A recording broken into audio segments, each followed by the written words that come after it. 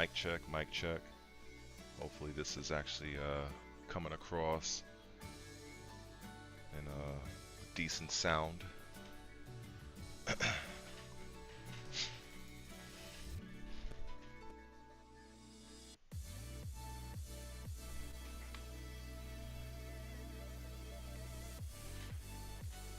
Alright, so sent this to my X account, and let's see. I actually think I need to invest in one of those Steam Deck things. Just kind of have that. I'm starting to see the benefit of that. Alright, let's see. Let me send it here.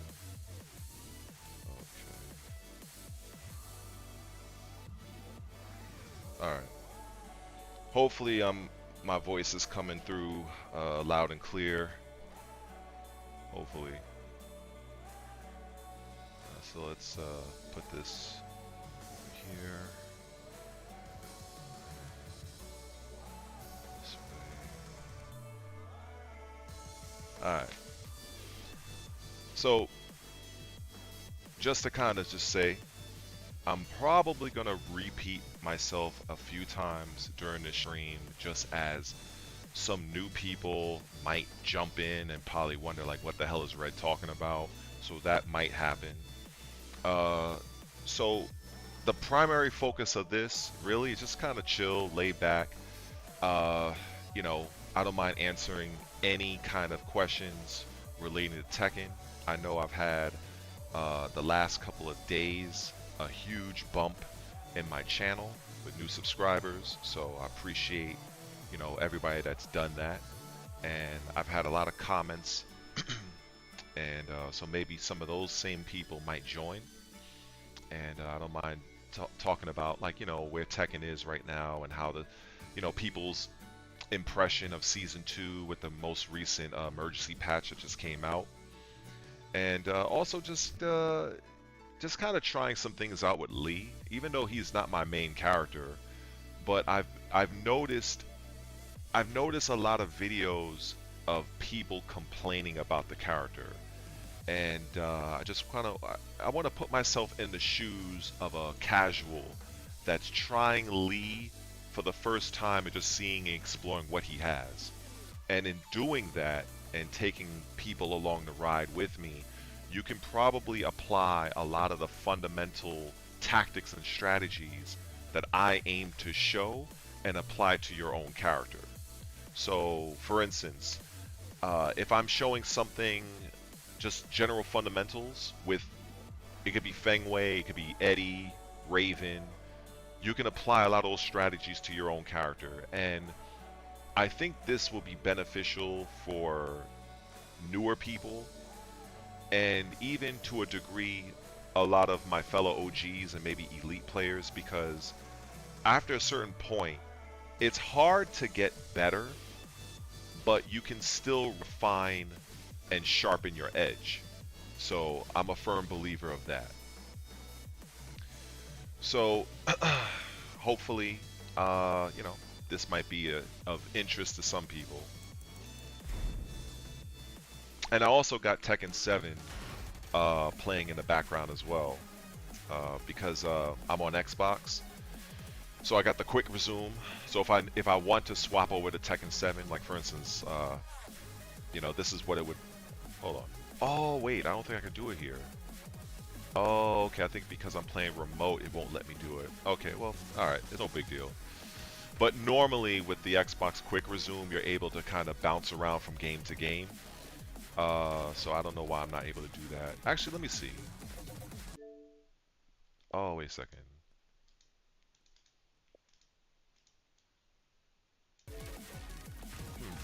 Anyway, that was kind of odd. I think it probably has something to do with, I think if I, okay, I've experienced this before. So just to kind of put this out there, right now, I don't have a capture card. So what I usually do is I stream the Xbox remotely to my OBS.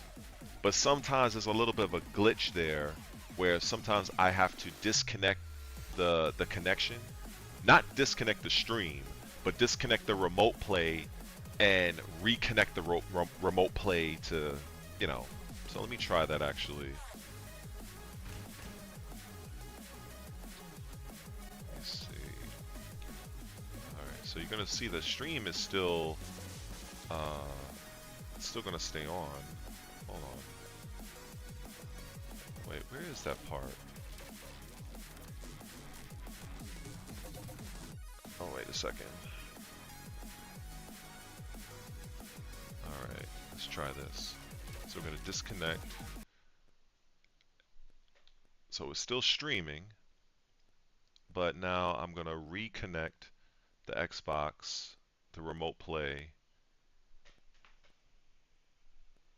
and it should be back on in a few moments. There we go.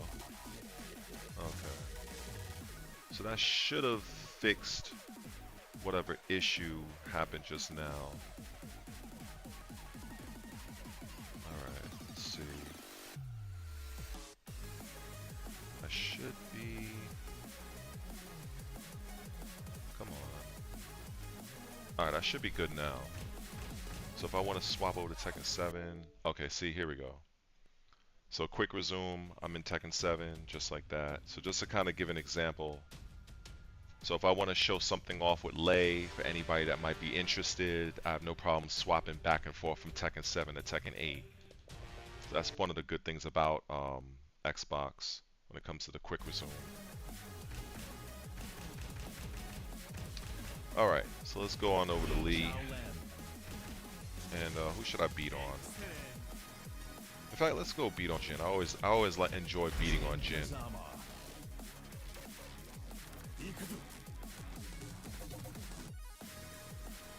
Because there is something that Lee has that I don't think Lee players really utilize. Get ready for the next battle. It's a very similar move that Jin has that's pretty solid. So let's see. So all this, so I guess I'm just going to look at this. I'm going to approach this, I should say, as if nobody's watching me, I'm not streaming, and I'm just kind of going through the character.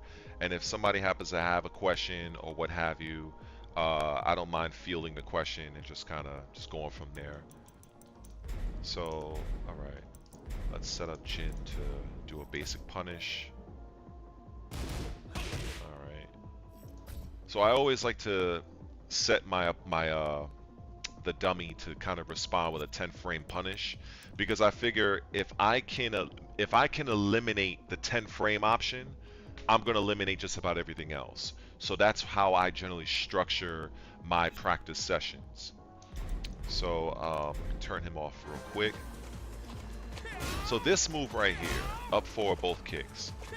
Now, typically, when I look at a move like this, I'm looking at the fact that it's 22 frames. Now it's a high, so you can duck it. But if you look at it, it's +5. Now if you go into Hitman, it's +8. So if I contrast that same move with Jin, let me just put this right here. If I contrast that with the same move, look at this. It's the same goddamn move. It's just that Jin's is +9, and Jin's comes out at 21 frames. So I noticed that a lot of players, when they're maining particular characters and they're very high up on the totem pole, like say a fighting GM for Lee, or like me for Brian, everybody has their own particular style with their main character. But I do believe that there might be something left on the table, some bit of juice that they can still squeeze out of the character that either they are not aware of, or they just don't, or they just disregard because they feel it's just trash, or maybe it just could be it doesn't fit with their particular play style. So when I look at Jin and I see a lot of Jin players running this move and they mix it with this, if you notice, between this and this, there's a 6 frame difference. So that's another thing. If you really want to get better at Tekken, you have to understand frame data. You have to understand what you're looking at. So the main key here is looking at the screen and seeing attack startup frames. So with the dive kick that everybody hates, that Jin does, is 27 frames. And then this move, the high version, is 21. So simple math, 21 minus 27, right? That's a 6 frame difference. So basically, you as the defending player, you have 6 frames to decide whether or not he's going to do this or do this. Now that's a very short window. It's not what I would call a perfect mix-up. A perfect mix-up would be more so something like this. So with Lee, for instance, this move, down back both kicks, that you might have seen, right? This is 21 frames. It's a great move. It's only minus 13 on block, and it's plus 4 on hit. So you can leverage that move with standing both punches. If you look at the frame data, it's the exact same startup. There's no way for you as the defending player to just, okay, he's going to do this move, I'm going to see it, oh, he's going to do the low option, I'm going to block low. There's none of that. You have to commit to a defensive option. There isn't enough time for you to make one choice and say, oh shit, I thought he was going low, he's going mid, I'm going to stand block. Nah, you have to make that commitment. So that's why, and this is one of those things I'm saying that you can apply to your own character just by going into the lab and looking at a move, whether it's high, mid, or low, and finding moves that pair very well with each other. Now, if the move has the exact same startup frames as I just showed you with 1 plus 2, right? This is 21 frames, and down back both kicks is 21 frames. If you can find that with your own character, you have a 100% perfect mix-up. They have to choose A or B. Now, let's say, if I did this move, right? This is 21 frames, but then I did something faster or something slower. Well, then the defending player will just simply defend the first option, and then he will have enough time to block the secondary option, because there's frames in between for them to make a different choice, if that makes sense. So I just want to kind of be clear about that. I'll definitely, after I end the stream, I will try to make this into like a video to upload later. It's probably going to be a bitch for me to edit all this in a proper way. So yeah, just like I showed, the high move with Lee, I think this is an amazing move because there's so many similarities with Jin's version that I just showed. Hold on, let me do this again. Yeah. So with this move, the fact that this is 21 frames, it's a high, so yeah, you can duck the move, but you know what you could do with Jin, just for an example, this is 21 frames, but he has this, right? This is 21. Actually, no, that brings me to this point. Jin's down back 4 is 20 frames, right? This is 20 frames. So if you look at that, 20. So if your opponent is expecting down back 4 from Jin, hit him with this, and it's safe. It's neutral. Absolutely neutral. So if you are the Jin player, the minute this is blocked and your opponent tries to mash buttons, this is where you can do your power crush, you can do your Jin parry, you can try to go for a low crush. There's so many different options. So when you have a fundamental understanding of frame data, you're able to not only lock down your opponent, but you're also able to bait them into doing responses that you want them to do so that you can counter that. It's sort of like playing chess. You're playing 2 and 3 moves ahead of your opponent. This is why sometimes you'll see a character that might have like a low attack, for instance, and that low is like maybe -2, or it might be neutral on hit, but it does very little damage. And you're like, you might be thinking like, why the fuck this character has this move? It's completely pointless. Those are moves that are designed to be used as setup moves. Those are setup moves.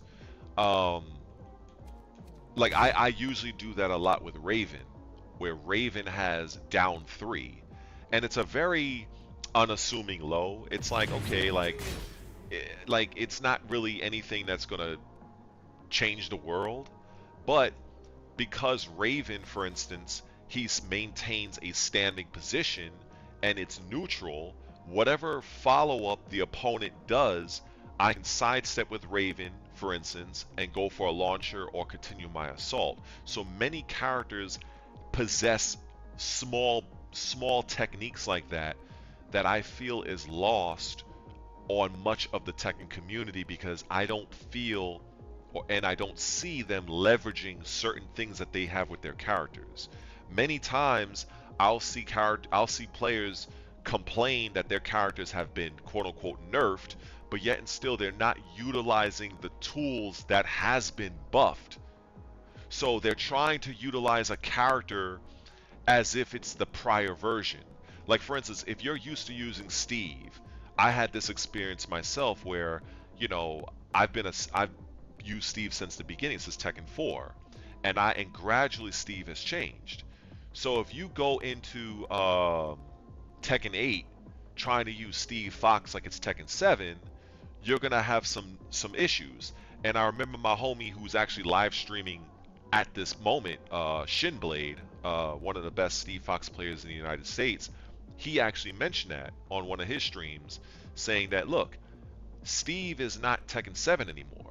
You know, now I personally don't like how Steve is in this game, but I understand in order to use him effectively, you have to kind of disregard what you know about Steve in Tekken 7 and use him like Tekken 8.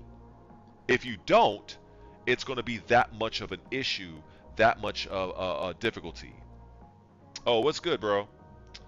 Yeah, so I'm just kind of like kind of doing my little passing of my knowledge here. I'm probably gonna have to repeat some of these things as the stream goes on, as some people might join in. So I don't know when you popped in, but I'm basically just illustrating some fundamental tactics and strategies that you can leverage with any character in this game, as well as addressing some of the issues that some people complain about with Lee. And so yeah, so pretty much I just want to show this again. When I look at Jin, and I've seen this many times, like this move right here, this move is godlike, even though it's a high. But if you look at the frame data, Jin is fucking +9 on block, and it's 21 frames. Lee has the exact goddamn move, the exact same fucking move. So I fail to understand. I fail to not understand why Lee players complain. This is exactly the same move. It's the exact same move. This is 21 frames. Jin's version is 21. Yeah, Lee's is 22. It's a high, and it's +8 if you land in Hitman. Jin is 21 frames, and it's already by default +9. So conceptually, it's the same move. So there are just certain things I just don't think that Lee players really leverage. Like for instance, from the round 1 start position, from the default position, if you look at Lee's up forward 3, now this move is 25 frames, but it's -9. So what ends up happening here is, if we set Jin to just let me put him to punish, right? Right. Now I'm not a Lee master, but I know Lees can like do a combo from here or whatever. You probably experience this yourself. Now, what ends up happening once they start to respect that? Because if you're a good player and you see a Lee player do this move, you pretty much know, all right, I'm not going to mash. If anything else, and I hope I'm not talking too loud, but if anything else, you're probably going to try to duck because I believe that follow-up is a high. But this is where he has this, the mid option. Now the mid option is only -12. So that's a slap in the wrist. That's nothing. You can take any character you use, if you're running a move where your character is -12, that's a slap on the wrist. You can eat that. Unless it's like a close match. So what I say to Lee players, it doesn't hurt to utilize certain moves early on in the round to gauge how your opponent is going to fight you. And this can apply to any character. So for instance, this is something I do a lot with Raven. Even though he's not, you know what, fuck it, let me put Raven on the screen real quick so you can kind of see what I mean. And that's another good thing about this game, that this actually changes pretty quick. This changes very quick, and I like that whatever changes I made to the dummy character remains. So if we set him to attack immediately, a lot of times you'll find your opponent is going to just mash buttons. Whether they are a beginner or they're trying to prevent you from doing some shit. More often than not, people are doing this if you're fighting a stance-based character like Raven, like Zafina, Ling Xiaoyu, characters like this. So what ends up happening is, with Raven specifically, free counter hit. Free counter hit, just like that.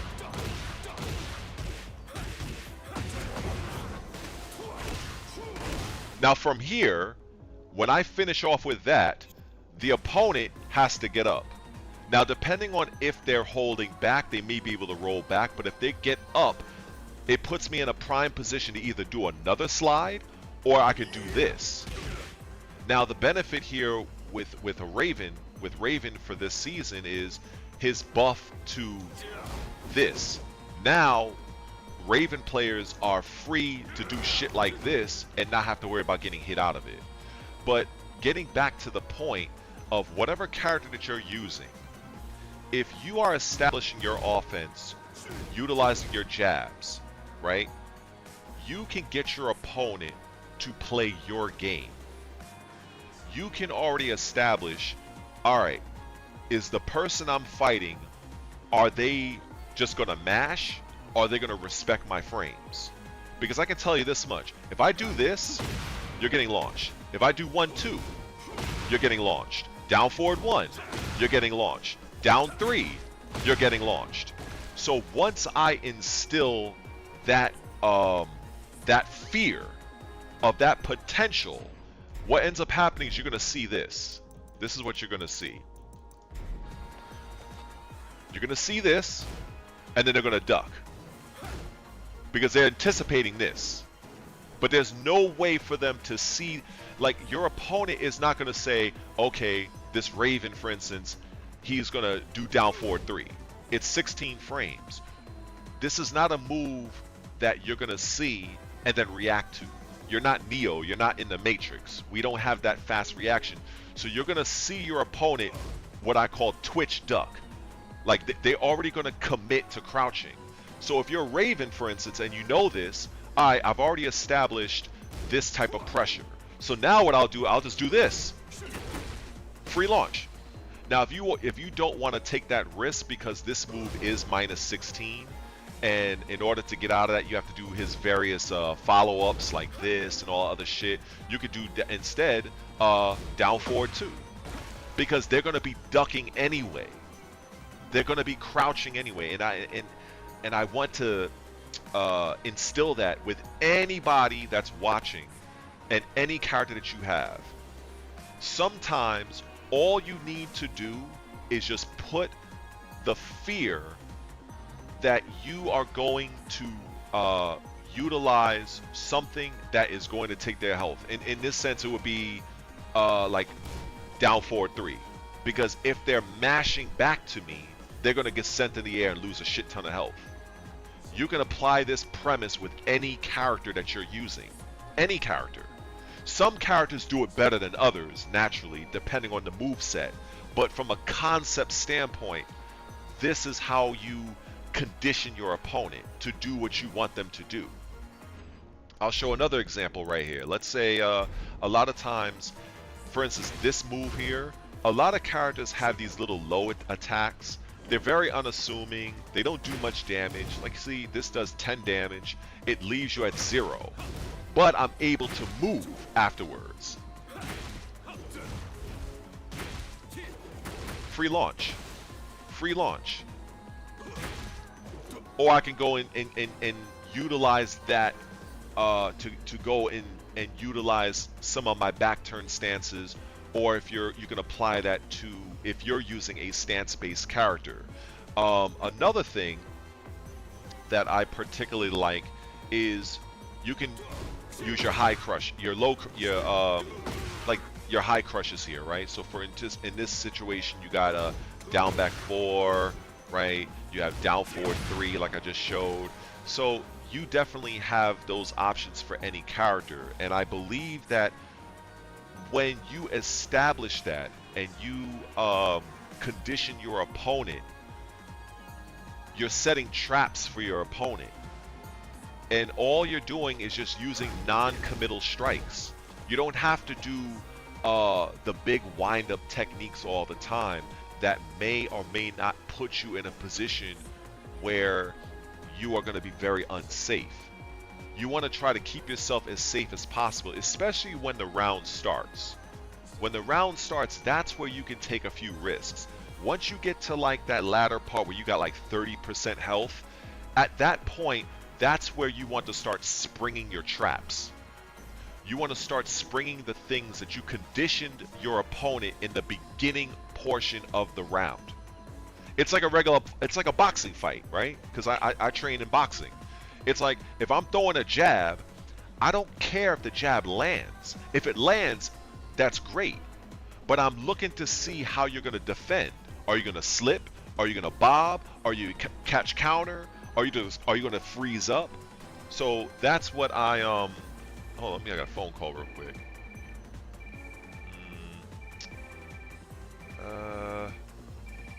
I don't know who this is, but they'll probably leave a message. Yeah, they'll probably leave a message. Alright. So, where was I? So basically, conditioning your opponent is very, very key. And you could do this with any character. It doesn't matter who you're using. So let me go back to Lee real quick. And believe me, if you want me to use a particular character, I can give you some examples with maybe a character you're probably using. And I can give you a viable example there. So don't be shy with the chat.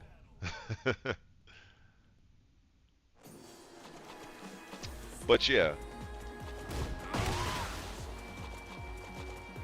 So one of the things I did hear about is with Lee, for instance, I've heard that they didn't like that they changed some of his heat engagers. Like, I think they said that his Hitman up 3 is no longer a heat engager. But based on what I understand of the patch notes, this move now takes 32 damage. So let me see if I get this straight. So you have an attack that's a low crush that comes out at 20 frames. This is a 20 frame attack. And it's completely safe on block. I fail to understand what is the problem there. And now, with this being 20 frames, let's see what other move he has that is also 20 frames in Hitman. Let's see. So he has, that's 22 frames. That's 19 frames. Look at that. So you have pretty much a perfect, a very viable move selection here, because this move is 19 frames, and a lot of cases what ends up happening, this move, from what I understand, it's a high crush.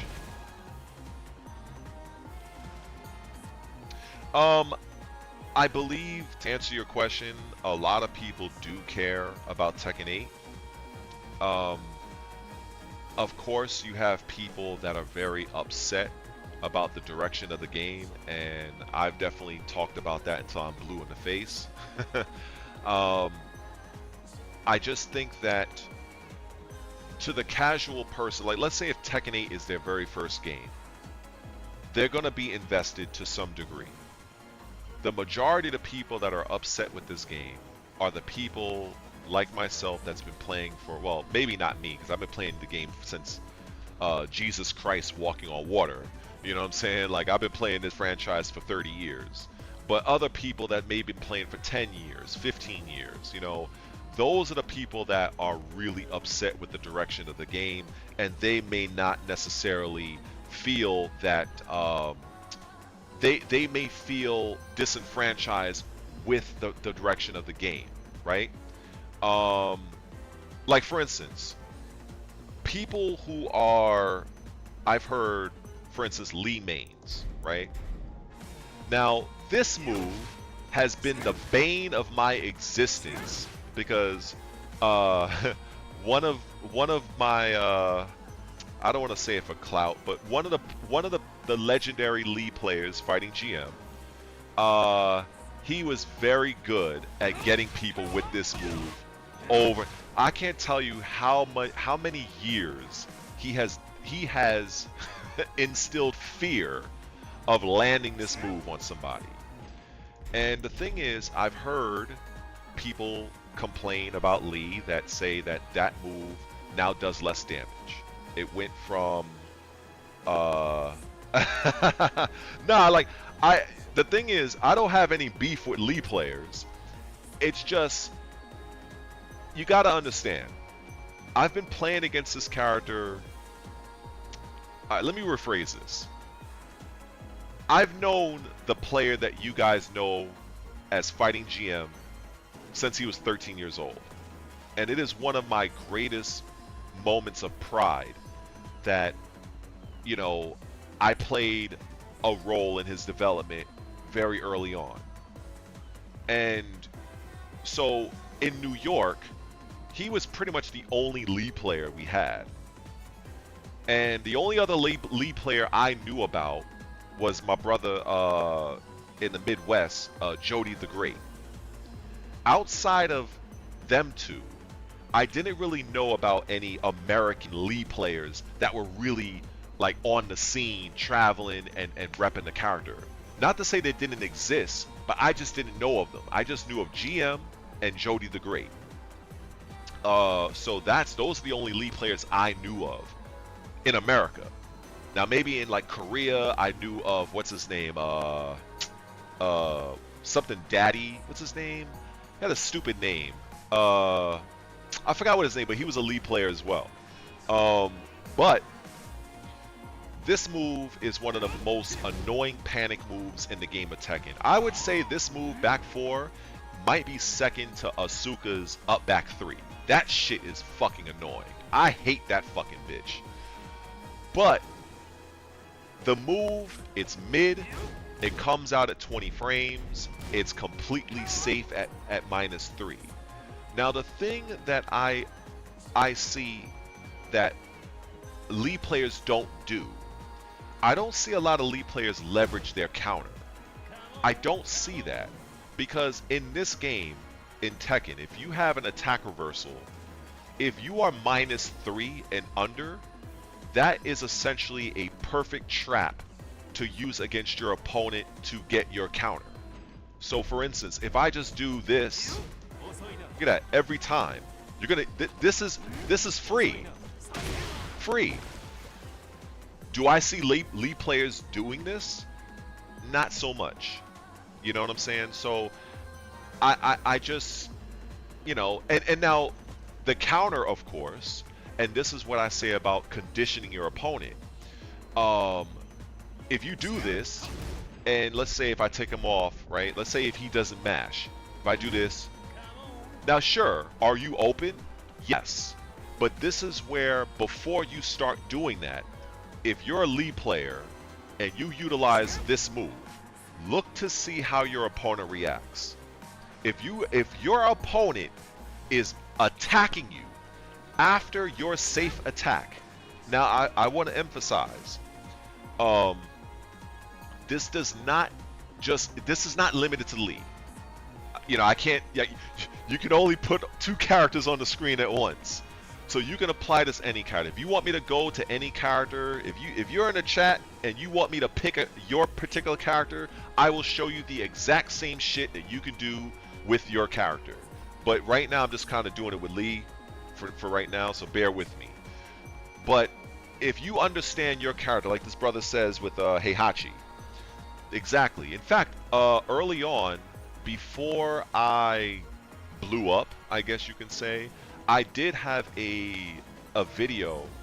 I did post. I think I had posted as a short. It was sometime last year, showing off certain things pertaining to punch parries. Even Kazuya can do the same thing.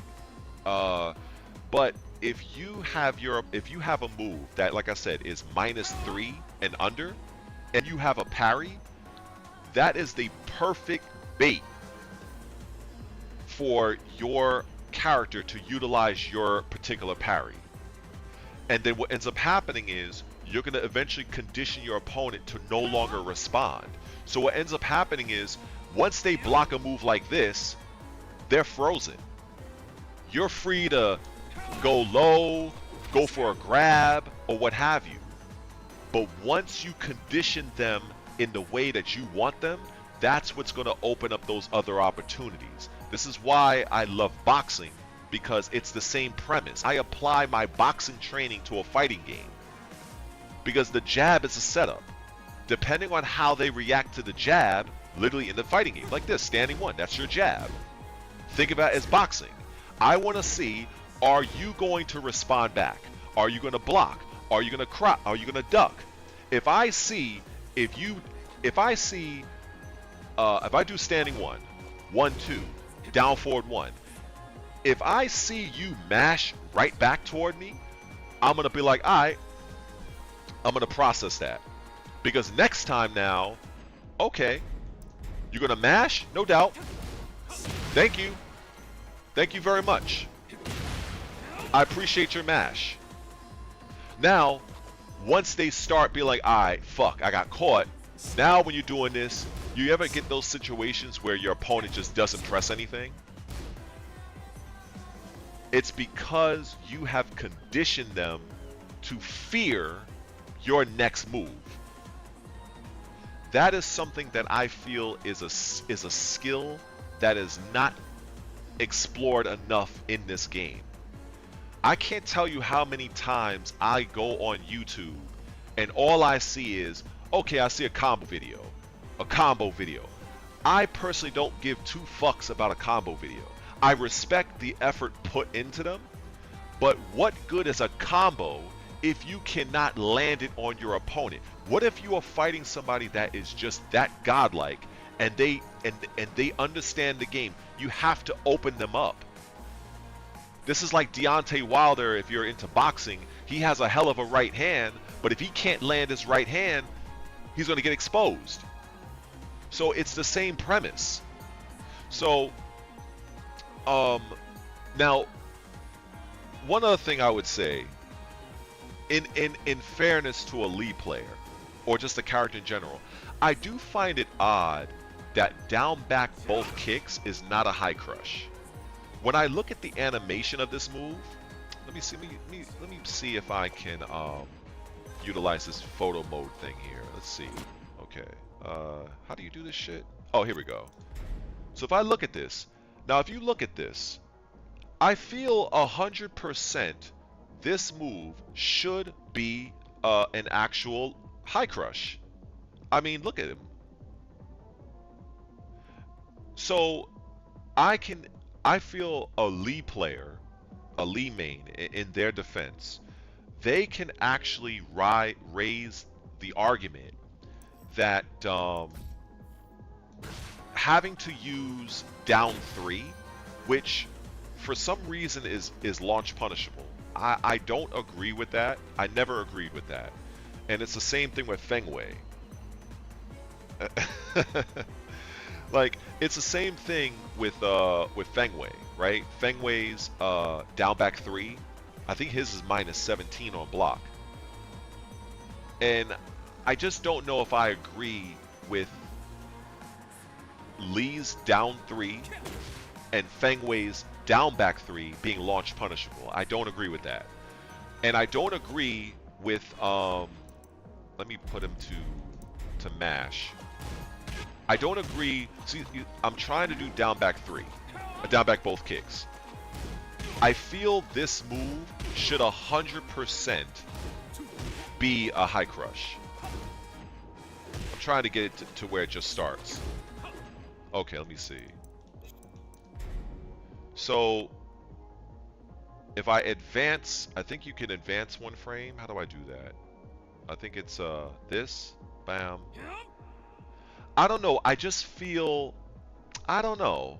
It's hard to say, but I do think that the move should be a high crush, or at the very least, I think that they could animate that move to be more in line with a high crush. I don't know if people would agree with that, but yeah, I don't know.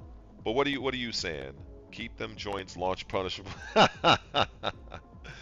You know, the thing is, if we look at this move, it's actually minus on hit. It's actually minus on hit. It's -1.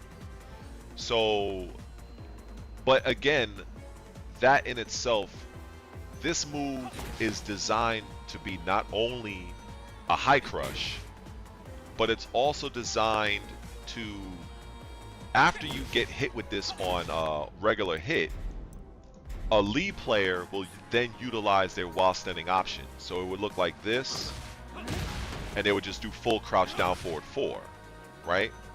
Now this comes out at 16 frames. Now let's see. Now if you look at while standing 2, this is 14 frames. So it provides the perfect mix, because if this move lands, they can still get this move. Now I've heard that Lee players don't like the change of this move being a tornado. So the frames of the Hitman transition, let's just put that on, right? Same thing, same exact thing. The benefit of going into the Hitman is that you now have the threat of a Lee player doing this, because they're only at -1. So basically you have 2 scenarios. And I appreciate you guys sticking around, you know, because I really want to try to break this, go real fucking deep in this shit. On some Alice in Wonderland, go into the tunnel, you know what I mean? But so no matter whether or not you go, hold on. Come on. There we go. So if we do regular down 3 or down 3 in the Hitman, they're both -1. But if you as a Lee player are not going into Hitman, your next more than likely follow-ups is going to be utilizing the mix from your while standing. So this is where he would either do while standing 2-3, or he would just do full crouch down forward 4. And then even if your opponent is not mashing, if you look at this move, it's +3. Now at +3, as a lead player, you have the frames to do this move if you want. But as you see, it does come with a level of risk. So a lead player may end up either sidestepping, you know, your next opponent's reaction, and now the fact that you can actually sidestep into the foreground from a crouch state, it makes utilizing moves like this more effective. So if I put him to mash, did he mash? Oh, I gotta put him on while standing. I forgot about that part. Hold on, let me put him to do something from while standing. All right. So we got him doing an 11 frame attack. So basically, if I do this, okay. So I can't go down. Oh, I can't. Oh, I can't go either. Huh? Oh, there we go. There we go. So this is where it's all about conditioning. If I feel what separates a good Tekken player from an elite Tekken player is how far you can play your opponent in the long term.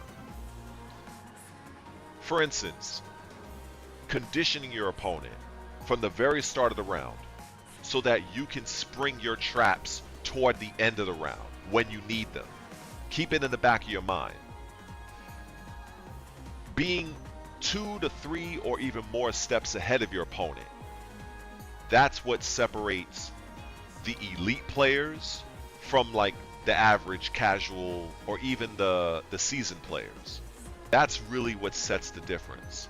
These guys that are at the elite level like me, Arslan Ash, these are players, they're playing their opponent several steps ahead. They're planting seeds throughout the round, throughout the match even. So a lot of the things that they're doing, they're not necessarily playing the character, they're playing you, the player. They're looking at your tendencies. What's your reactions? Are you liable to mash at this position? This is why sometimes you'll see some players on stream, they'll break out like a fucking random rage art. In a lot of cases, it's not so random. That player was planting seeds from the very first match in the very first set, and they're just springing it on their opponent. That's what's ending up happening. Cooking them slowly, exactly. That's what that for real. So now, but the thing is that I like with Lee, for instance. So going back to the Hitman, if you do down 3 in a Hitman, that's a trade I will take any day of the week and twice on Sundays. I will take that trade happily. All day. All day. So if you're dealing with an opponent that is mashing, because a lot of times the opponent is either going to mash a hop kick or they're going to mash a 10 frame high. Like, it never fails. It takes a very measured opponent to not press buttons at the very instant that they are hit. So if you look at the Hitman 3, right? For instance, this does 17 damage and it's -1. Well, with a move that's -1 or -3, that is going to entice your opponent to press buttons. And if Lee is good at nothing else, Lee is exceptional at shredding your health when you are trying to press buttons into him. This is why I believe I've even heard GM, if I'm not mistaken, I might be mistaken, I heard him at one point say that if you are not being aggressive, if you're not pressing buttons against Lee, it's hard for him to open you up. I've heard him say that. And you can say that about a lot of different characters, but there are some characters in the game that they are really exceptional at countering you. So if you play a more defensive game, the player that is using, say, Lee, for instance, may have a harder time. Now, I don't know if that still holds true for this version of the game, but I know that's how it used to be back in the day. So that's what I see. Another thing that I want to just try to touch on is when you look at, say, moves that have follow-ups. I like to look at those moves as interrupters. Maybe there's a better name for it. Like an interrupter would simply be that right there, or this. the follow-up move to another move. Because I feel, based on his blueprint as a character, this move being safe, it's designed for Lee to use this move. It's not a coincidence that Lee can use this move way the fuck out here. This is a move he could just throw out. It's pretty far, it has a lot of range, and you have follow-ups. If you get your opponent to not follow up, and they're just standing there, they're waiting for you to do the next move because you've conditioned them to not press buttons. So what ends up happening now is, okay, they're not pressing nothing, I'll go for a grab. They're not pressing nothing, I'll go low. So you have to, it's up to you to get, it's up to you to see how creative and how dynamic you can make your own offense.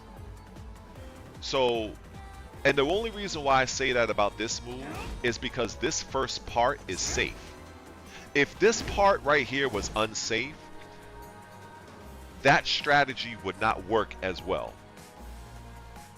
That's why. That's why I'm using this move as an example. But like I said, I'm not the foremost expert with Lee, but there's moves that I see with him that I just think that are very good and that should be used. I think I showed this earlier in the stream where you literally mix between down back both kicks. Now if you look at the frames, the attack startup frames is what? 21, right? You know what other move is 21 frames? Standing both punches. That is a perfect mix-up. Perfect mix. And this being safe at -1, and it puts you in a while standing position. If you, so for instance, if I put him to, let me see.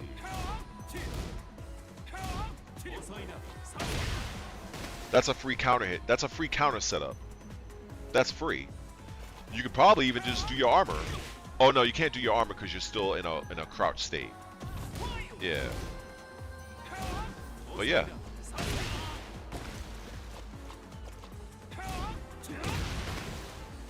Because see, the thing is, that move leaves you in a standing position, but for me, the Lee, it leaves me in a crouch position. So that's what's allowing me to just follow up with that full crouch down forward 4. So it's just kind of like understanding what type of profile the move is going to place you in versus what profile it puts your opponent in. So I just think that that is a very good strategy to at least try early on in the game, because you might get a lot of mileage from that. You just might. 100%. I do feel that. And also, if your opponent is concerned about getting hit by the counter, they'll also literally, they won't press nothing. That's the beauty. That's when you know, largely when you've conditioned your opponent. Now, on the flip side, we can't forget about the defensive end. Your opponent could also be baiting you. So that's the beauty of Tekken. The beauty of Tekken is, while I'm trying to condition you, you can also be trying to condition me. So it becomes this tit for tat situation, like who's going to plan ahead further. They can definitely press. See, that's the thing. Pressing down 1, that is a thing, but that's where you also, let me see here. Let's put him to down 1, right? Let me just do this. All right, let's get him to down 1, right?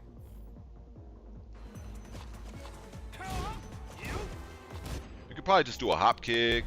There's several things, several ways you can do to get out of this. So if they're doing a down 1, okay, thank you. Thank you very much. You know, I'll take that launch all day. Let me see. So any kind of upward movement is gonna beat that. Or you can just do a low parry. So, so sure, your opponent can down one you, but you as, let's say if you're the defending opponent, let's say if you're Jin, you have to be willing to be aware of what could possibly happen to you in doing that down one, and is it worth doing? You have to make that decision. If you're not, if you're just doing things and you're not giving a thought to what could happen to you, that's not being smart. That's not being smart. If you're gonna try something like that, I would always recommend trying that out early in the match. Because if it happens early in the match, no matter what he's gonna do to you, you're gonna still, you're not gonna lose. So there's a possibility if you do this early in the fight, toward the end of the match, if the lead player does a similar setup, they may actually think he is going to down one me, but instead he doesn't, and then you punish the launcher. So this is what happened. This is what I mean where you're conditioning your opponent, if that makes any sense. So that's, I feel like that is a level of strategy that is not really explained and shown for Tekken. This is where, you know, not to put down other creators because they're much larger channels than myself, but I see too much of an emphasis on combos. I see too much emphasis on that. And look, combos are great, but I've never been a player where I've had the best combos. I've never been the player that had the best execution. As a lay player, my skills that I would challenge anybody against what I know is my understanding of a character's blueprint, my ability to mix my opponent up, and my ability to actually put them into a mix-up. Those three things, I would challenge my skills in that regard against anybody. I don't care if you're JDCR, Knee, I don't give a fuck if you're Arslan Ash, I don't care. There are just certain things that I know I'm godlike at. And there are just certain things I know I'm, like throw breaking, I'm not that great. I've never, throughout my whole Tekken career, that is one of the things I was not that good at. Because I didn't really invest in it, because when you're using lay, especially the way I used them, I was not there to be grabbed in a lot of situations. So I didn't have to take a lot of my opponent's offense. Now if I use a character like, you know, Feng Wei or somebody that's kind of like more present, I would have to deal with that. So it's not that I couldn't learn to break grabs, it's that my character, the way I used him, I wasn't there to be grabbed in a lot of cases, if that makes sense. So what else could I say?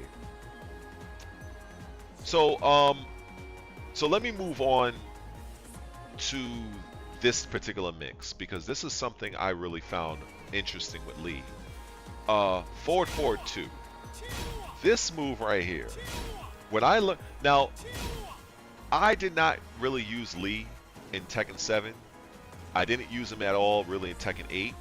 But I was curious about what the patch notes were, because so many people were complaining, saying that Lee was like, if I didn't know any better, I would swear that people were saying Lee is the worst character in this game. So that's the reason why I wanted to hop on here partly and kind of just work my way through the character. And then when I saw this move, I'm like, hold the fuck up. He has a forward 2 that's 15 frames and it's +2 on block, and I can hold forward and it becomes +5. Like, wait a second. You know what that move looks like to me? That move looks like this. let me have some fun with this one. It kind of looks like this. Hold on. It's so annoying, kind of It looks like that. It looks like an electric. An electric is, it's a high. Hold on. It's an electric. I mean, it's +5 on block. Now, it's a little bit faster, but from a concept standpoint, to me, it's very similar. Nah. You know what I think? It's I pride myself, and I tell one of my closest friends and rivals this, because we always play in Tekken for years actually. I tell him that I'm very good at understanding a character's blueprint. I'm very good at understanding how a character is ideally supposed to be used. I may not main your character, but I understand. If you give me a few moments, I will piece together like a jigsaw puzzle, and I will figure out, okay, this is how you're supposed to use the character. Everything else, from your combos and all that, it only adds to that. So when I see this, let me go back to this real quick. So when I see, if you look on the screen there, right, attack frame is 15 frames. You know what move pairs perfectly with this? 4-4-3. So let me see if I get this straight. You have to guess and make a, no, actually you have to make a hard read. If a lead player is doing this, you have to make a hard read between this. A 15 frame high, that's +2, and if he dashes at you, it's +5. Or you have to duck and run the risk of eating a 4-4-3, which is 14 frames and -9, and it is a heat engager.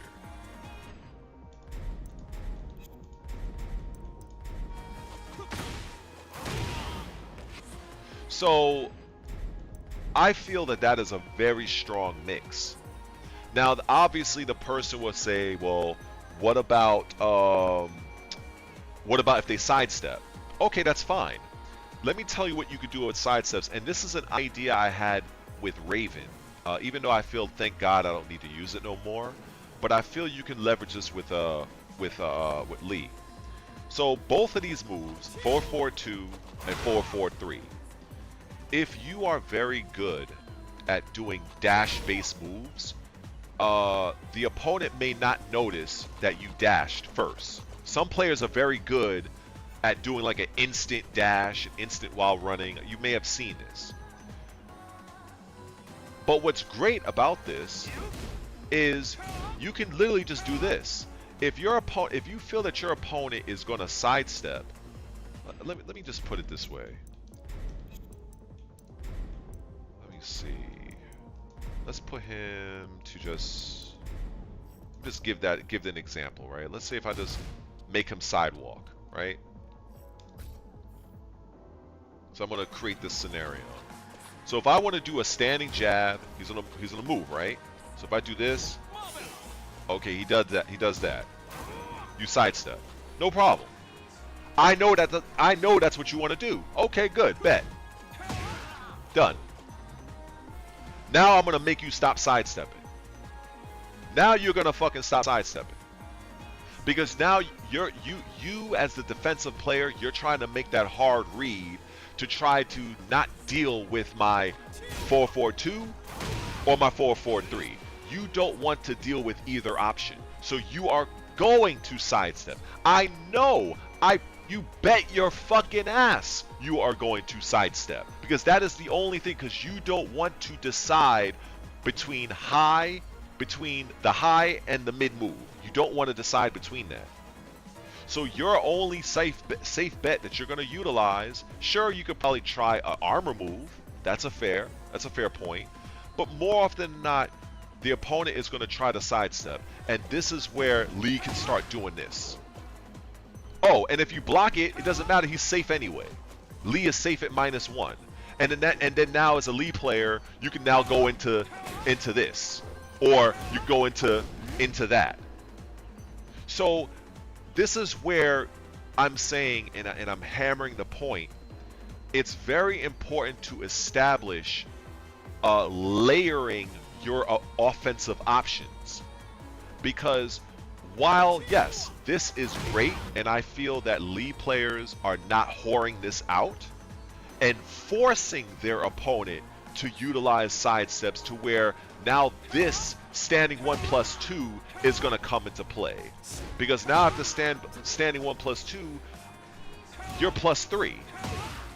Now that leads me to other set of mix-ups. So, you know, I think now with the 4-4-2 just frame, like I said, I'm not exactly a main here, but let's see.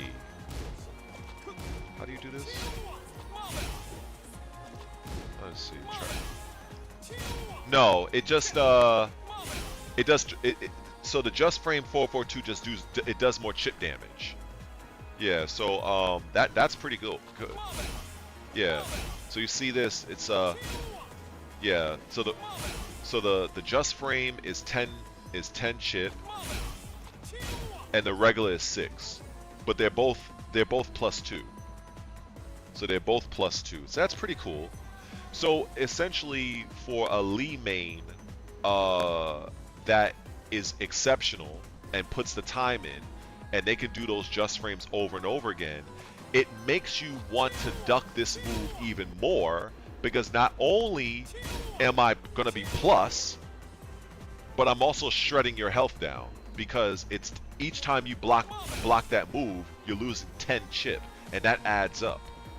So it's going to make you want to duck or sidestep that much more. And then again, like I said, if you pair this with 4-4-3, you have one frame. One frame to decide whether or not the Lee is going to do this or this. That's what makes that strong. And that is a premise that you can apply to any one of your characters. You know, once you go in the lab and you look at each of your characters' moves, and if you find a move that's okay, let's say if you find a move that's 23 frames, that's mid. I bet you that you're probably, if you look enough, you're gonna find a low attack or a high that's gonna be the same frames, or maybe 1 or 2 frames in that range. That's why when I look at, say, standing 1+2, which is 21 frames, and down back both kicks, they're both 21 frames. That's a perfect mix. And if I want to throw in this move, this is 22 frames. So now there's going to be a situation where I damn sure don't want to take this, because I'm losing. Now look at that. Look at the chip. Look at this. Look at this. Do you want to take this chip damage? So not only you're gonna eat 9 chip, you're also +5 on regular, plus 8 if you land on Hitman. If you're anticipating to duck that move, which is 22 frames, I now have standing 1+2, which is going to be 1 frame less at 21. And also, sure, if you want to go and, you know, sidestep or whatnot, like, yeah, you know, you can do that, sure. You know, you can sidestep this move all day. You're not sidestepping that. You're not sidestepping that. So I'm going to keep you there. I'm going to condition you to not step. And then when I want to do it, I'm going to condition you to step. When you are able to do that to your opponent at will, you are going to be that much stronger of a player. That much stronger. I guarantee you, it is very important to understand these concepts. And you can utilize this with just about anybody. I wonder if that person that called me, if they left a voicemail. Probably not. Oh, it doesn't really matter. But yeah. So I really do enjoy going to different characters and finding the moves that work, what's the word? Synergistically with another move. Like for instance, if I were to go to Jin real quick, right? Hold on, I don't want to record. I messed up there. Let me go to defense. Let's go to defense. So if you look at Jin, let me get him over here. The same premise with Jin. If you look on the second player side, right, this move is 20 frames. It's minus 13, right? We're conditioning you to do that, right? Now what ends up happening if I instead do down forward 4? It's a safe heat engager, and it's 0, and it's also 20 frames. So both moves are the exact same frames. What does it say? Does that load from before catch? Let me see. Catch. Wait. Does that load from before? You mean from Jin? Or from Lee? Yeah. The fuzzy guards, yeah. That's pretty much what I'm explaining here. Is you're eliminating the ability for your opponent to fuzzy guard. Because if there is any kind of frame gap in your mix-up, so for instance, if you're using an attack that's 27 frames, and your other attack that you're mixing up with is 20, that means 20 minus 27, that leaves your opponent 7 frames to fuzzy. So you ideally want to find attacks that are very close in frames, like this. This right here is perfect. This is down back 4 and down forward 4. That is a perfect mix for Jin. You know what another perfect mix for Jin was? And I loved using this when he was in God mode, where you know, when he needed to be nerfed, which is down 2. It's 22 frames, right? You know what the other move is 22 frames from Jin? Up forward 3. Up forward 3. It's safe at minus 9. Both of these moves are meant to be, they are paired to be used together because they both have a startup of 22 frames. Yo, what's good, brother? Yeah, I'm just kind of fancy, just kind of sharing some middle-aged old man knowledge. But yeah, like everything I'm saying here can be applied to any character. So yeah, in fact, I want to show, since a fellow Raven is in the, let me just bear with me real quick. I want to just share the same concept with Raven real quick. What up, Andre? So I want to share the same concept. So one of the things that I would say, and now I know this is Raven, and maybe some of you don't use Raven, but like I said, you can apply the same premise based on the move and the frame data. The character doesn't mean shit. So from back turn, in case for you non-Raven players, this move, back turn, forward 4, is 16 frames, right? Let me take him off of sidestep, right? So what we would normally do, naturally, this right here, it's +4, okay? Of course, we have the follow-up or whatnot, but for the mid option, we had back turn, back 2. I mean, yeah, back turn, back 2. Now this, as you see, this is 16 frames, and this is 16 frames. So this makes up the perfect mix.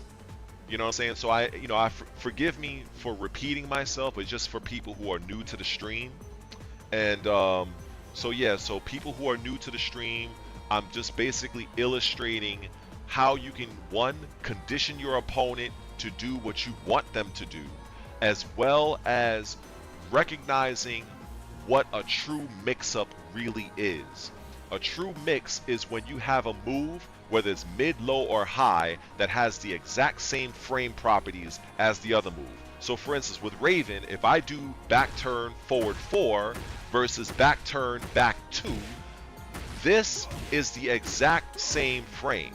There's no way that you can fuzzy guard this. You have to make a commitment to whether or not he's going to go low or he's going to go mid or high. Same thing when I show Raven players that may not utilize this move. And I made a whole video breaking down all of the different variations that you can utilize from this.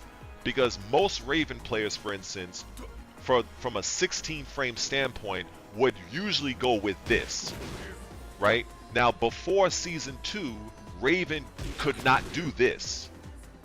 I didn't exactly make a video yet on my thoughts on Raven, but I will just say this right here is godlike, but I won't go too much into it. But in Season 1, it was just literally Raven doing this. Oh yeah, I gotta get away here. It would just be that, on hit or block. But the thing is that the Raven player would get guaranteed damage. See, if you were to simply do this, the damage is not guaranteed, but if you understand how to condition your opponent, you can get a shit ton of situational damage from this. For instance, from here, you can get that if they're trying to block. If they try to crouch, which they can, like, so if they duck right here, this is where you could do this, because that they can't duck that. But anyway, that I made a whole separate video about that some time ago. Did well on the channel. That's definitely well worth looking at. But yeah, so let me look at who else is here. Yo, Joey, I appreciate it, brother.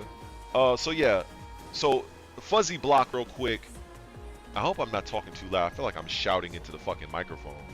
So a fuzzy block is essentially if you have an attack that's, say, keep it simple, right? 27 frames.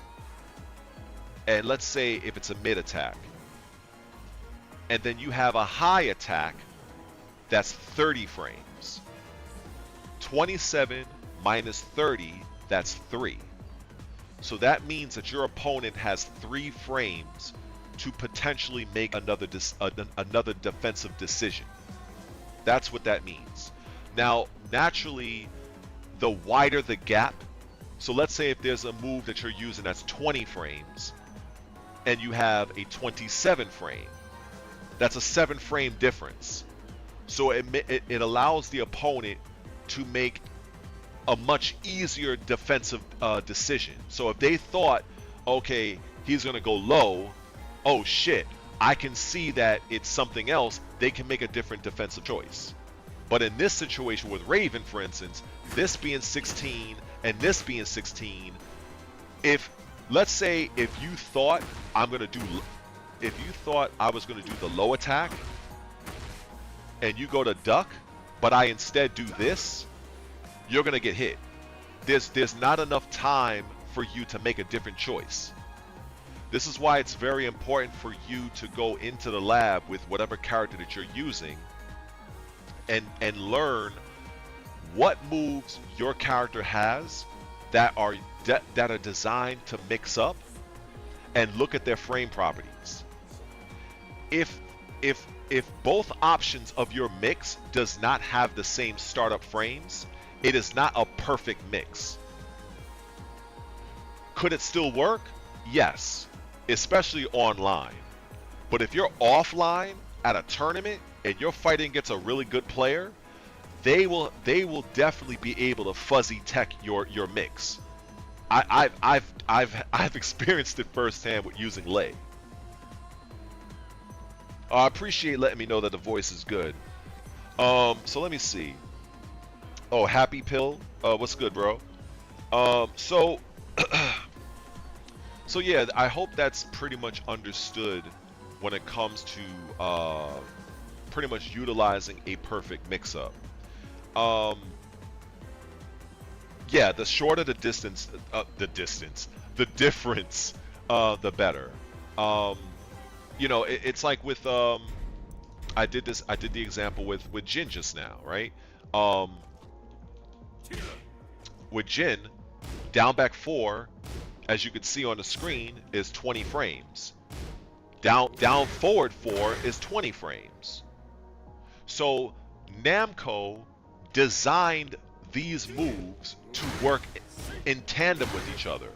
So as you are conditioning your opponent to get hit with this, you know, this is +3, and then you take advantage of your frames, and now, okay, the Raven player is like, all right, he's gonna do down back 3 again. Nah, motherfucker, take that heat. So, and there's no way. So if the Raven was already committing to blocking this, there's no way they're going to be able to stand up in time to defend that. That's what that means. And so that's why with certain characters, the game plan might be a little different. So for a character like Raven, Ling Xiaoyu, Zafina, those stance mix heavy characters, conditioning your opponent is a little bit higher on the priority level than, say, somebody like Jin. Jin, on the other hand, he can mix you up, sure, but Jin can also take advantage of his priority. He can take advantage of that. Now, it's not to say that Raven can't play the same game, but Raven's strength lies in his misdirection, and this is why I like the changes that they gave Raven for Tekken, for Tekken 8, for Season 2, excuse me, because they leaned more into Raven's identity with this, and the fact is that with this, when you block this right here, that comes out by accident. I need a new controller. That's -1. So just to kind of, I showed this to people on early in the stream, but I wanna show it again real quick for the people that just happen to pop up.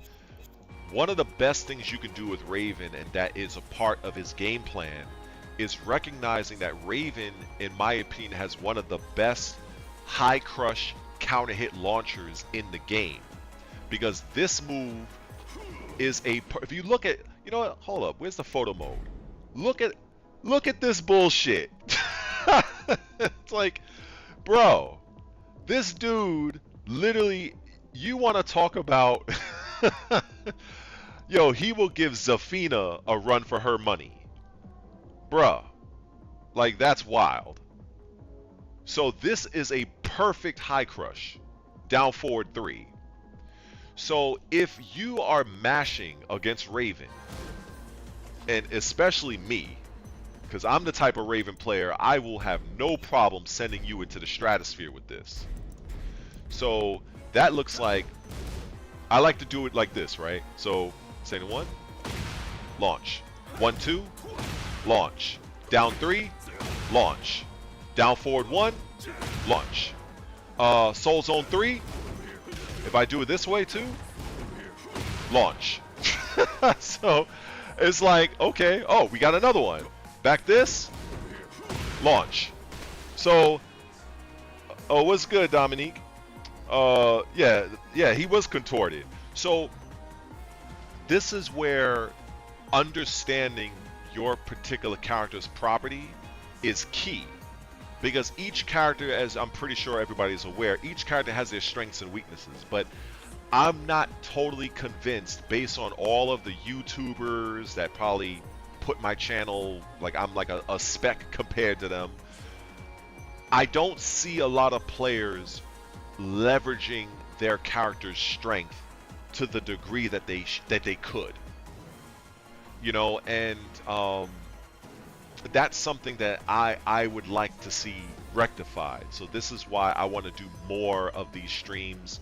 You know, I'm not the best streamer, you know, I'm not you know, when I look at somebody like Main Man, like he's been doing this for years, you know. When you watch his stream, it's like watching an event. You know what I'm saying? So I'm still figuring out my structure, my delivery.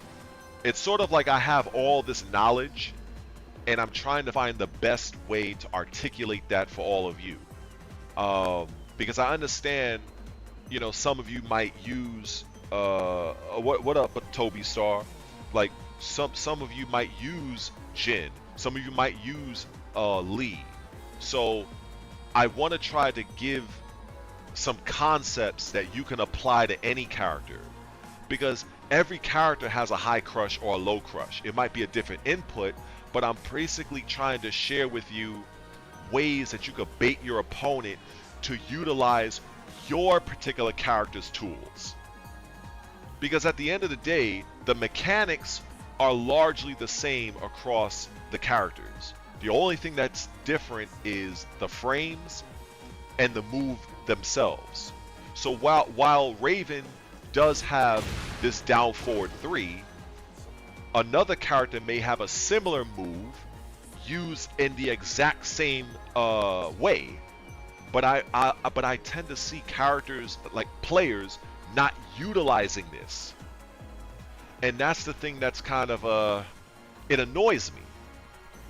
And so I'm trying to see if I can change that as best as I can, because I know I'm not the end all be all, but I know what I know, and I know what I'm good at. I've had some of my friends back in the day used to call me like the Piccolo of Tekken. You know, if you follow Dragon Ball Z, Piccolo always got a plan. He always has some tactics. He may not be the most powerful, but you could bet your ass that Piccolo, that man's like the Batman of Dragon Ball. So that's kind of how I am. Like when it comes to figuring out how a character's supposed to work, I may not main him or her, but I may give you some insight that you can take and apply to your character, and it may actually make you better. So that's what I like to do.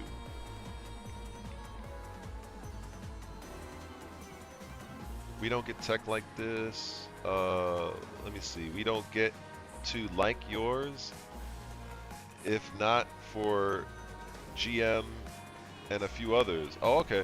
You know, the thing is, I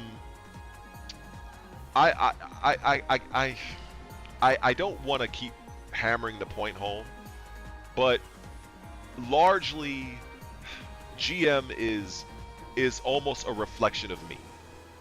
I do, at some point I do want to tell that story. I'm sure he wouldn't mind, but the part I played in GM's development, GM just took what I showed him and taught him, and he made it his own. And while GM does some odd things here and there, he says some odd shit, but at his core he's a good dude, and he's very passionate about Tekken.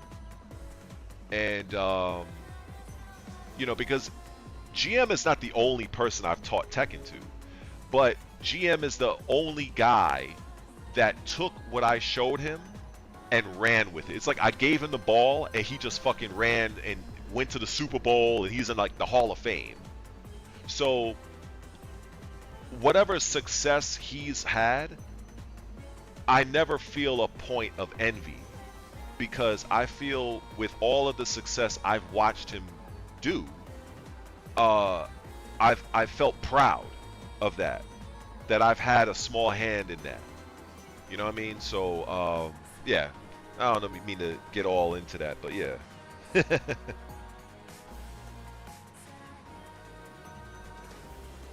GM is a wild, though you have the. Yeah, you know what? Honestly, if I were to show you guys some of my older YouTube my older content, man.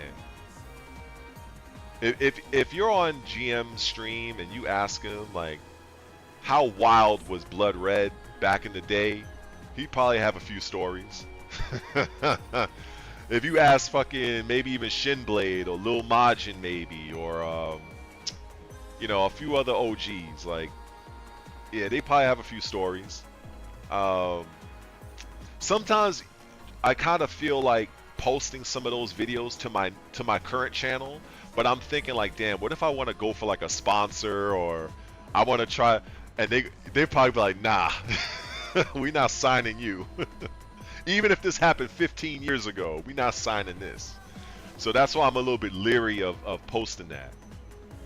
But yeah. So let me see if I go to somebody else. Like yo, if again, if any of y'all in the stream, if you want me to pick a certain character, hey, let me know. Otherwise, I'm gonna do my own thing. I'm gonna be on autopilot. Who should I go to? Actually, another character that I'm pretty good at is Eddie, which is crazy because let me go to a different stage. I would say early on. Oh shit! What a coincidence, Joey. Yeah, that's what a coincidence. So now, quick story, right? For the longest time, I have always hated this character with a passion because one of my friends, Spirojin, he's one of the fellow OG, really cool cat. Maybe some of you probably have seen him play. Spirojin is a Paul and mostly Eddie main. And early on, I've always said that Eddie, Hwoarang, and Bake, they were basically button mash characters. And a lot of players hated when I said that. But it's the fucking truth. Because those characters were designed to be button mash characters. And it's not to say that as a disrespectful thing. Is that if you look at it, if I'm just holding the controller, a lot of times, if you doing attacks, a lot of times these characters, they have a lot of forward momentum with their moves. And a lot of times their moves links into another move. So it's almost in some respects, you don't really need to utilize a directional input. Now, of course, if you are like an Eddie advanced player that really dives into his other moves, then Eddie becomes a very dangerous opponent to fight. So that's what happened when I fought Spirojin many years ago. Spirojin and another guy named Slips. Now this might be a guy that none of y'all have heard of. He's actually before my time. Slips is a legendary Eddie player from the Tekken Tag era. And yeah, so Slips he was legendary.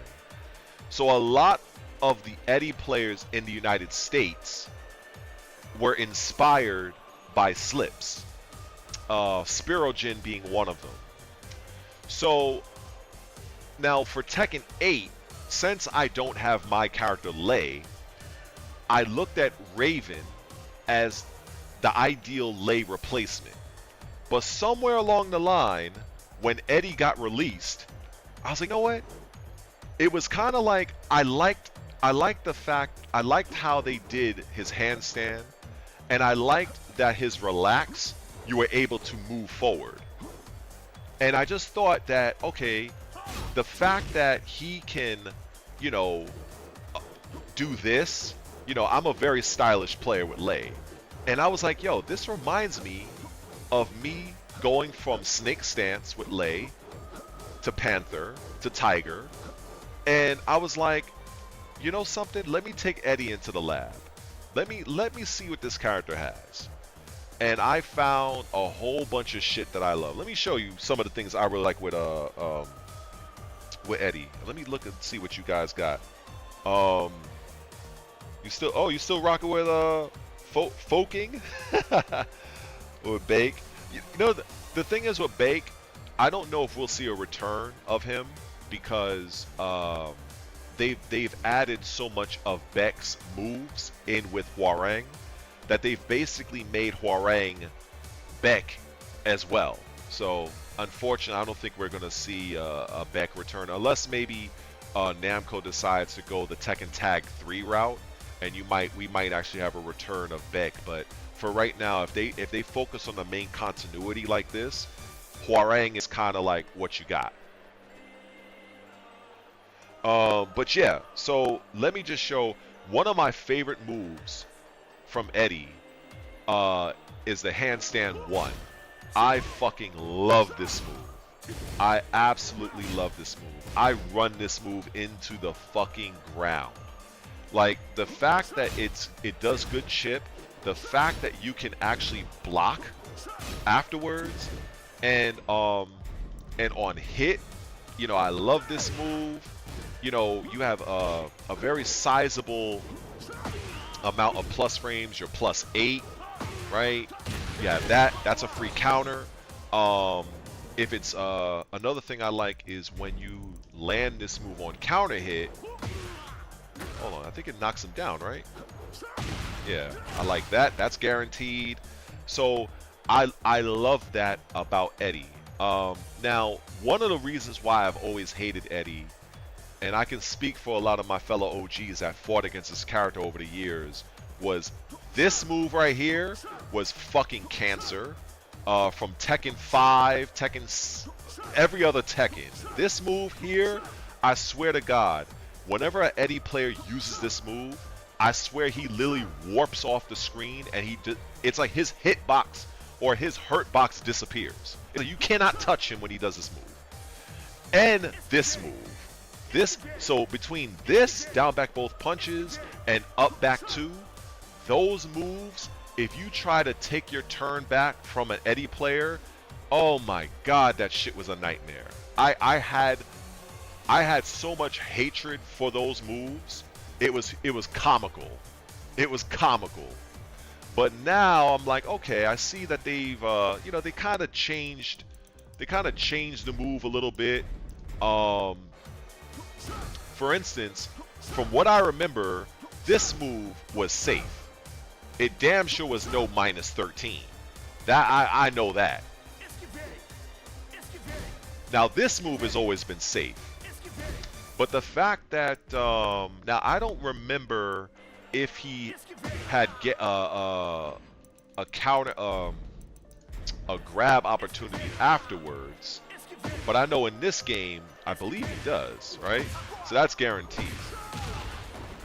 Now I will say that, to be fair, and I know a lot of Eddie mains would be pissed off about this, is I kind of argue, no, I want to say I argue, but I am wondering, would it be that bad if Eddie lost the ability to have this being a guaranteed grab? Because right now, Eddie has 2 versions, right? He has the heat engager version, and he has the regular version. So imagine if you're able to break either one. Because personally speaking, I'm not a fan of unbreakable grabs. And I don't have the issue with it with Eddie per se. But I don't like that RKO from King. In fact, I don't like a lot of shit from King. But I think that grab, I feel that grab from King should be able to be broken. And I feel like, to be fair, if his grab is to be broken, then that should eliminate all unbreakable grabs. And I feel like the argument can be made that when Eddie lands this and he goes for the crouch grab, that was the 2 version, right? So that it makes the Eddie player has to switch up the grabs. Now, of course, you may, what could happen is the player will probably just start to break this, because this is the heat engager. So what they'll end up doing is, okay, well, we're just going to deny the Eddie player from getting the heat engage version, and we're just going to keep breaking with 1. But if they keep doing that, it's going to keep this, all right, I'll take this all day. Fine, I'm still going to get my damage. So I feel like it kind of provides an extra layer of meta, in my opinion. But I have a feeling if that were to happen, a lot of Eddie mains would take to YouTube and Twitter and raise holy hell about it. Yeah, of course. Joey, you mean What do you mean? Down forward 3 or down forward 4? You're probably talking about something I mentioned a little bit past. But I would say down forward 4 actually has another use. I kind of covered that a little bit early in the stream, but I'll circle back around to it. But yes, I believe on counter hit, does he have a setup from this? I think on counter he has something, right? Yeah. Okay, that's 14 frames. So that's good. Of course, everybody's counter hit right there. Everybody loves that one, right? Everybody loves that counter hit. Of course, I mean this with extreme sarcasm. But yeah, with what you said about Beck and Hwoarang, you know, it's just Hwoarang is in a very interesting spot because I feel that character is so oppressive and he is plus on so much, but in order to really make Hwoarang effective, there's a lot that you have to know and utilize, especially when you're fighting against a player that understands the Hwoarang matchup. Now, you might be able to get away with a lot of stuff, and if you're fighting against somebody who doesn't understand the Hwoarang matchup. And you can also juxtapose that with any character, like even with Eddie, right? If we start just doing this, just running 3-3-3 all day, but you are not aware that so if you do bam, bam, bam, bam, right? If you're not aware that part right there, those two kicks are high, and you don't know that, oh, okay, I can duck that, the Eddie player is just going to keep running that into the ground. I know I would. I have. Shit. If you don't know how to deal with this, I am going to run this into the ground. I'm going to literally put that string on the street corner, and I'm going to whore that string out with extreme prejudice. So I blame the player not going into the lab and recognizing that that string has very obvious weaknesses. But if you don't know, hey, it is what it is. So what you saying here? Down forward 4, up forward 2. Are you saying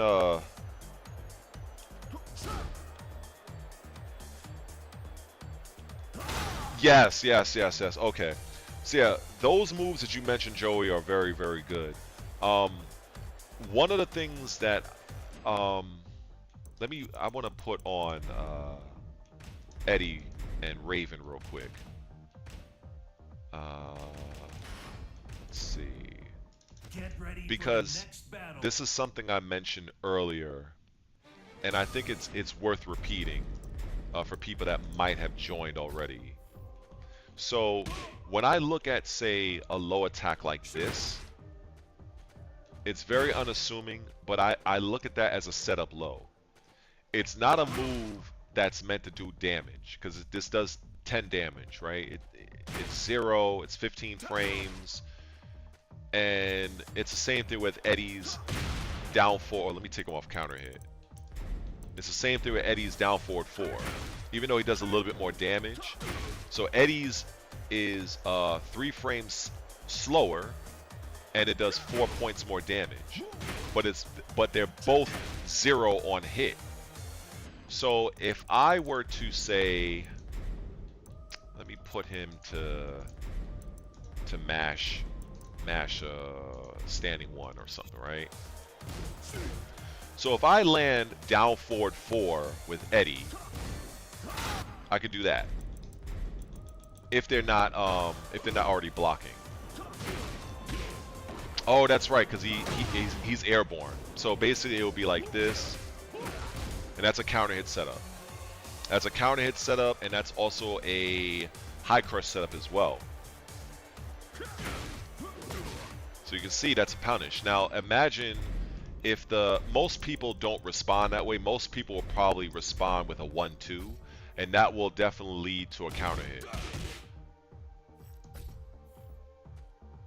So it's sometimes it's the little moves that you use as setups. And especially what helps is that this move has a decent range. It's a free counter hit every time. Every time. And then what ends up happening now is if the opponent gets hit by this and they start to get conditioned, now they're not going to press nothing. So that's a premise that I feel if your character has a very unassuming low attack that may not do a lot of damage, it doesn't look like it gives you many plus frames. Like for instance with Eddie and Raven, it's 0. Another character like Brian, for instance, one of his attacks that's like this is, I believe, -2 or -3. No, actually no. Brian, ironically, Brian's down 3 and down 4. They're both 0 on hit, and they're like that for the purpose of getting your opponent to respond while you are going to be doing something else. That's why those moves exist in Tekken. That's why the developers put those moves in the game. So I don't know if players really utilize them in that way. Because a lot of players, like if I'll see Eddies, they're constantly going for this all day, they're going for this all day, and there's nothing wrong with that. There's nothing wrong with that. However, you know, it does not hurt if you are going to do stuff like this, down forward 4, and then you can do your down 3 right then and there. And then since I've heard that they buffed his down 3, so you can see this, he's plus 27 from here. So being plus 27, you can pretty much do anything you want with Eddie at that point. So that's something that to keep in mind. That is something to bear in mind. Another thing that I don't know if I can really show it with Eddie. I probably could, but just to save time, is the art of the trade. I've done this with Heihachi. I've done this with Raven. So let me go to Heihachi real quick. Well, actually, no. Let me do something else with Eddie right quick. That might be beneficial. So one of the things that I really do like, and I feel this is one of Eddie's best fucking moves, period. This is one of Eddie's best. If you take nothing from this, whether you're using Eddie or you're fighting against him, standing 3-3 is one of his best fucking techniques. This is a move, it's safe, it comes out at 14 frames, standing 3. Now, of course, if your opponent is mashing, as you can see here, the second 3 is going to be counter, and it's going to be +8. Now, from +8, you have a whole ton of things that you could do with Eddie at that point. Now, one of the reasons why I really like this move, so let's say if I put him to retaliate after the first 2 hits, so it'll look like this. So now he's going to respond, right? I can literally shift into relax after your opponent's retaliation.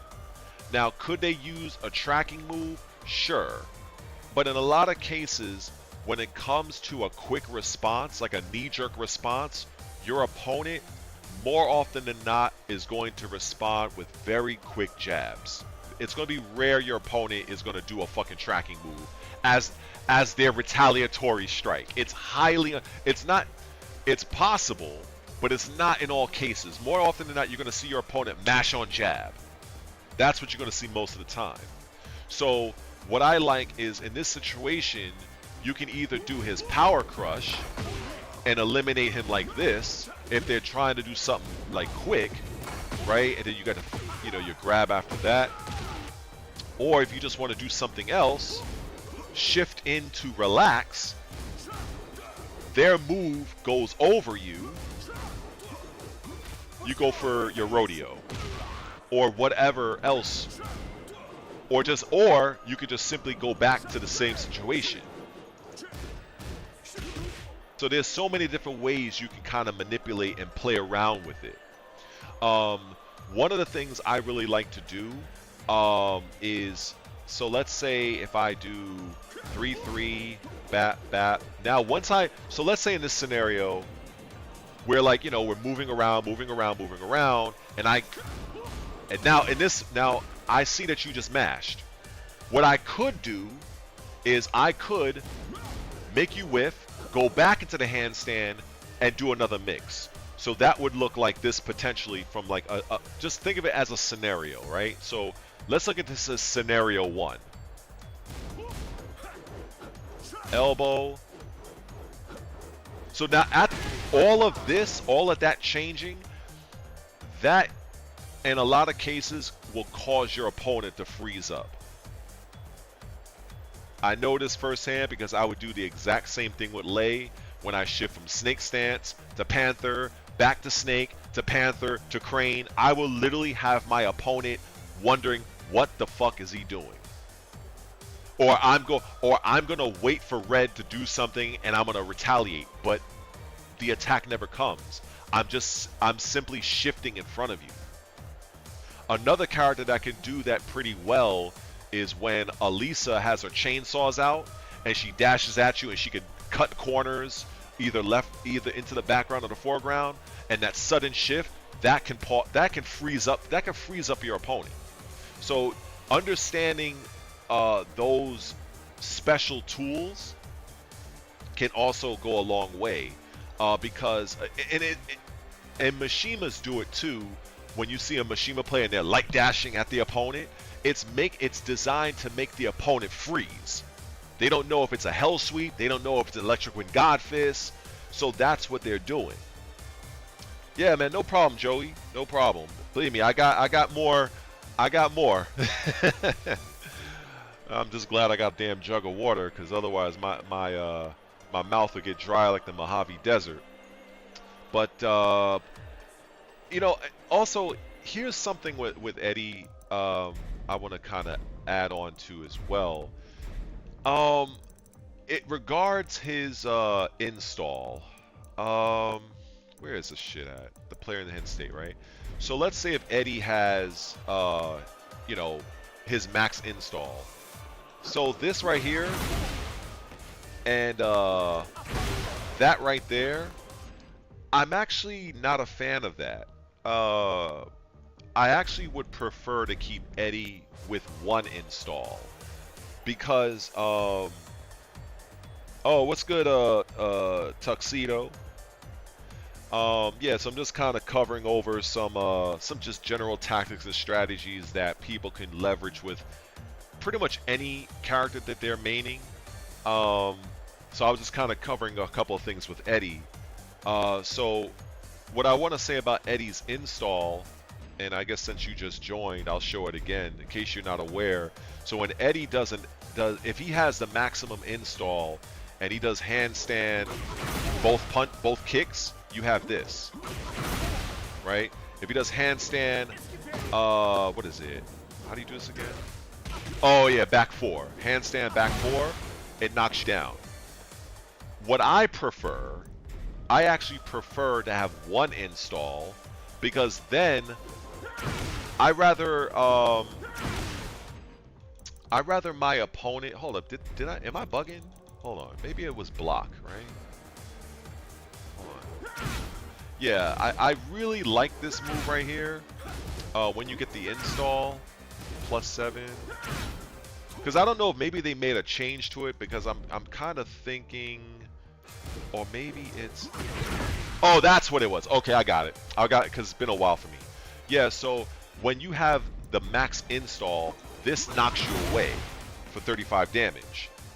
I actually prefer to keep my opponent standing. So I'd rather keep the first install so the opponent is still in front of me. Because if you look at it, if you do the max, right, this is 35 damage. Now, sure, you're +18 on wake up. I can get behind that. But for me, the type of mix-up player I am, I much rather keep my opponent right in front of me. Now, I'm only missing out on 7 points of damage from 35 to 28, but I'm still in a prime position to take advantage of a +4 situation and maintain my momentum without having to worry about my opponent's wake-up options by utilizing the maximum install and having it knock the opponent down, and where now I have to kind of, you know, my opponent can lay on the ground, my opponent can roll away, they can tech roll. I much rather not have to deal with that. I'd rather keep my opponent in front of me for the next mix-up. That's just my personal preference. You know, another Eddie player might choose to go a different route. Where was I gonna go here? Oh, you know what? Let me show something with Heihachi. I always love showing this. Let's go to the old man. I really like that the Raiden outfit. Yeah, man. Yo, Joey. The only thing I feel that I have not done in my, you know, Tekken life really is pass on what I know. So let's get this. Let's get the queen, because I call Nina the queen. Let's get the queen to mash some buttons, right? So if you do, oh, let's see. Can you show something about King and how strong you think he is? All right, no problem. I got you. I love talking about King. King is I call him the track star. You know what I'm saying? My man got the Jesse Owens going. You know what I'm saying? Like he bolted. He doing his running gimmick. First he's a buff wrestler. Now they made him into a luchador. Now they made King into a track star. Like, I don't know what's next, man. They must have a lot of people at Namco that love wrestling. But so yeah, so the queen is gonna strike, right? So this is one of the benefits I like of understanding a trade situation. And I showed this a long time ago, early in my channel's growth, is utilizing, say, this right here. So that's +2, right? Now what happens if I do a headbutt? That's a guarantee. That's +14. But if it trades, I'm at +22. So now, if I get that trade and I'm +22, you know what I can do with that? Forward, 2. Free, guaranteed launcher. Guaranteed launcher. If that's what you want to do. Now, of course, it has to trade. It has to trade.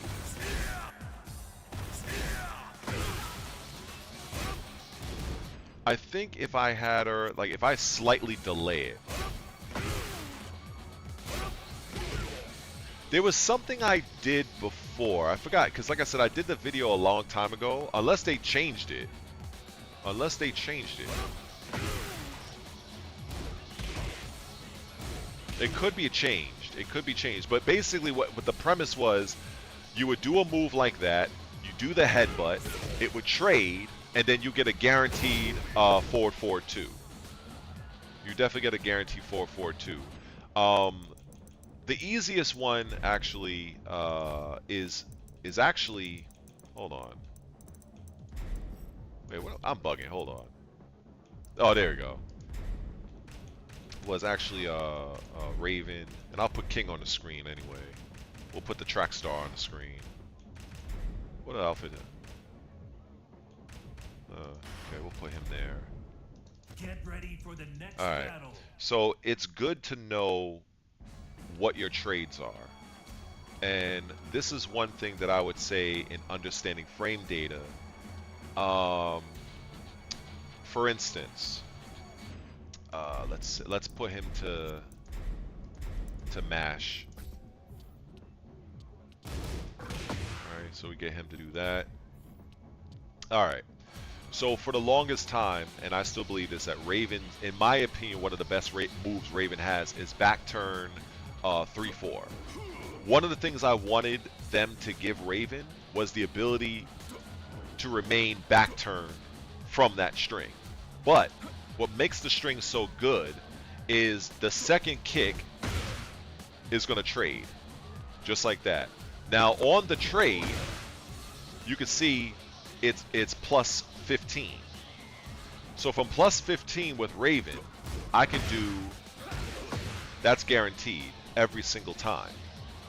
That's guaranteed every single time. So somebody who's trying to mash out of that, you're better off respecting it. So what ends up happening for me when I'm using Raven, the opponent then stops pressing buttons and it'll look like this. And then once they happen to mash, right? So let's say the first revolution, they don't do anything. I do it again. Wait, hold on. Bam, bam. Oh my goodness, hold on. Bop, bop, bop, bop. Free. That right there, you don't see many Raven players use that. Maybe eventually, maybe there's a few that do, but it's not common. But this is not only limited to Raven, it's limited to any character that you have. When you, let's say we understand the premise of if you are doing an attack that's plus on any way, and you can get like a counter hit setup. So for instance, if you do back turn forward 4, that's plus 4.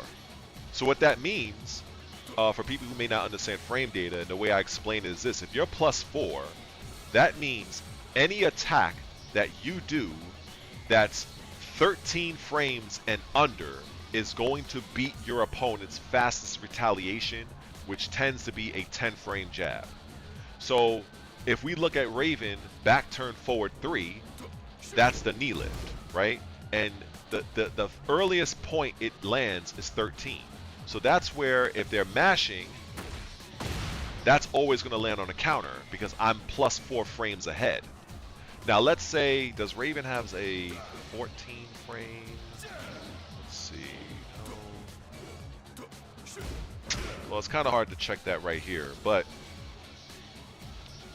let's see. Yo Raven gets forward 2-3 off that back turn counter hit setup as well.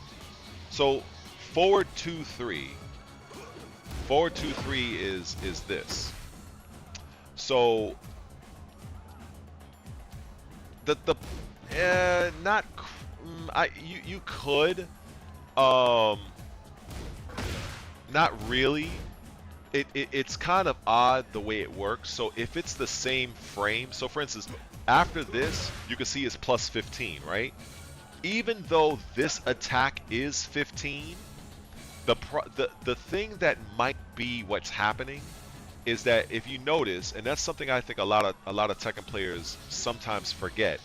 If you look at the attack frame, you see this? It says 15 to 16. Some attacks, they have the ability to hit later on in the animation. So we call that active frames. So because of the distance of this, so you see the distance right here. So by the time the forward 2 comes out, it's more than likely reaching King on the 16th frame. As you see, I just did it right there.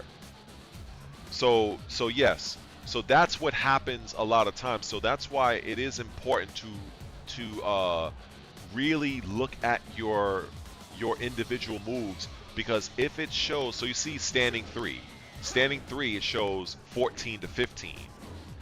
Standing 1 is 10-10, so it's going to hit on that 10th frame no matter what.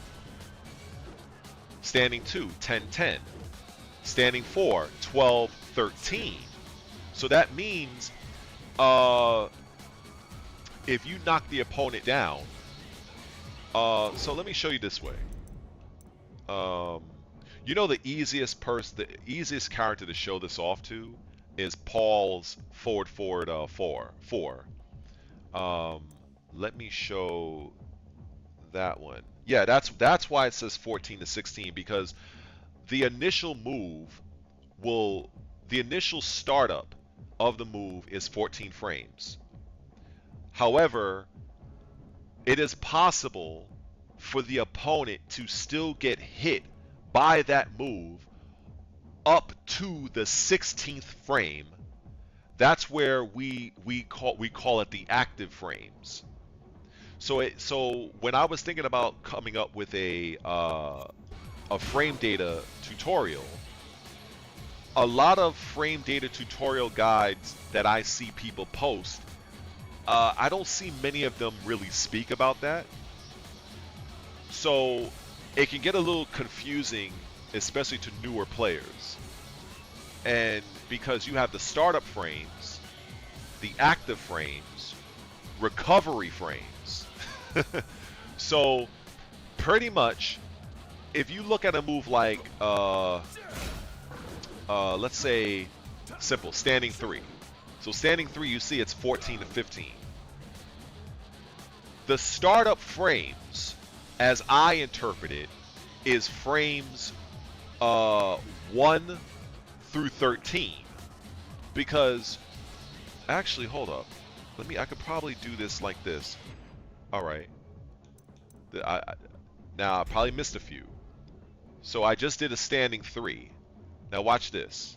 Now this is not going to be accurate, but peep game. So 1 frame, 2, 3, 4, 5, 6, 7, 8, 9, 10, 11, 12, 13, 14. And then now we have the recovery frames when he's bringing his leg back. So when you understand that premise, you understand that the startup frames is basically just getting you to the destination. The destination is your active frame. So if you're doing a 15 frame attack, the attack is registering on your opponent on the 15th frame, but the frames before it is just the frames that's getting you to the 15th frame. That's why you hear the term the startup frames, because the startup frames would be 14. The move itself is incurring damage on the 15th. So if the move is 15 to 17, that means that move is active from 15 all the way through 17. And then after 17, now the move is in recovery, if that makes any sense. Good old Tim. See, I kind of figured. See, this is why I'm glad I got I got this nice little. Now, I gotta admit, do I wish that this was a jug of wine or a jug of some Bacardi in here? Yeah. But I don't want to get too completely wasted on stream. You know what I'm saying? But yeah, so for Tim, I was just pretty much explaining what it means when you have an attack that is. So if you look at the startup frames, Tim, and anybody else that just fucking tuned in, if you look at the startup frames, you might have. Actually, you know what? Scratch that. We're gonna go to Paul, because Paul is the perfect character to explain startup active frames for. He is the perfect character I've seen, 100%. Now I'm keeping King on the screen because Tuxedo Snake want me to show something with King. So I apologize for going around the mountain, Tuxedo, but I just want to kind of like, you know, kind of cover this point. Let's see. Joey, what you saying? My guy, I know you've trained in the past with training King. And what will it take to say? Well, I would say Joey and to everybody. You know, there's a lot of options out there, right? I've seen Main Man. He does a shit ton of breakdown videos. He's exceptional. He's a legend in the field. I think all of us we each have our own thing that we contribute. Me, I'm new. You know what I'm saying? Thanks to you guys, my channel is kind of growing. In fact, I kind of wanted to talk about that, but that's off topic. Um, but yeah, you know, I feel like I should do more of these, and I'll get better at organizing the information. But I talk a lot because I just want people to really understand. Like, I want it to feel like, even though you're wherever y'all are, I want to make it feel like you're sitting like on the sofa next to me, and I'm breaking the shit down. Like, all right, this is what this does. This is what your options are. This is why you should do this. That's pretty much what I like to do, because when I watch a lot of other content creators, it feels like they're talking at you and not talking to you. And I kind of, you know, I kind of want to, you know, do it a little different. You understand what I'm saying? But so the point being, let me take him off of punish. Now this move, forward 4. As you can see, now pay close attention. Now this is very important. I want all you guys to pay attention to the attack startup frames, because you're going to see something pretty remarkable that you may not have ever known. Are y'all watching? Attack startup frames. So, Paul, you see it says 27 and 34. Now, if you do this move right up on your opponent, it will land on the 27th frame. So if I move away, you can see it says 2734, right? So anywhere up until the 34th frame means that move will connect on king. However, what ends up happening is this. When you're at point blank range, you see it shows +2, right?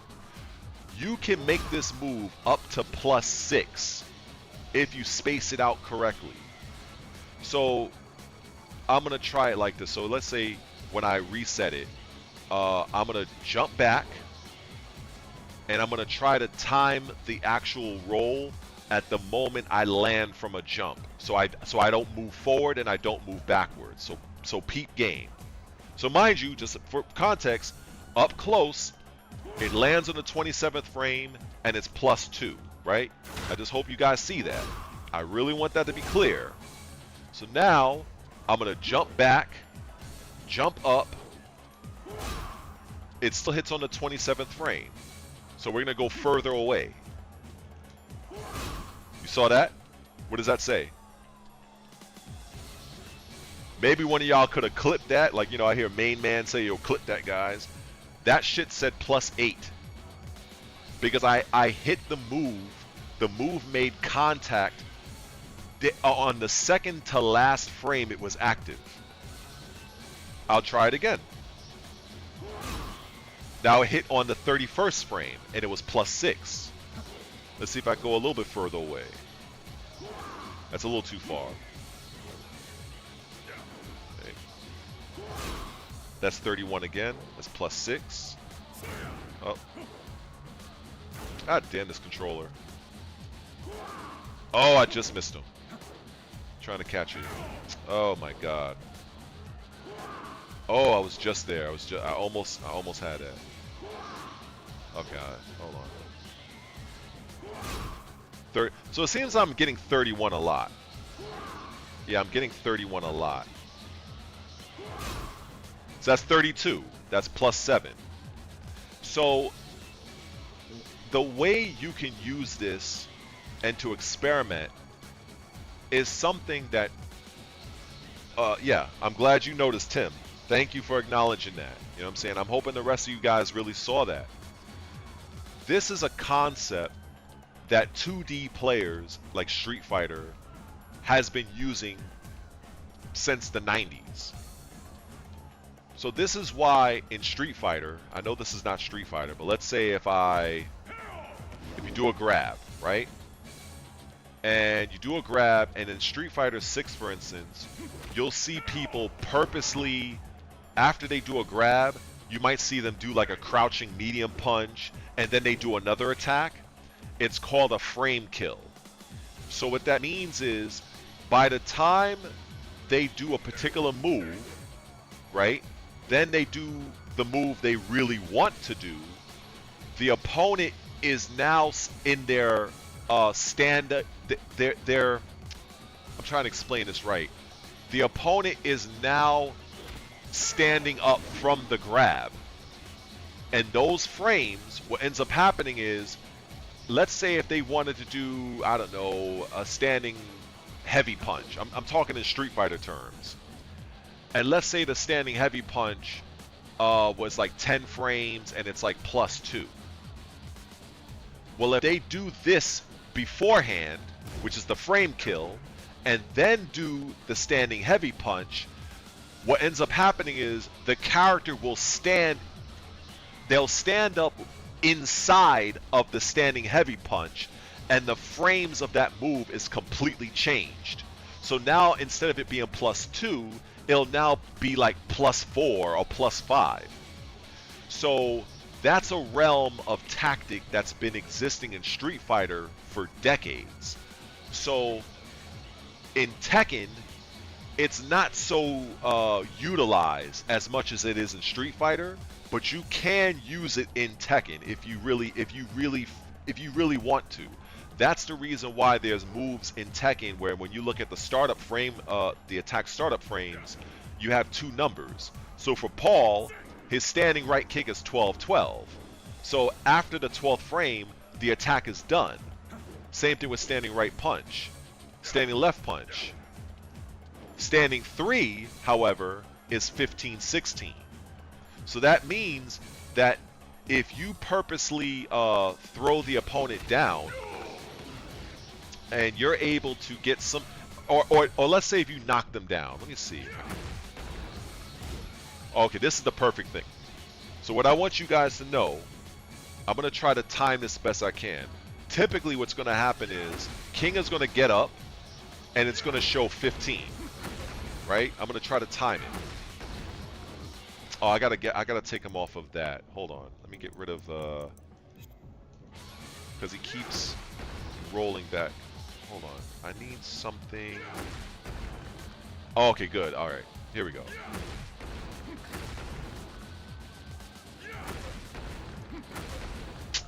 This might be a bad example. I had a better example. Oh, wait. Maybe a hop kick? Okay, maybe I could do a hop kick and just have him just stand up. And then I'll have him block on the second action. Let me see if that works. Yeah, okay, there we go. Alright, so if I hop kick him, so you see it has 15. What I'm going to do is I'm going to try to time it to where now instead of that kick landing on the 15th frame, you'll see it landing on the 16th. Now this is not easy to do, so blink and you'll miss it. Let me see. This might be tough to do. Yeah, it's a little tricky to do this particular one. You know why? Because if I had a move that had a little bit more attack frames, it might work. But the concept, that's basically the concept, is you are purposely doing a move a little bit early or a little bit delayed, depending on how many attack frames the move has, and the enemy will get up into it, and once they're blocking it, the frames of that move alters because that attack landed on a different frame.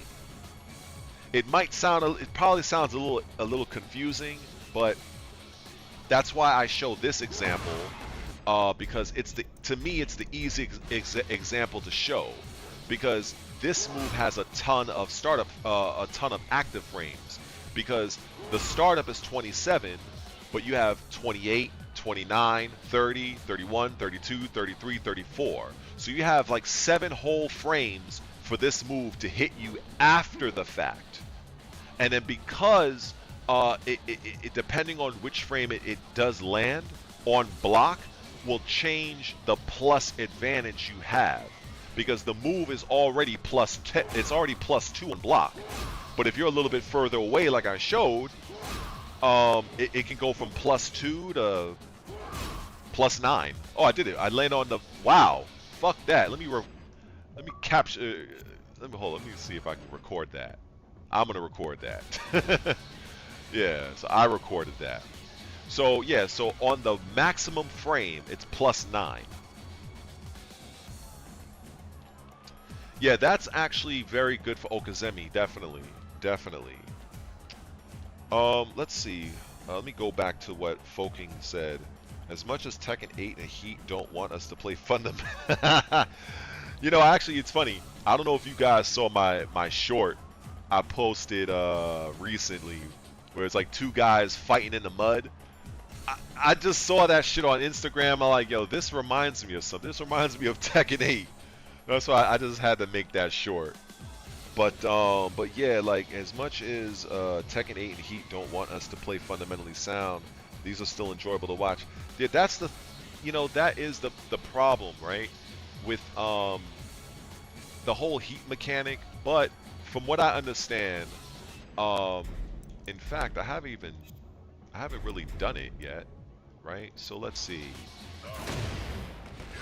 So now that's +9, right? According to the new patch.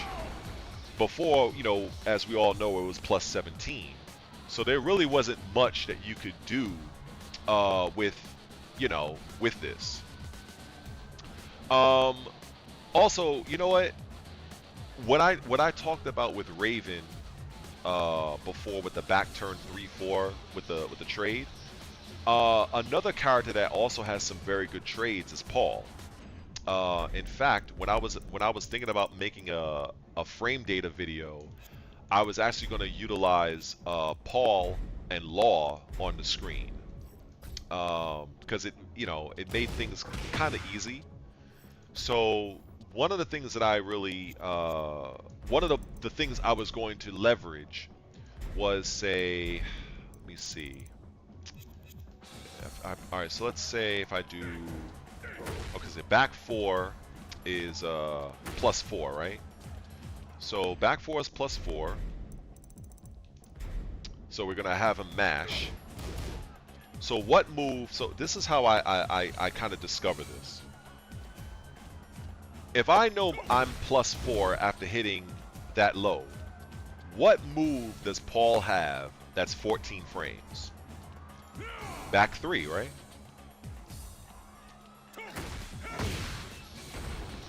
Now that's a trade. Now, if I take that a step further,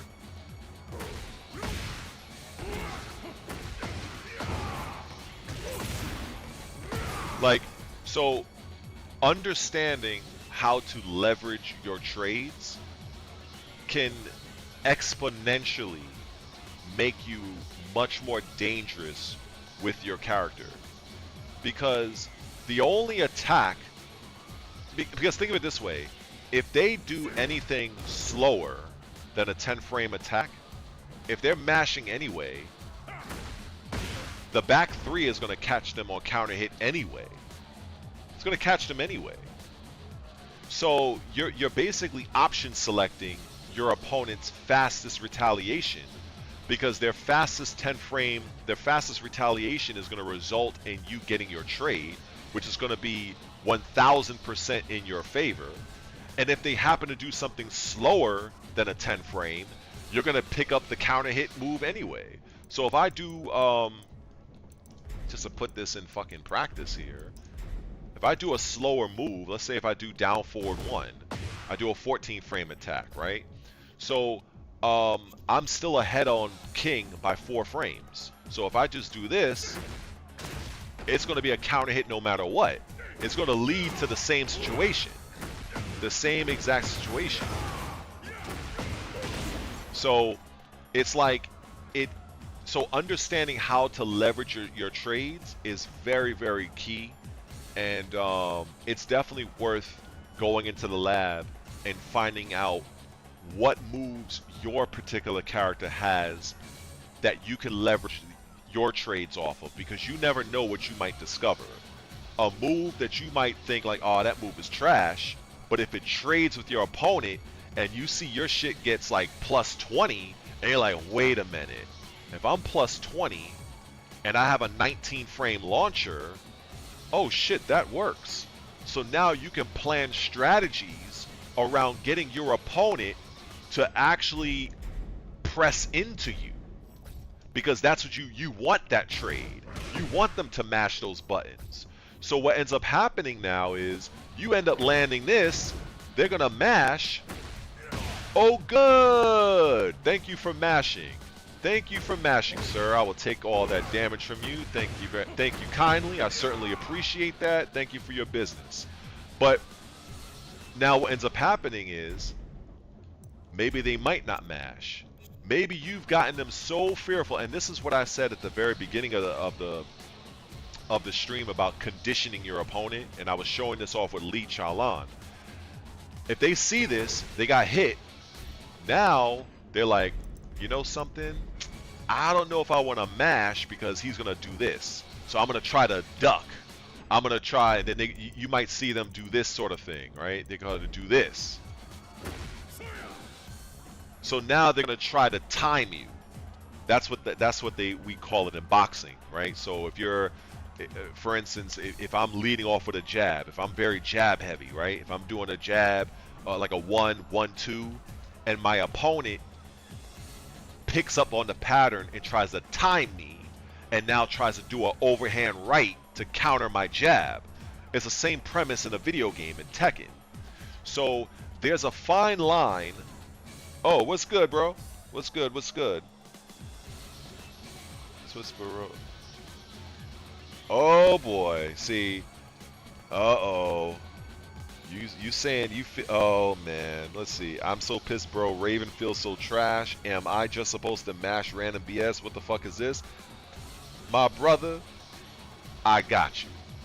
You give me a few minutes, I'll circle back over to Raven and just kind of show you a few things. But yeah, so what I was saying with conditioning, if I do this and the opponent is mashing, I get the trade off of back 4, because this being +4, him doing a 10 frame attack, if you do the math, and this is how I explain frame data to beginners.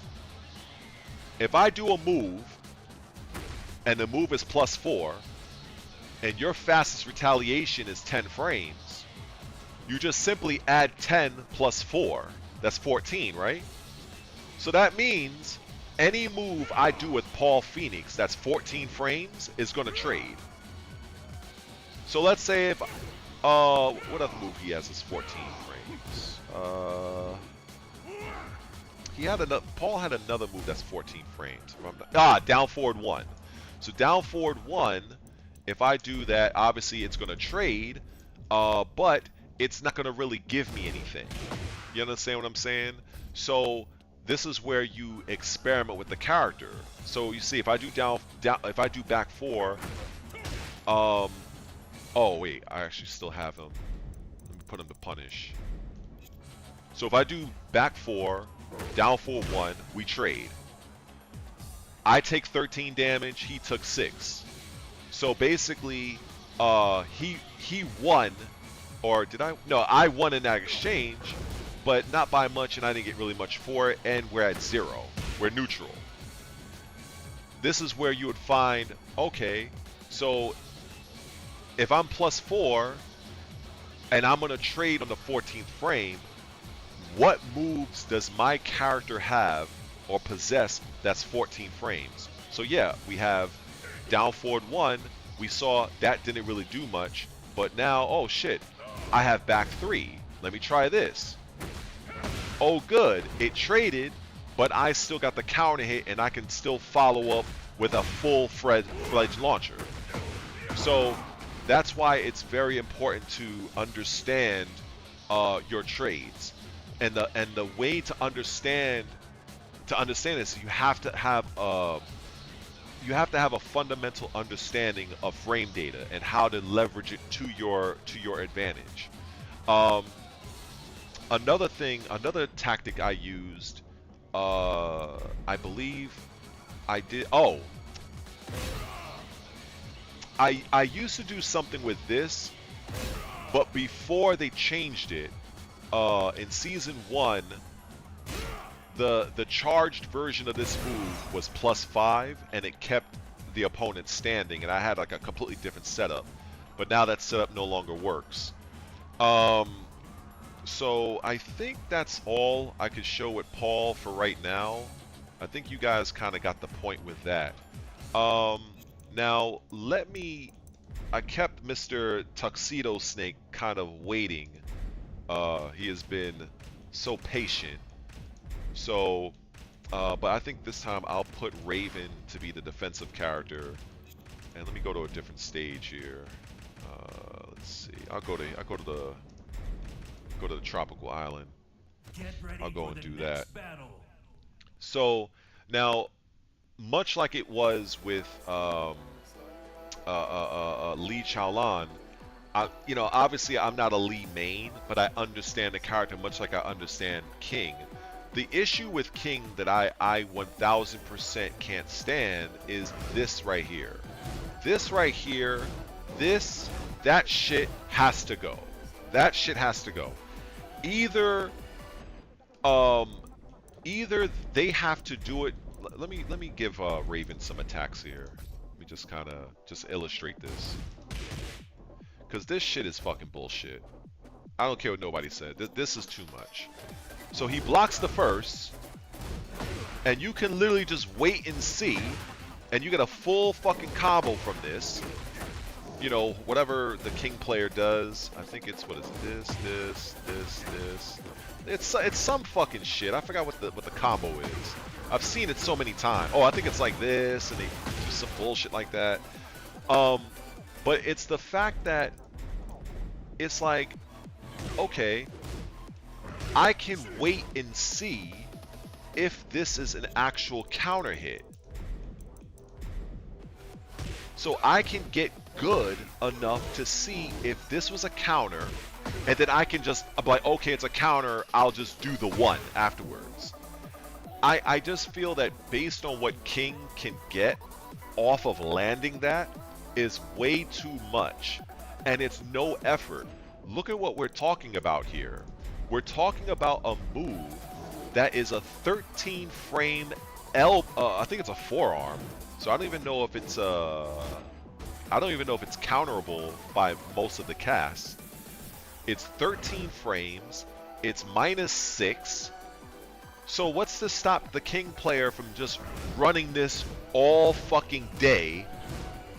Oh good, you got fucking caught with the follow-up, and now I'm gonna take like 70 damage from you. Like, it's bullshit. It's bullshit for the fact that, okay, yeah, a King player would say, well, all you gotta do is just duck. Every time I hear that, I feel like blowing my brains out. And I hope I don't get a suicide thing from YouTube for saying that. And I'm just playing. I don't mean that literally. But it's just annoying to hear that, because you're putting the onus on the opponent to do that when that normally wouldn't be such a big deal if King didn't have all of these other offensive tools. And that's my argument against King, is this character is supposed to be a grappler. So why the fuck does this character have like all these fucking Mishima-like movements? Like, what is this shit? This doesn't make any, like, this character, I will say this. This character should 100%, in my opinion, have one of the worst offensive tools in the game. The character can grab you sidestepping, the character can grab you crouching, the character can grab you tackling, the character can cancel the grab in case you're fucking, and then he can wake up with that, which for a long time, while standing 1+2, used to be a safe launcher. So thank God they actually made that -10. A lot of players don't know that. Back in the day, for like the longest time, this move used to be one of the most annoying things from a King player, because what ends up happening is they would sidestep, and that's a free. Oh, actually, it didn't even need a counter hit. It would launch on normal hit. It would launch a normal hit, and it was a completely safe launcher. Some King players still rely on this, but now what they'll probably end up doing is this new bullshit where he does the while standing this shit, and he can turn into a fucking track star and do this nonsense. So, so it's the fear of knowing that there's the possibility that he can do this dumb shit to you. You know what I'm saying? And as far as I'm concerned, I've always hated this shit ever since Tekken 3. You know what I mean? And, but at the same time, I understand that he's a wrestler. So it's like, okay, fine. He has the ability to do that. That's cool. But don't be giving him all this extra shit, all this fucking this bullshit. Like, get the fuck out of here. All of this, every fucking option is safe. Every fucking option is safe. Every fucking option is safe. What explain? Alright. I'm starting to get excited right now. Let me try to tone down, so I don't want to hurt anybody's eardrums. But yeah, this is absolute bullshit. Why does every attack from this bullshit, why is every attack from here completely safe? Forward 4, neutral 2.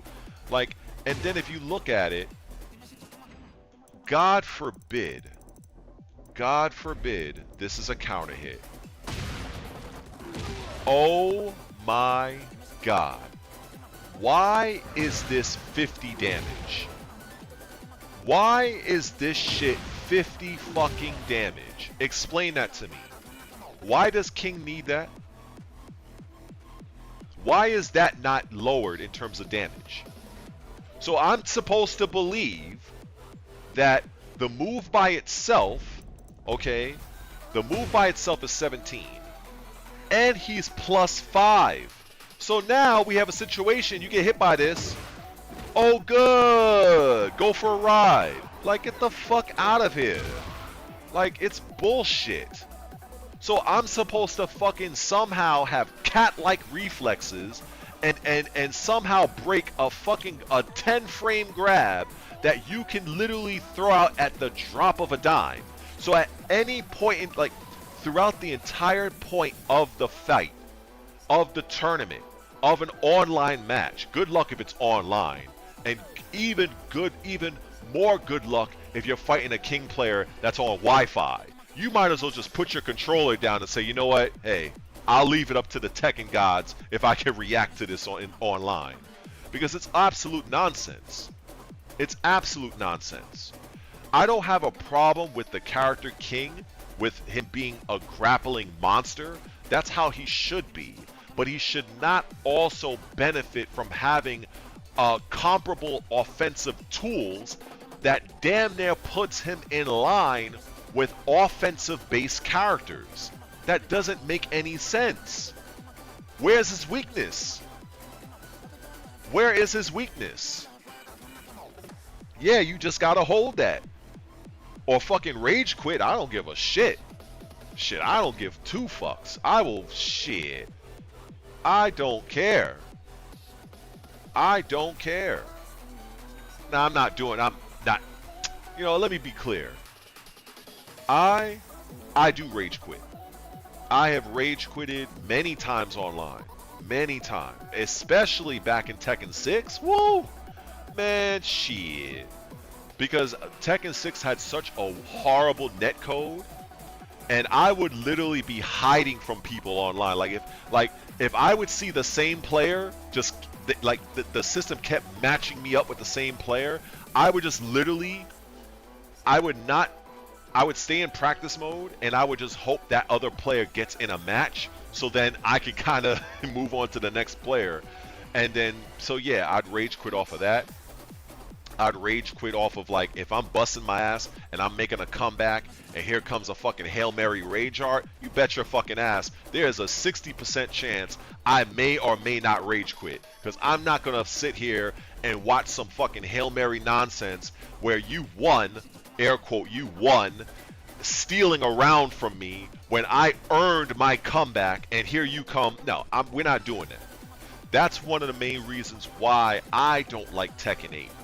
I can deal with the dumbing down of the character. I can deal with all the nonsense to a degree. I don't like it. It is what it is.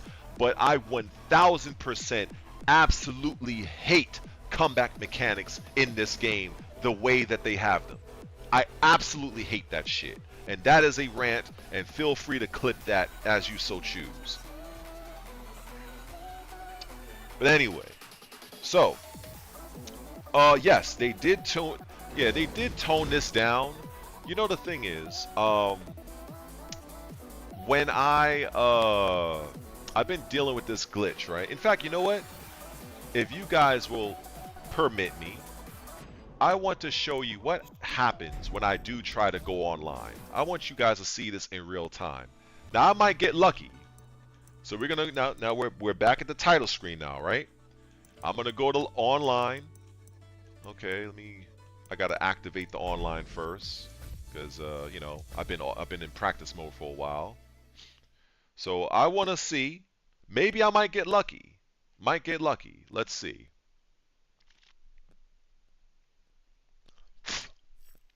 Connecting to the server.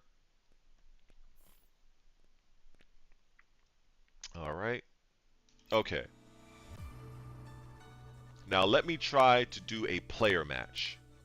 Create session. Let's see what happens. I might get lucky. Now this is what usually happens to me. I create the session. Oh, it worked this time. Okay, good. A lot of times what ends up happening is when it gets to that part where I'm going from create session where you see the match and I do this, a lot of times it does not go that way. So this is why I say it's a glitch, because a lot of times when I'm trying to hop online and do X, Y, and Z, the game, for whatever reason, does not allow me to access online functionality. A lot of times I can't even access my notifications, but it seems like today it seems to be working. So thank God. Maybe the Tekken gods are on my side. But let's just jump back into practice real quick. So actually, this might be an opportunity. I could probably actually go and ranked and you know, kind of use myself as a practice dummy. Well, not use myself as a practice dummy, but just, you know, utilize some of the things that I'm showing and showing it in real time. So let's see. Let's go back over to where's this guy at? Let's go back to King. So yeah, like the brother said in the chat, regarding 322, yeah, like that. I like that they did tone the move down, because for the last several days I was not able to go online. So, but what I was seeing was, I know you guys seen this, right? I think before the patch, it was like some shit like this or something like that, and they were able to do attacks or something like that. I'm pretty sure you probably seen that. So now with the yeah, with the what was I saying? With the new change, now those attacks that would cause a wall kind of stun, that's been drastically reduced. So, because a lot of times I would see a lot of King players, they would end the combo with this, they'd run, and then they'd mix up from there. You know, I'm glad that that shit is gone. But the thing that I don't like, outside of down forward 2-1, which, fine. Let me address the move directly real quick. If Namco, if you want to keep both of these parts safe, and you want to keep the counter hit launch property, you do not give the King player the option of delaying the attack. You have to make them commit. That is the one thing I would say. If the move remains the way it is, do not make it so that, okay, the king has to make a hard read that the opponent tried to attack and it was a counter hit. But don't give king, or don't have him be able to have a wait and see approach, because a lot of high level king players, certainly not me because I don't main this character, but somebody like, I'll say Little Majin, right? My homie Little Majin. Somebody like him, he is fully capable of actually seeing if this shit landed on as a counter hit, and then he would just follow through with the attack. That's the shit that I don't like. So to be more specific, this move is not so bad in the hands of a casual, in the hands of a beginner level king player. But this move in the hands of a king main, a king elite player, a king champion player, like that the Pakistan player, the John, somebody like him, this shit is cancer. I'm sorry, I'm calling it like I see it. So to pretty much just eliminate it entirely, just remove the ability for king to delay the strike. That's all I'm asking. The king mains can maintain the fact that both attacks are safe on block, but just have a little bit more of a commitment. But to be able to kind of have your cake and eat it too, that's the shit I don't like about character-specific moves. I don't like when characters have a move that's all upside with minimal to no downside. I'm not a fan of that shit. I'm really not. Because I made the distinction going back with Raven, and now I will go on to Raven, you know, just to kind of show this brother here that's complaining about Raven. The thing I couldn't stand was how, now this is before the patch. Before the patch, this was minus 14. So why did you have, and this is why I was saying in my very early videos before my channel kind of had a viral moment, early on last year when I was saying how Raven was trash and I made those videos, how do you allow King to have that functionality with down forward 2-1, but yet and still with Raven, you had to commit to this move. You could not delay down forward 1 into the right kick to delay the shadow, and if you block the shadow, Raven at that time in season 1 was minus 14. Do you know what minus 14 is? Let me show you what minus 14 looks like, because this is something that I think people really need to understand. And the easiest way to look at this is everybody's favorite Bruce Lee character. Where the hell is he on the map here? I keep forgetting sometimes. Here he goes. Law, when he would block that, or when Law blocks a 14 frame move period, Law, an easy punish was this. That was a punish every single time. You block one of Raven's shadow attacks all day. 40 fucking damage every time. So now that Namco has finally decided to you know, make Raven's all his variations, now it's still, if it were up to me, I would have had Raven's shadow clone at minus 12. But I could understand the argument that people would make that it could potentially be a little bit too problematic. So I can accept that 13 is an okay middle ground. But we have to understand, why does Raven have this move in the first place? The reason why Raven even has this move is because it is designed to counter MASH.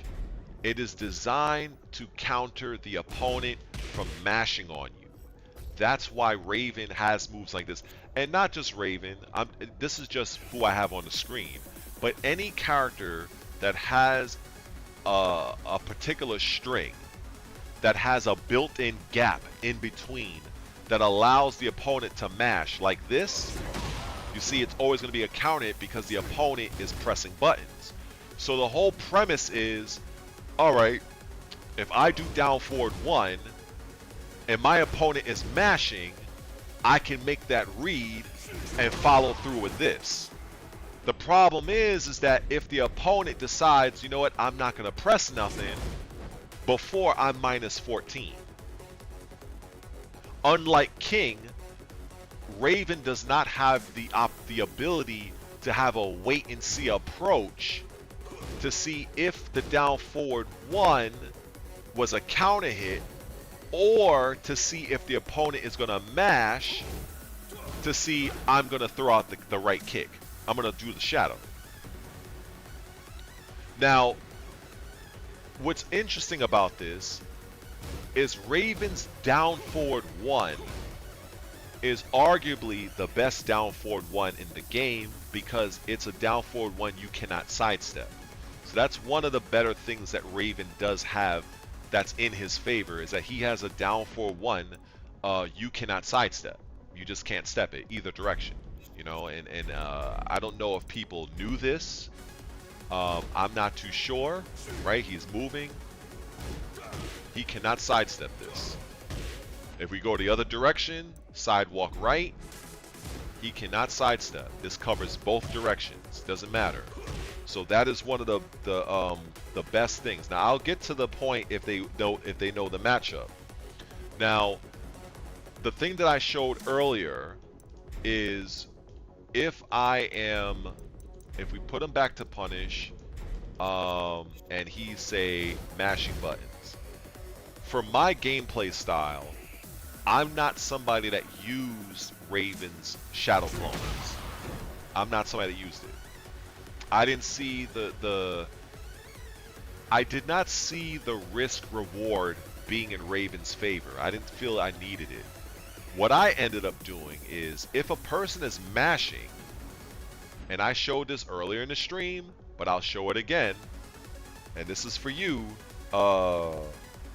Sadoshin, if they are mashing like this, 1, down forward 3, 1, 2, down forward 3, down forward 1, down forward 3, down 3, down forward 3, soul zone 3, down forward 3, back turn, back 2, 4, down forward 3. These are all counter hit setups. And what ends up happening is, and I feel like I know I'm repeating myself if you were here from the beginning, but for the new people that's in the stream, we gotta, you know, I want to spread the knowledge around. What's gonna end up happening is, you're gonna have a scenario where your opponent is gonna react like this. They're gonna duck, and that's what you want. You want to see that. In fact, after a while, don't even do the down 3, because they're going to have to commit to the crouch anyway. This is not a situation they're going to see it and be like, oh, he just did a down forward 3. I'm going to now duck. No, it doesn't work that way. It's a 16 frame attack. You have to make a hard read.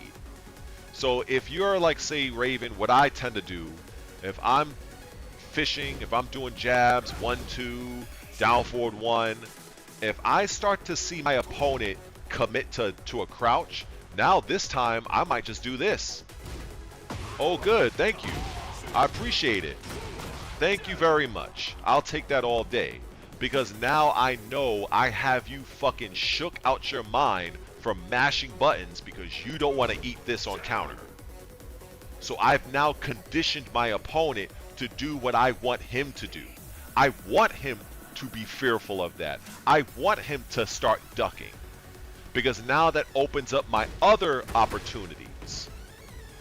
And even if I don't want to run the risk of doing somewhat unsafe launchers, you know, I probably could do a safer option like, say, forward 2-3 and go for frames if I want to do that. Whatever frame, whatever mid attack I want to use, I've set it up because I've made my opponent be fearful of not only the potential of getting hit by a counter hit down forward 4, but I'm also conditioned my opponent to not mash buttons. So even if they're not mashing buttons like this, even if they stop mashing buttons and they're just simply standing there, oh good, now I can go back turn right in front of you because I know I've conditioned you to not press shit. Because you know, if you press something,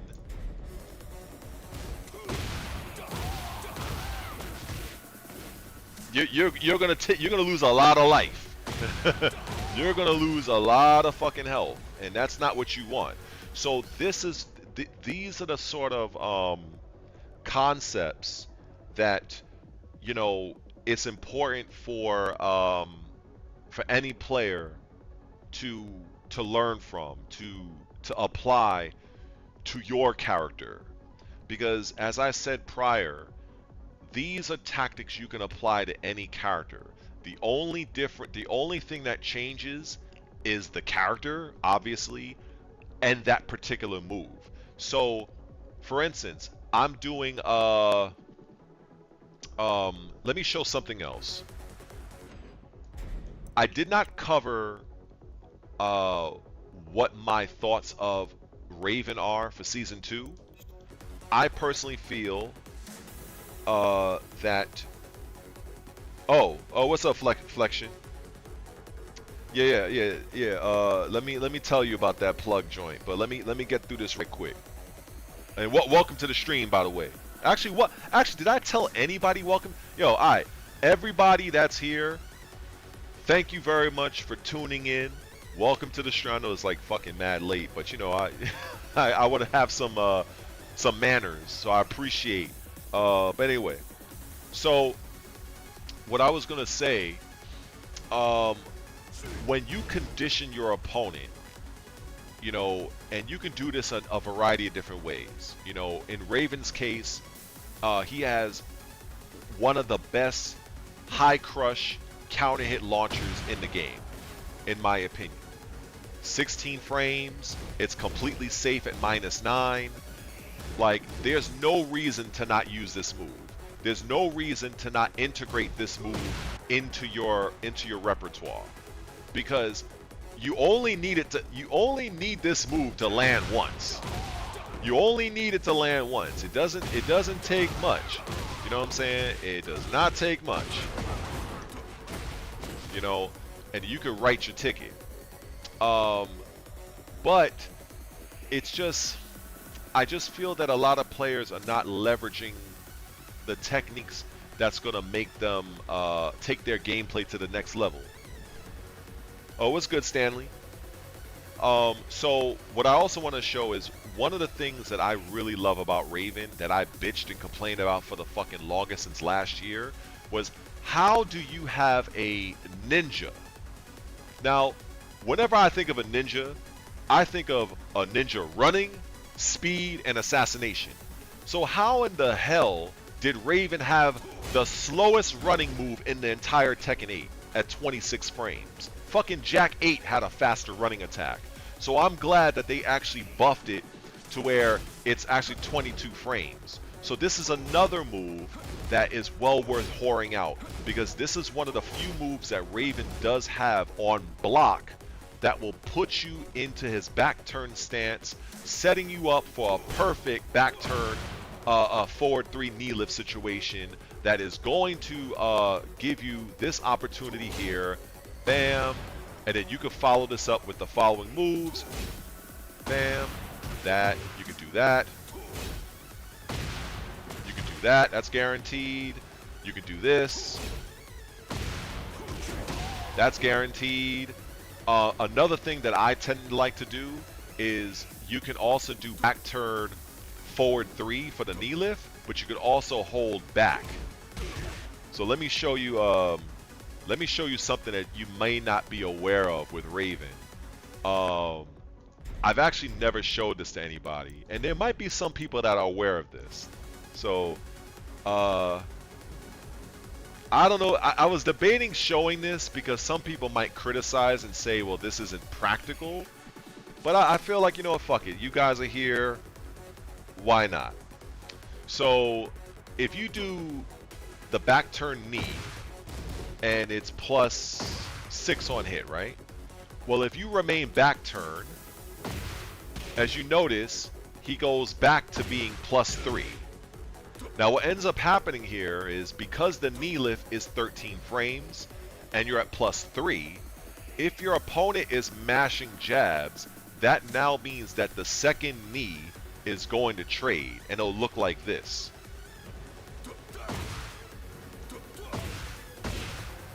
Now you're at +17 with the trade.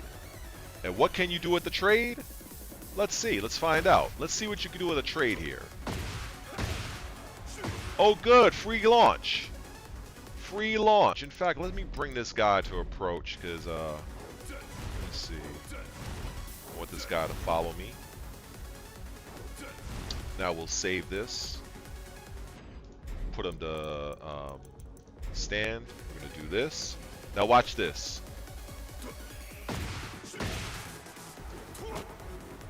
Oh, wait. Hold on.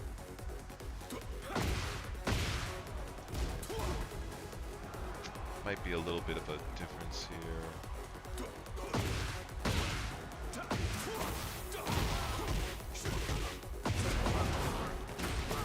And you could just do whatever you wish after that. So I didn't include that in one of my Raven videos because I don't know if a lot of the other Ravens are aware. There was a brother in here earlier. He does a lot of good content. Fancy, God, I can't pronounce his actual name, but he's also a very good content creator. He does a lot of Raven tech stuff, but I don't know if he knows this. I don't know if Immortal Soul knows it. I don't know if Gamer Nimi knows it, but it's not really that practical in the sense because typically if you land the knee, you're gonna, especially if it's on counter hit, right?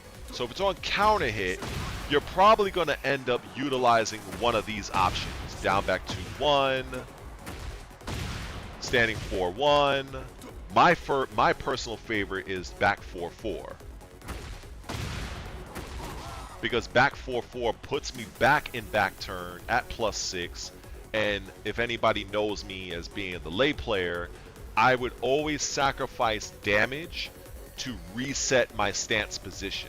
I've always been like that in my entire Tekken career. I will sacrifice an extra 10 points of damage to keep you in the actual blender, so to speak. Yeah, Fancy, yeah, he's a good guy, but it's just to illustrate, you know, there are several things that you can do with your respective character, knowing the frame data, and understanding that if you are plus on something, you can try to use different moves to see what type of trade advantages you can have with your character. And I guarantee you, you may find yourself very surprised. Now, instead of me doing down forward 2 after that, it is possible for me to do the forward 3. It's a little bit tough for me because I need a new controller because my D-pad is kind of trash. So let's say if I do bop, bop. So you see, I get the knee from there too. But it's a little tricky because it's because you have to do a double input. You have to dash right and hit 3, whereas you're just doing down forward 2. But it works because, you know, this move. Well, if you it kind of does come out in the same frame because if you factor in the initial double dash before you hit the button, you have to factor that in. So it's probably coming out at the same frame anyway. But it is still an option that you can leverage. You know, it's a little tough for me, like I said, because my D-pad is trash. But as you saw, you know, it is still possible to kind of do that, you know, whatever. So yeah, that's definitely something good to know. Um, oh, another, I actually showed this to my friend because is there anything else I want to show with Raven? I think for right. Oh, you know what? Yeah. So with Raven specifically, before I move on to, I want to show something with Victor actually. Um, so with Raven, one of the best mixes, I remember I mentioned this early in the stream, is when you pair up certain moves that are very close in frames, uh, they work synergistically together. For instance, this move, up forward 3, is one of Raven's best moves. Now you may say, it's 29 frames. But if you look at this, it's safe. Now throughout the history of Raven, down from Tekken Tag Tournament 2, Tekken 6, this move has been changed several times. I think in Tekken Tag 2, I forget which one. One of them, you needed a counter hit. But in this game, it's natural. So, the fact that this is a perfect low crush, and it's completely safe on block, the move is amazing. Now, you pair that move up with down back 3. Why? Because down back 3 is 28 frames. Actually, on the screen you see it says 28-29. So that means your opponent has 1 frame to decide whether or not Raven is doing this or this. and I tell you this much. If you really want to experiment, and you probably already know this, but just for shits and giggles, just to kind of show this off. Because sometimes I'm like, you know something? I want to experience what this feels like.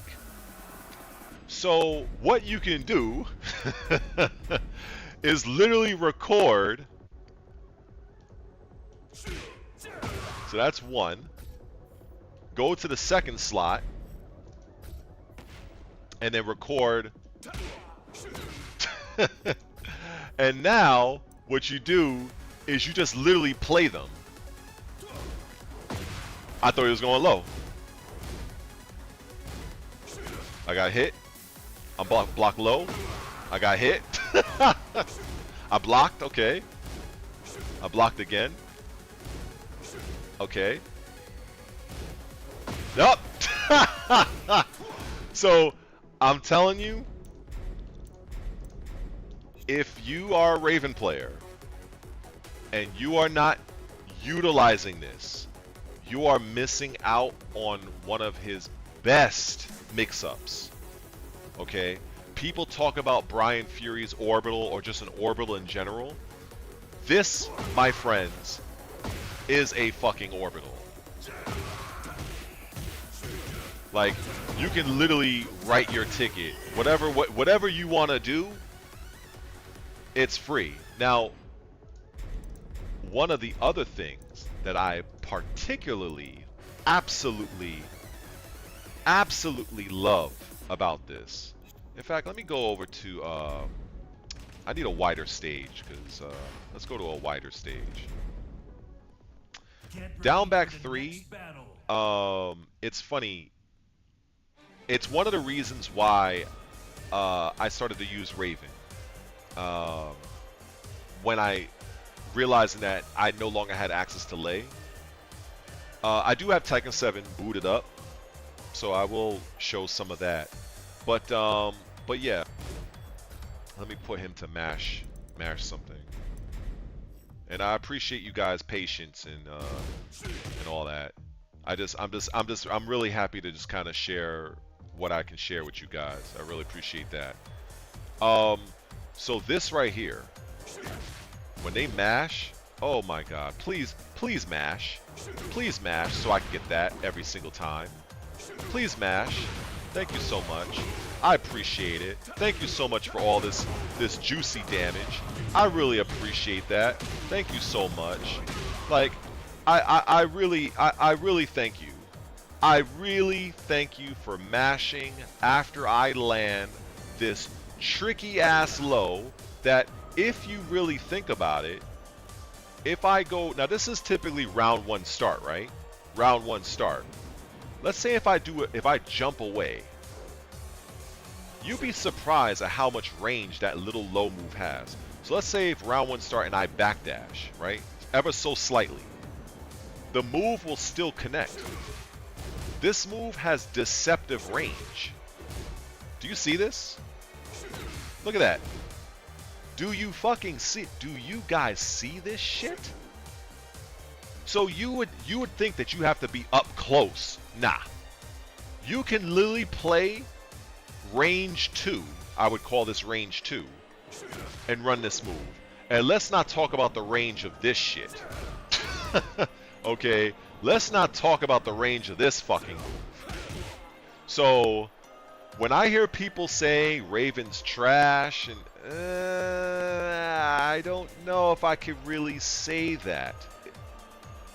You can make the argument for Season 1 because he had these same tools as Season 1, which is why I had a little bit of hope for the character.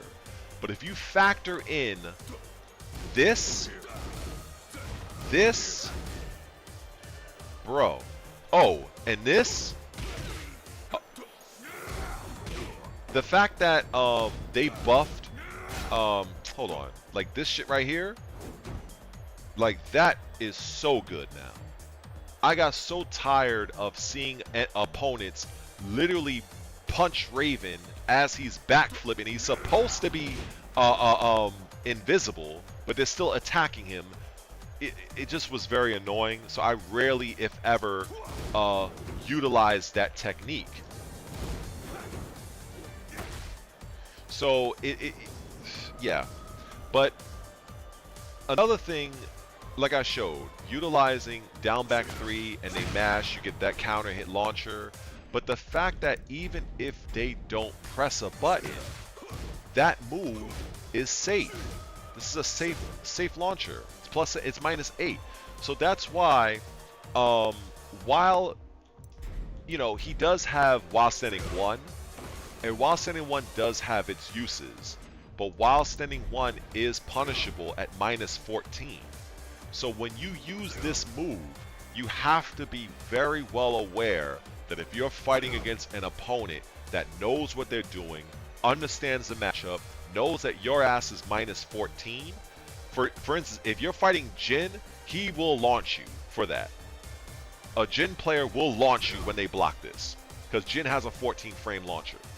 So you have to weigh the risks of whether or not it's worth doing this. Because a lot of times, people are typically going to use this, and they're trying to go for that mix, right? They're trying to do this.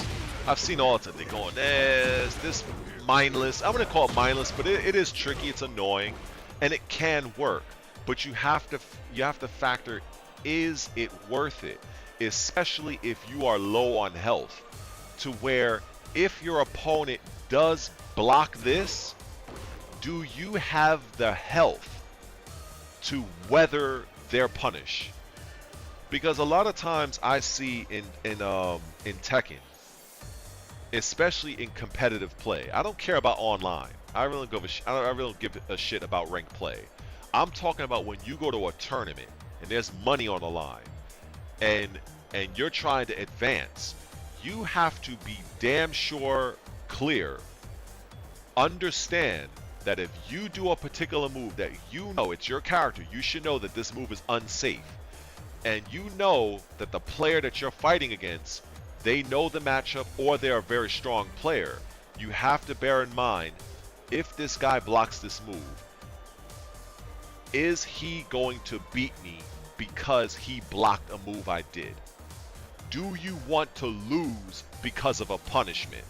Or do you want to lose because the opponent just happened to mix you up or they happen to just catch you with some good shit? I guess the point that I'm trying to say is, do you want to be your own worst enemy? Because so many times, like for instance, I'll give you an example with Lei. And I can tell you, I've seen this so many times with Lei play. In fact, if you permit me, thanks to Xbox Series X, I can do a quick resume. So we're going to jump on over to my character now. We're going to go to my boy. So back when I was playing, I ended up True Tekken King or whatever. So I would see this shit so often with Lei players. Oh my god. Because I have to show this. In fact, let's go to Maven. Let's go to Maven. Good old Maven. Alright. Yeah, back 2 is what's up. Back 2, I really like that. I like that move. I liked back 2 with Raven in the older games where it caused a knockdown. I really enjoyed it. And if I'm not mistaken, I believe for a while that move was safe on block. But yeah, so with Lei, for instance, oh, and I gotta say, if going from Tekken 8 to Tekken 7, you truly start to appreciate the practice mode options that you have in Tekken 8, because when I first did this, I was like, how the hell do I make the guy throw punches at me? And I'm like, oh shit, yeah, the options aren't as robust. But so many times with Lei, a Lei player would be doing good, you know, they'd be doing good in tournament, and what ends up happening, they do some shit like this. Oh, good. Now they're minus 26,000 on block, a move they didn't need to do, or down back fucking 4. I've seen, bro, all of you chat people in the chat, nothing grinded my gears more than seeing people use my character in tournament and they're doing good and they have their enemy down to like maybe 50% or even lower, and they just have to do this whack ass fucking move. Oh my god. And what ends up happening? The person blocks, they launch Lei, take 80 to 90 damage, and that's it. Like, and then I'm like, what are you getting? What do you get? So I'm risking a full launch punish just so that I can get 31 damage? So for 31 damage, so if this lands, it's 31 damage. I don't get no real Oki setup.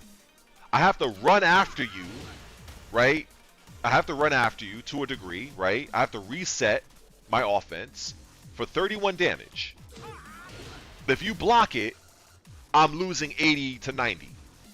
That is the thing I could not stand when I used to watch Lei players. I could not fucking stand it. When all you have to do, if you want that damage, check this out. If you really want 31 damage that bad, you know what you could do with Lei? You could just simply do this. Back 4. Back 4. Let's hold on. Back 4, down 1. So that's 29 damage. 29 damage. And I'm completely safe. And from here, Lei is +5. Still in back turn. I exhibited no real risk. Back 4, as I said many times, and don't worry, I will get back to Tekken 8. You know, allow me a little Lei time. You know, but I've always said that when Lei was first brought in, ironically, it was 2017, and he was released on my birthday, September 6, 2017. At that time, I had already walked away from the competitive scene. My last tournament was at Defend the North here in New York. I took top 8 with Steve Fox because Lei at the time was not in Tekken 7 back then.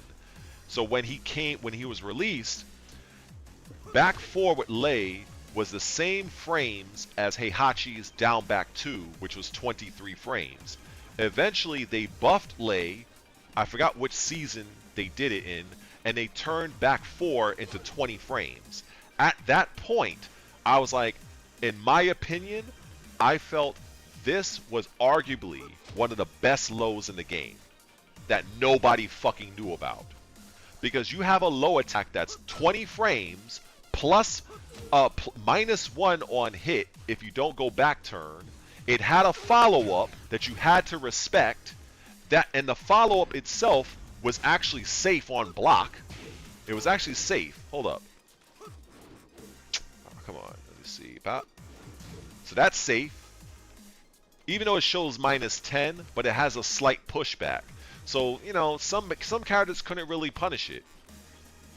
And they had to respect it, because if you were to try to do back 4 and go and do your stance mix-ups, if your opponent would be fearful to respond and retaliate because they were fearful of the follow-up. And it wall splatted. So, and let's not talk about the fact that if the move was on counter hit, you're +3. And +9 going in the back turn. So this was one of Tekken 7's closely guarded secrets that a lot of people did not know about Lei. And then another thing about Lei that I actually learned, and I never showed this with anybody except my closest, well, I want to say my closest friend, but he's definitely a friend, and it was an idea I had from an amazing player out of Korea named Cherry Berry Mongo. He's CBM. He's a Jin player, right? And back then in Tekken 7, Jin, his main shit was forward 4 and standing 4. Yeah, that was his mix, right? Because both attacks were pretty much similar frames. So I said to myself, okay, well, what can Lei do that's similar? And I found it. Lei could do up forward 3, which is 16 frames, and because Lei can cancel his stance, this became a safe launcher. And on counter hit, it's free combo. Free fucking combo. It's been a while since I've done this. Oh, I'm bugging. Yeah, it's been a while. I'm trying to remember, what did I do? Yeah, it's been a while. But yeah, so that was definitely one of the best launchers. And then even on regular hit, he's +11. So what happens if they try to sidestep? Lei has forward 4. And the thing is, what I came to learn about forward 4 is, much like Raven's down forward 1, this was a move that tracked both directions for Lei, but it was never put in the command list. So forward 4 with Lei is an actual homing move that nobody really knew about, because it was never displayed on the actual practice options. Like this right here, this is one of Lei's tracking moves, right? Down forward 3, right? But forward 4 tracks both directions. So when people would try to sidestep me doing up forward 3, and I would know that, forward 4 tracks. Now, another thing was the mix between sidestep 4 and back 4. If you notice, back 4 is 20 frames, sidestep 4 is 21 frames. So that means you only have 1 frame to fuzzy guard, and that's not enough time. And if you listen to the sound Lei makes. Lei makes the same sound for back 4. But if he does sidestep 4, listen to this.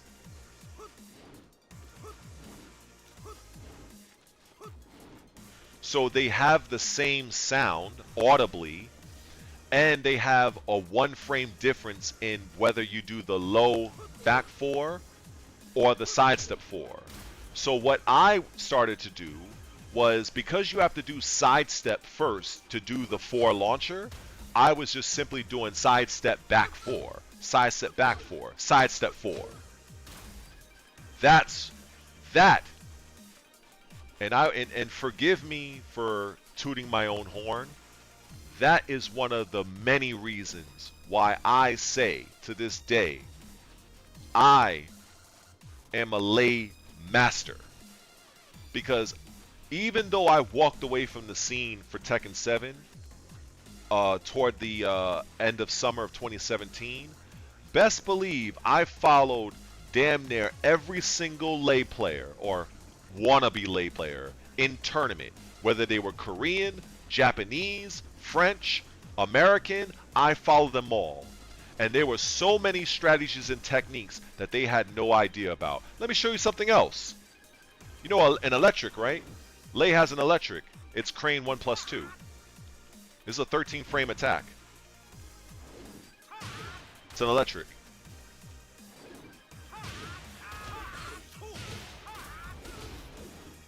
That's what Lei's electric. Oh, and you know what's funny about this move? This move is 13 frames. So you know it's also close to that move, right? You know what's close to that move? Crane 3. Crane 3 is 14 frames. So this is the reason why, if you do Crane 3, excuse me, that's all natural. If the Crane 3 connects, all that lands. And also, every single attack in that string is delayable. So 3, 4, so 3, 4, 2, 3, 4, 3, 4, 2, 3. Every single string. So what ends up happening now, because Lei can't block in this stance, what ends up happening is this becomes more of a bait. Because if your opponent is coming at you aggressively, Lei shift right into Panther.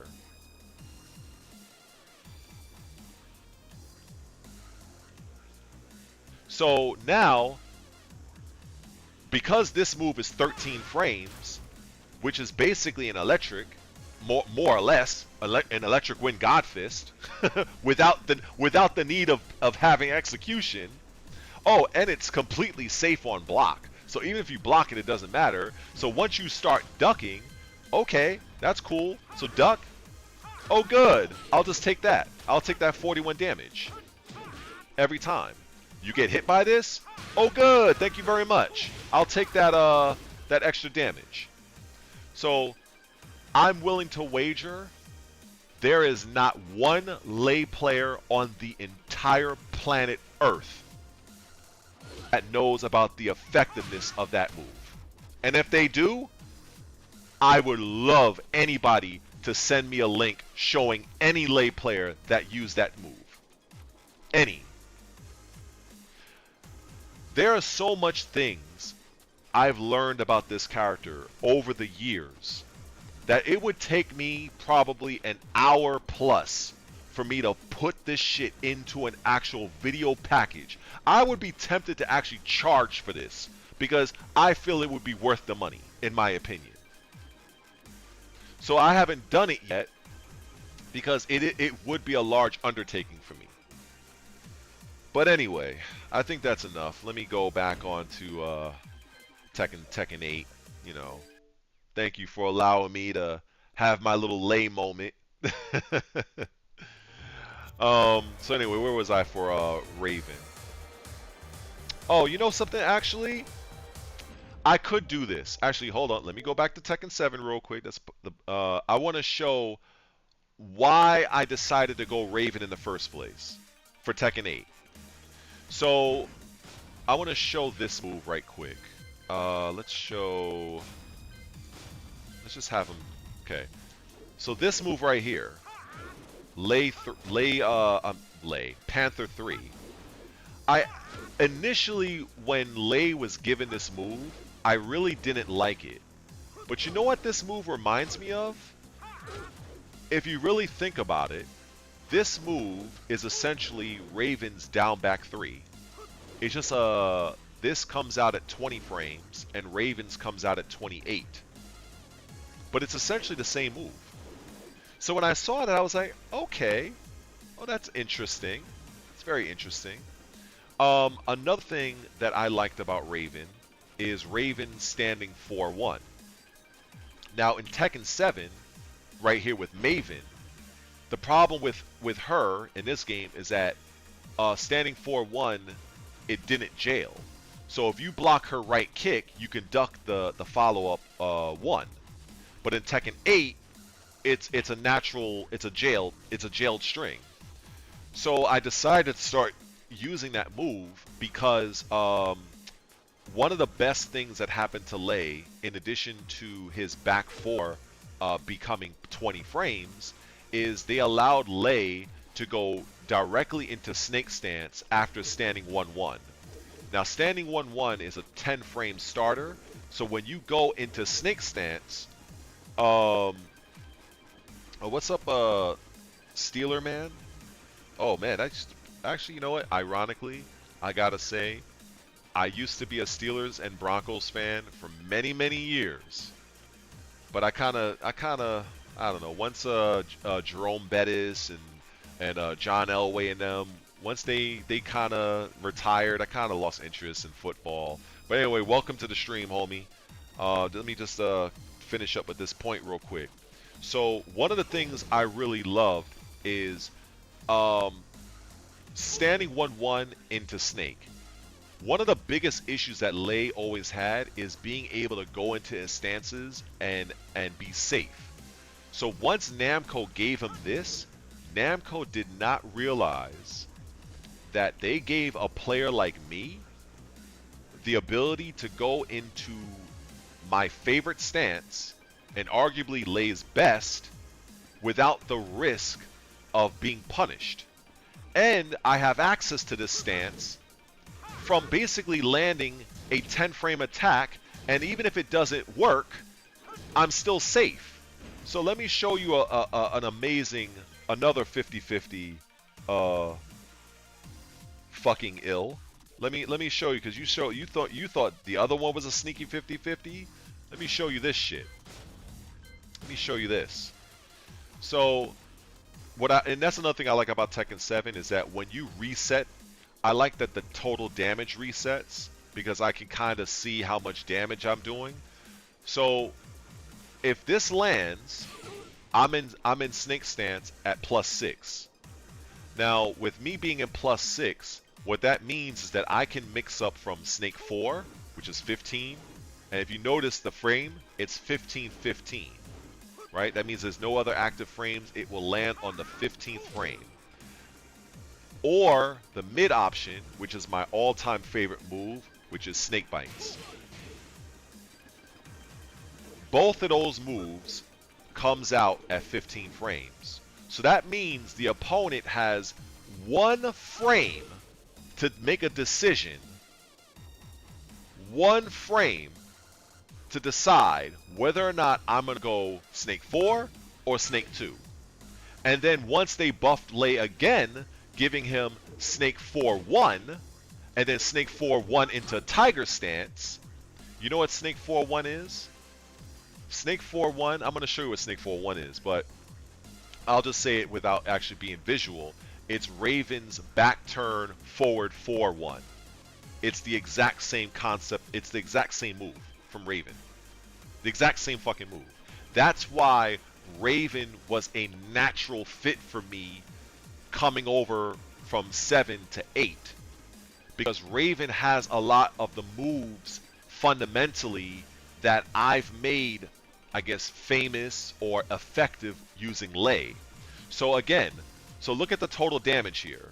We're just going to go through a scenario. Let's say, more often than not, what ends up happening is I will typically land standing 1-1 on counter hit because somebody's trying to press, right? So this will land on counter hit most of the time. That'll be 23 damage. Now watch this. Watch the total damage from scenario 1. So total damage right there, as you see, total damage was 49 damage. You see that on the screen, right? We'll do it again. Standing 1-1, 49 damage. Now if I do the mid option, that's 66. Now if you add 66 plus 49, you can get an idea of how the damage racks up. And we're talking about a move that and there really isn't lay players that I've seen run this into the ground like me. I've terrorized the Xbox Live community with this shit all fucking day. Because to me, if they block it, it doesn't matter because I'm still in Snake and I can still block. So basically it's like, okay, you blocked it this time, let's see you block it the next time. Oh, now you got hit. Now it's time for you to guess between this or this. Good luck. So I ran that into the fucking ground. And I can guarantee you, and I know I don't mean to sound too cocky, but I can guarantee all of you, if I ever went back then to any major tournament and I was on live stream and people were seeing me do this, I guarantee you, less than a week later, every lay player would be X-copying my shit. Everyone. And I know this because the lays I would watch toward the end of Tekken 7, they were not using this. Maybe some at times, but it was not a part of their core offense. All I saw was they were trying to ha-ha step away. I hated that. It's just fucking corny. I never liked that aspect. You know, I respect its effectiveness, but I wanted to be the lay player that got in your face, put you in the blender with extreme prejudice. To where your hope of beating me was a Hail Mary hop kick. That was most people's defense against me, was trying to hop kick me away because they could not defend against me. I didn't care if you were any of the elite Tekken 7 players I came across. That was usually people's defense against me. Fuck it, we're just gonna hop kick them. It is what it is. But anyway, I say all this to say this. Lay's standing 1-1 into Snake. Let me show you. Oh yeah, so to recap, standing 1-1.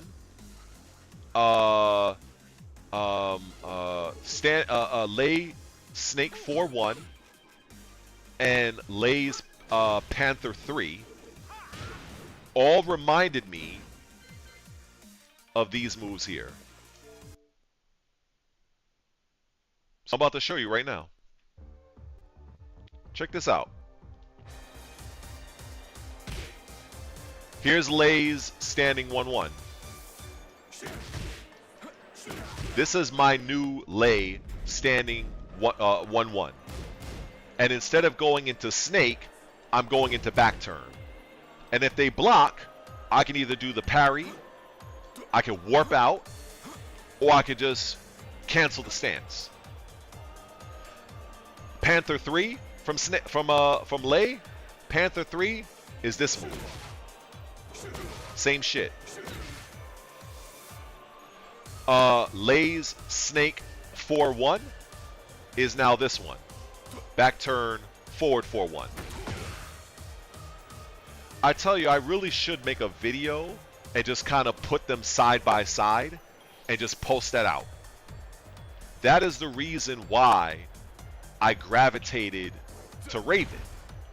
But it didn't happen right off the bat because I still had Brian, I still had Steve Fox, but I didn't like the changes they did with Steve for Tekken 8 because I felt like they made Steve into like a fucking a Fengwei 2.0 with over here, over here, over here. Like, I'm like, what is this shit? You know, and I get it. That's kind of like how Steve is now, but to me, it was just really like, it's like playing Fengwei with the Kempo step. That's basically the whole premise of Steve Fox at this point. So I was like, all right, I kind of lost interest in Steve. Then I was like, all right, I'm gonna yeah, my spirit animal for show, for show. And then and then with Brian Fury, I was like, all right, I was feeling Brian, but then I was like, I realized, man, Brian is kind of busted in this game. Like he's kind of like, I wouldn't say Brian was broken, but I was like, damn, he's mad powerful. But I don't think people realize how powerful he was. I think people are now starting to realize how strong Brian is. And so a lot of times when I would hear main man, main man would be like, oh, Brian is like this technical character. And I'm like, bro, I respect the main man's opinion on things, but I'm like, brother, this guy, Brian is very strong. Brian is a very powerful character.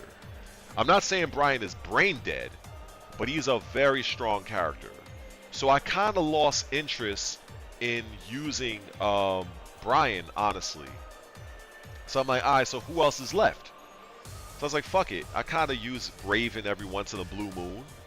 And then I started to realize, holy shit, okay, so my lay tactics of standing 1-1 into Snake, I was like, oh shit, I could just do standing 4-1, and while standing 1-1 with lay was a 10-frame startup, 4-1 is 12, but that's still not bad. And Raven's kick, his right kick has some decent range, you know what I'm saying? And the fact that they buffed it to where now, just to kind of show it, I mean, I'm pretty sure everybody knows it, but just to kind of highlight it, you can see here, right? You have to take this string. You have to take this. So when I saw that, I was like, okay. Then I started to piece it together, and then that's when I realized how strong the mix was between, because I would never see Ravens use this. I would sometimes see Raven players use this move to close out a round.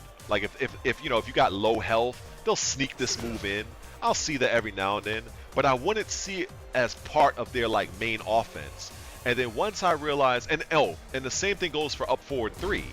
And at first I was like, yeah, this move fucking sucks. I was like, yo, this move is like 29 frames. Who the fuck is gonna wait around for this shit? But that's when I realized, oh, this is 29, this is 28. That's a perfect mix. Perfect mix. So yeah, that's when I started to piece it all together. I was always well aware of the Immortal Souls, right? Like, he's a very, very strong Raven player and an amazing content creator.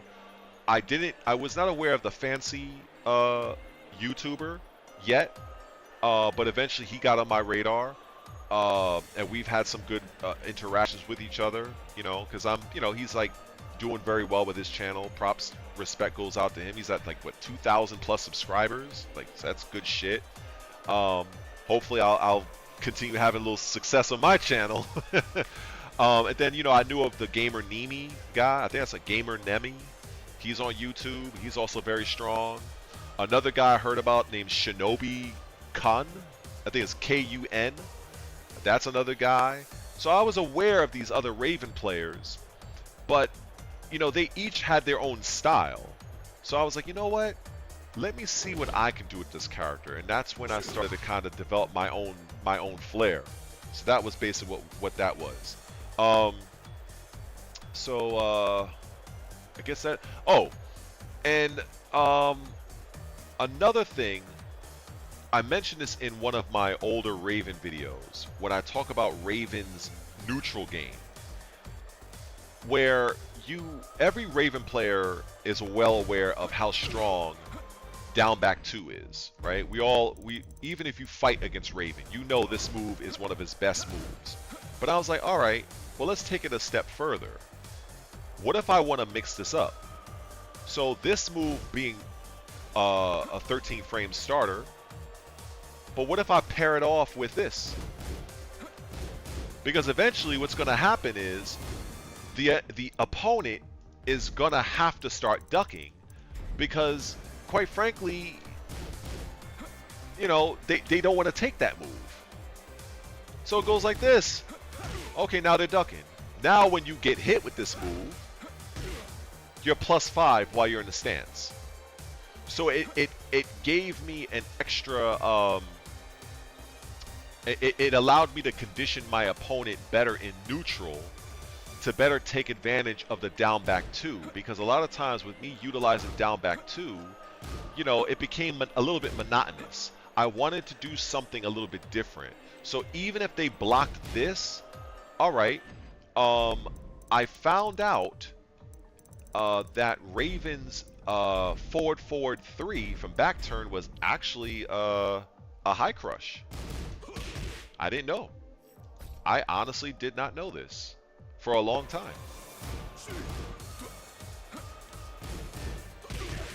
Can I get it from here?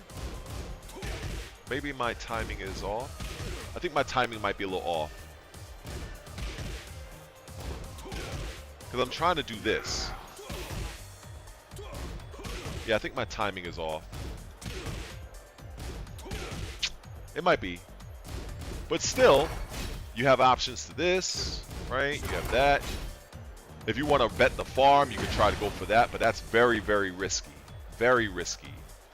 You have, you can warp out.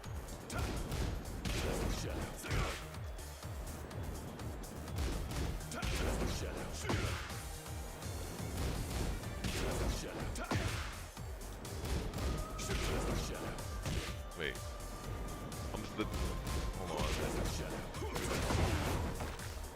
So there are definitely options, and then I learned about the quarter circle forward 2, which has been buffed, because that move used to be 25 frames and now it's 22. So, and then you have you know, this right here, which is great. This right here is amazing, because I showed the example before where if I do down back 3 and it gets hit and they mash, you know, we're going for a ride, basically. You know what I'm saying? I absolutely love that. But you can get the same situation by having them block this. It's the same situation. Same exact situation.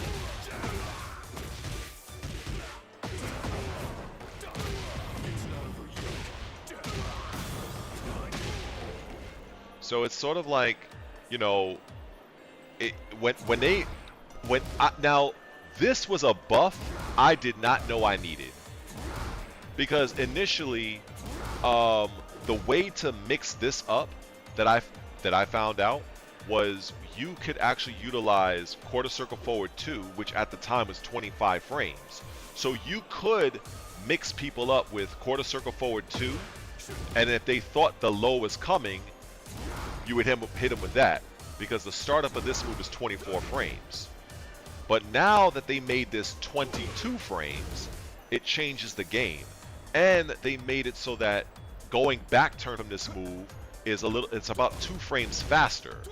So now you can essentially mix your opponent up from just simply doing this and canceling it, or following with the mid, and even that's safe. So there's so much utility from running this particular move. So much utility. So much utility. But anyway, I've yapped and yapped and yapped. Does anybody in the chat have any questions for me? Any character that you want me to put on the screen or whatever? Because I don't want to feel like I'm just kind of talking to y'all to death. You know what I'm saying? So unless y'all just want, y'all content with me yapping, you know, or maybe you know, any of y'all oh, Leroy, wow, I was not expecting that.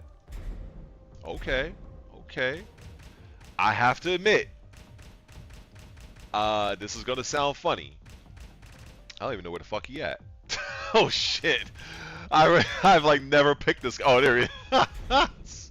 Yo, I'm dead ass. I really didn't even know where he was on the character select screen. That's bad, I know. I'm sorry. I did not mean to do that. Holy shit. Get ready for the next battle. But alright, truth be told, I really don't know anything with this character. Outside of he has a bit of trickiness to him. He has several strings. He has a very good counter. And I will admit, between Leroy and Reina, and sometimes Lydia, they actually gave me the hardest time back when I was doing online ranked, like a lot. When I was doing season 1 ranked for Tekken 8, those are the characters that kind of gave me the most trouble with Raven, because back then at that time Raven was, in my opinion, I felt Raven was the worst character in the game, in my opinion. Now not so much. Raven is very strong in this game, in my opinion. But I just didn't really know the matchup with Leroy.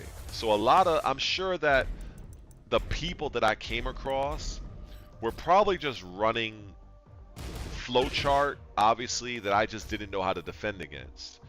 I did see some good moves. Every now and then I did see, like for instance, I would see this move. This would like be a counter hit combo starter if I'm not mistaken. That move, I remember I got hit with this too. How'd I do that? Oh, this shit. Yeah, this right here. And I was like, yo, that's safe. And I was like, a lot of times I didn't know the properties that he had. I knew he had a stance. Let me see. There we go. This right here. So I wasn't really sure. But so yeah, this is the perfect. I don't know jack shit with this character. So if I start, so just to kind of use, this is a perfect example. So if I'm learning this character from scratch, the first thing I'm looking at is, what is his down forward 1 looking like? Okay, so his down forward 1 is -6. Okay, does he have a follow-up? Okay, he doesn't have a follow-up. I think it's both punches. Okay. Now what can he do from there? Let's see. Oh, okay. So that move is designed to catch the person mashing buttons. Now, is that safe? It probably is not safe. Let me see. Oh, actually, no, wait. We'll just have him respond later. Okay. 5 or more hits. Let me see if that works. Okay, so it's -10. That's very good. That's very good. Wow, okay. That's very strong. To do that, and only be -10? That's godlike. Let me see.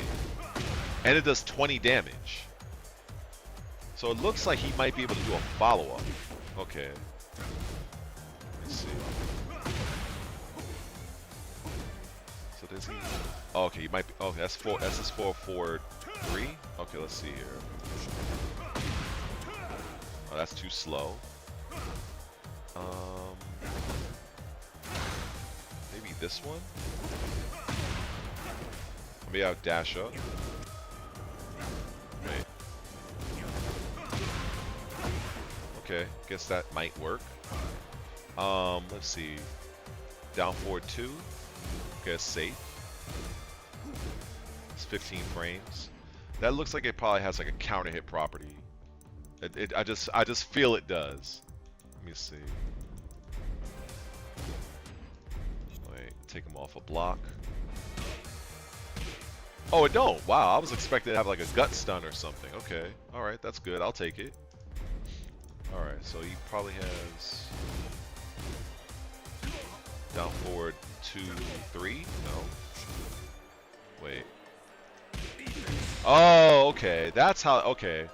I've seen this move so many times. Okay, so that's how you do it. It's both punches afterwards. Alright, so what's the... This is on block. Wow, this shit is hella negative. Okay. Okay. So you can't delay it either. So you have to commit to this. Okay. So that you have to have a very hard read with Leroy. Unless you just fight somebody that doesn't know the matchup and they may not know that you can launch him for that. Okay, okay. You know what? Honestly, I feel like if they want it to be fair, I don't know. I would probably give him the ability to delay this move, given the fact that it is so negative. It's kind of like the exact opposite from King's down forward 2-1, right? Because King's down forward 2-1, both attacks are safe. It's a counter hit combo starter, but I mean, like, it's like all upside. Whereas Leroy here, from what I'm seeing, this move here, you have to commit to this move, and it's minus 18 million on block. You know, I think for a situation like that, that's where you would allow a player to have the string delayable. That's what I feel that you know, in my opinion. So let's see. Okay, so that's his down back 3. Oh, and chat, if you guys want me to switch characters or whatever, but I'm actually legitimately exploring this shit real quick. But if you got any questions, shit, we can talk about WrestleMania if you want. I don't give a shit. I watch wrestling, combat sports. Thing is, I don't post about those things because I honestly feel that none of y'all will be even watching the video. Like, case in point, I put out a video. Oh man, I put out a video showing some upcoming retro style games like Shinobi, the Ninja Gaiden Ragebound. That video got like about 80 views, and I even lost a subscriber off of it. So I felt like, oh man. And then next thing I post the Tekken video, I got like 300 views. I'm like, shit, I guess nobody wants to see anything else. So yeah, so it's been interesting doing this YouTube thing. But yeah, you know what? I'm looking forward to seeing who's gonna win in that WrestleMania shit. I'm looking forward to seeing what's gonna happen with the Nintendo Switch situation, with them overpricing that fucking console. So yeah, but you know, I guess I gotta stay with Tekken, I guess. All right, so let's see. So that's down back 3. Okay, so I can already see, you know, this is what you're supposed to do here. Mix up from the stance, which is +5. Okay, so let's go. So if he's +5 on the stance, that means what I'm looking for is, what does he have that's 15 frames? So that means his 15 frame, if he has a 15 frame attack from his stance, that means it'll be a trade. Yes, Switch 2, I will say. In fact, you know what's funny? Around the time I created that little bit of a viral video that brought most of you guys to my channel. Before that video, I had a Switch video that did pretty well for me as well. And I think I have it titled, I think some of you may have commented on it. It was $450 for this. That was the title of the thumbnail. And when I learned that that system has the equivalent capabilities of a PlayStation 4 Pro, and you're asking for $450 for that, and we all know that with tax, that brings that shit almost in line with what, an Xbox Series X, a PlayStation 5. So you're trying to convince me that your Nintendo Switch 2 is on par with a Series X? Get the fuck out of here. Like, no. You're trying to convince me that your little Mario Kart World is worth $80? Bruh. You're not gonna hit me in the head with that. Nah. Nah. That ain't happening. Anyway. So yeah, that's a no-go for me. Alright, so let's see. So does he have a 15 frame move from here? That's 14. He probably doesn't. Alright, so he doesn't have a 15 frame. So he can't really, well, wait a second. Well, actually, if this down back 3 caused a crouch state from the opponent, then I would be able to trade with a 14 frame attack, because the fastest move from a while standing position, I'm assuming most of you guys know, is 11 frames. So if I were to, so let's say if down back 3 from Leroy place Kazuya in a while standing position, the fastest move from Kazuya would be while standing 4 at 11 frames. So with me doing a 14 frame attack, it would trade at that point. So that's another way to kind of see if you can get your trades. If you have an attack that may force your opponent into a crouch state, you would know that you can then go for trade at 15 frames or whatever plus advantage you have at that time. So if you have an attack that gave you +4 and you do a 14 frame attack, you'll trade. But if you have a move that placed your opponent in a crouch state, you would be able to use a 15 frame attack because your opponent is doing an 11 frame move. So that's giving you an extra frame of advantage to work with, so to speak. It gets a little convoluted and tricky, but if you try it out for yourself in practice mode, you'll see what I mean. But yeah, so definitely the PC market is booming. It's always going to be booming. I'm not a console guy. I'm not a PC guy. So all of you guys that were talking about the mod that's out that takes away all of the rage and what's the shit, the armor moves and the heat, I can't play it because I'm on console. But it was interesting to see. But yeah, Nintendo, I don't know. I'm gonna be interested to see just how this system performs a few months after it launches. Like, are people still gonna be playing it once they get their little Mario Kart fix? Because that's what happened with the Nintendo Wii. Once people ended up finishing their little Wii Sports, that system was in most people's table gathering dust. Let me see what else I can figure out with this character. So here, let me see. So for instance, you see, right?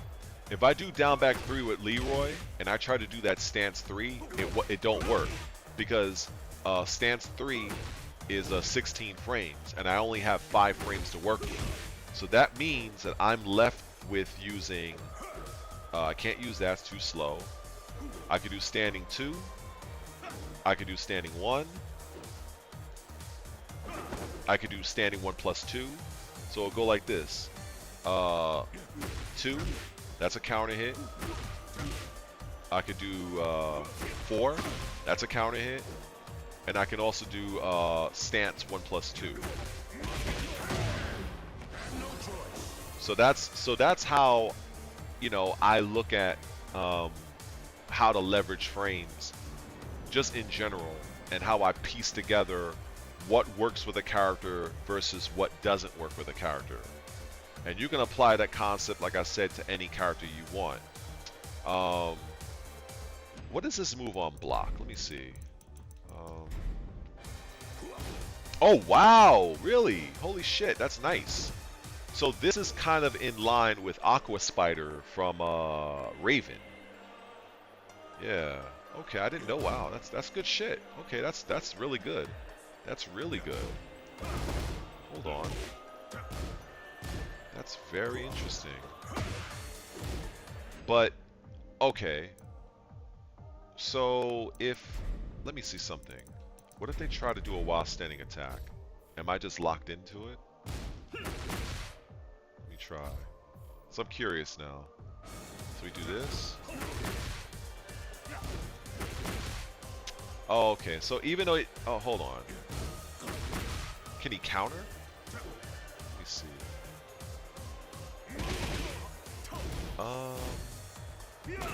Hold on. Yeah, so I think he's probably.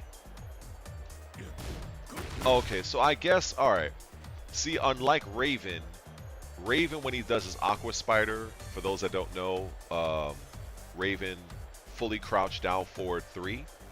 It'll put him in back turn, and he's, I believe, -9 or -8. But if the opponent chooses to retaliate, Raven can warp out or he can attack reversal. So I was looking to see if Leroy has the same options because it looks like Leroy. Nah, it doesn't look like it. If Leroy had a power crush from here, I don't know if he does. Does he?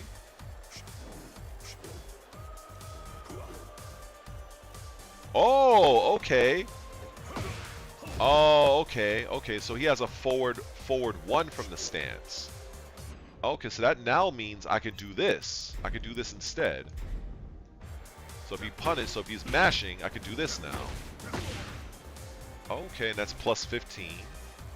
Let's see. Alright, so what does he have that's 14? Because if he's 15, if he's plus 15, I should be able... Alright, let me see. Oh, okay, I think... Okay, it could probably be like, bam, bam. Can that work? Ah, come on. That should work. Because he's plus 15. And this is a 14 frame move. Alright, let me see. Wow. Okay. Alright.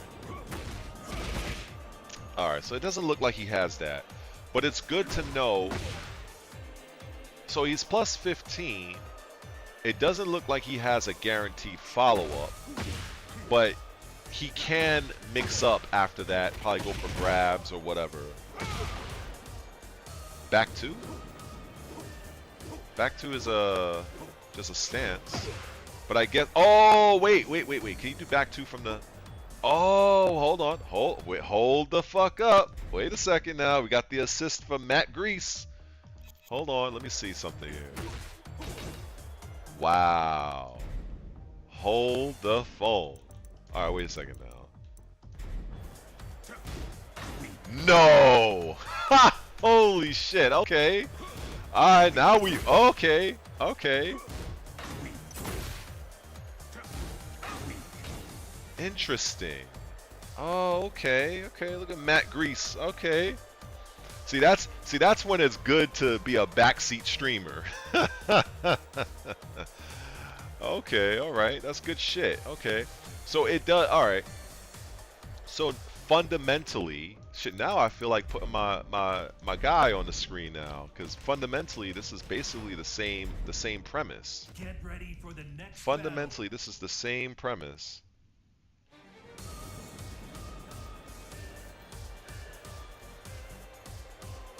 Oh yeah, man, no problem, bro. Like shit, you know, what they say, each one teach one. It's just that in you know, I've been telling people a few times in my comment section, I'm like, in Tekken years, I think I'm like 200 plus years old. Because you can see, well actually I'm glad that the camera is so far away from me, but best believe if I was on camera with a full shot of myself, I would definitely be wearing my hat, because yeah, I got like damn near no hair left from being stressed over the years with this damn game.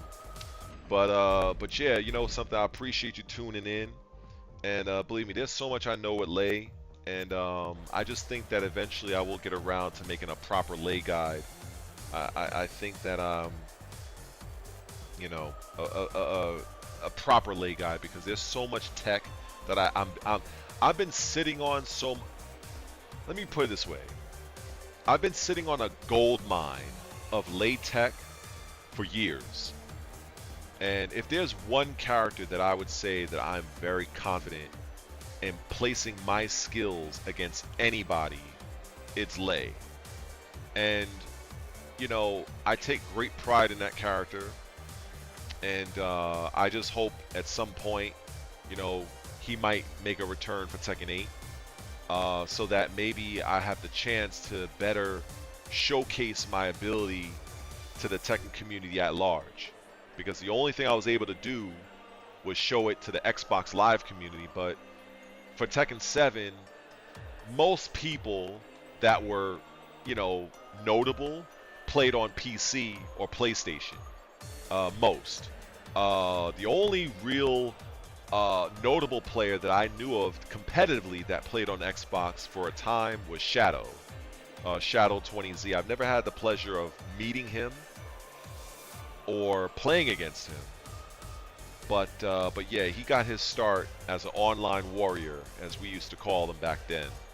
And you know, he's definitely taken off, and now he's one of the top players in the United States. So you know, my hat goes off to him.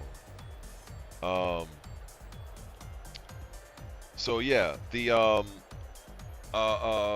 so with the I just want to show, just to kind of put it on the screen here, the one of the best lows in the game, even from season 1. Even though as much as I would bitch and complain about Raven, I could not deny the fact that this low from Raven was so godlike. It was such an amazing low.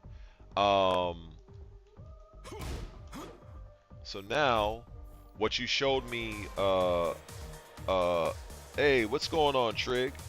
What you showed me, Matt, with Leroy, it's fundamentally the same thing with Raven. It's fundamentally the same thing. Look at that. It's fundamentally the same thing.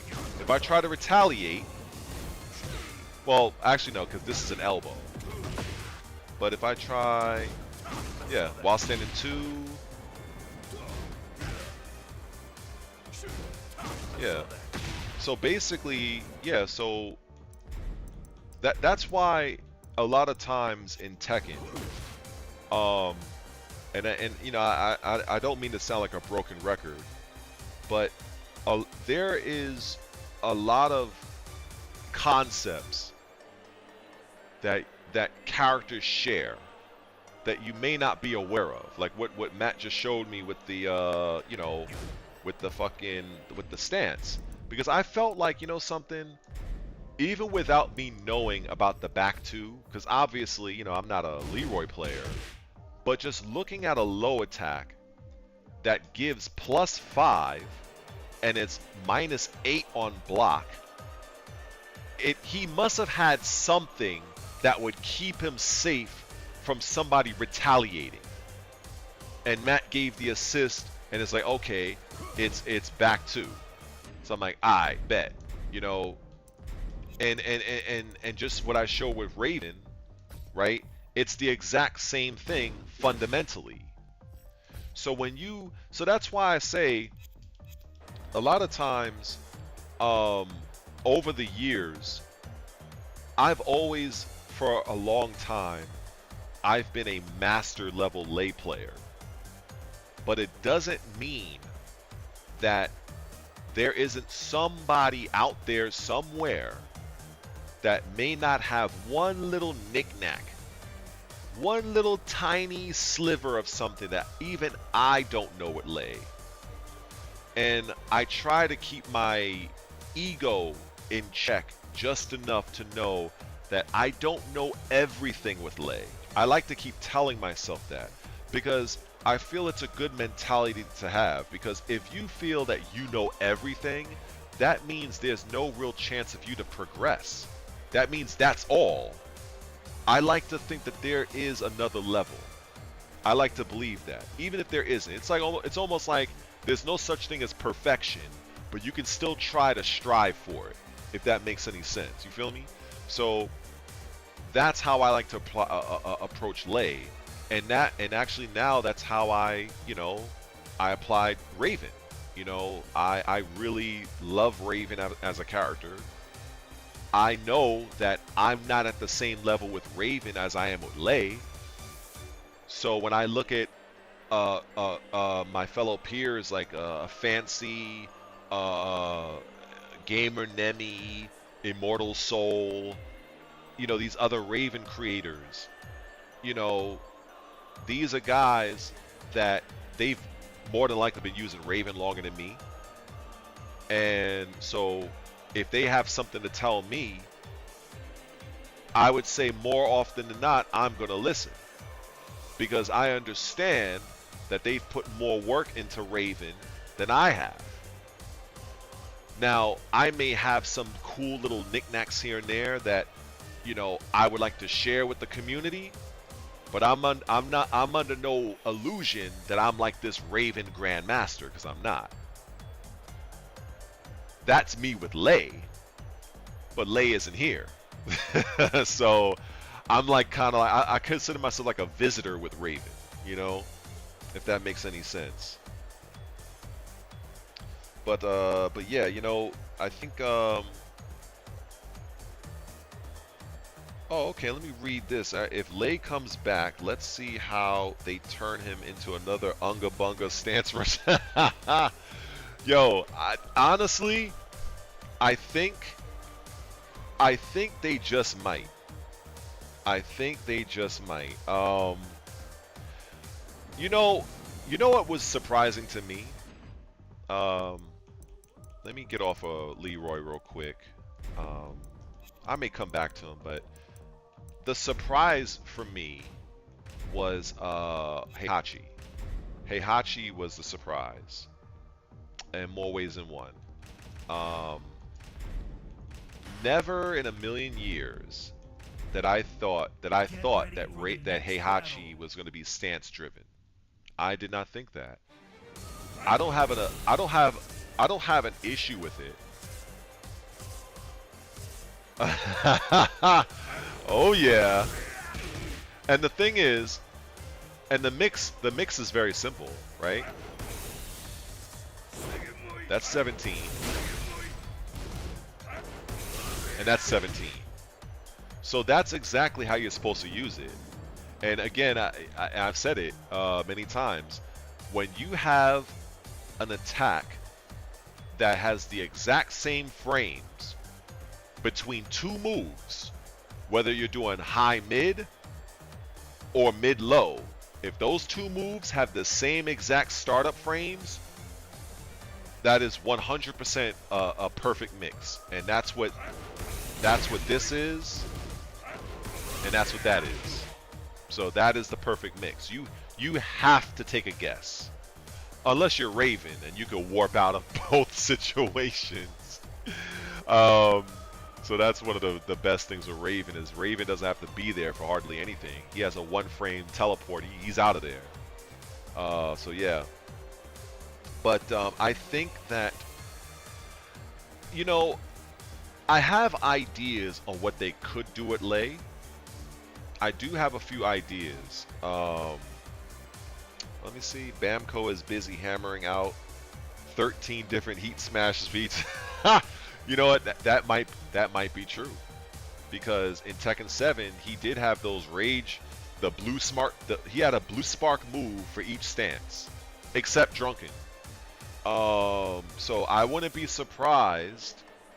But you know what? I don't know.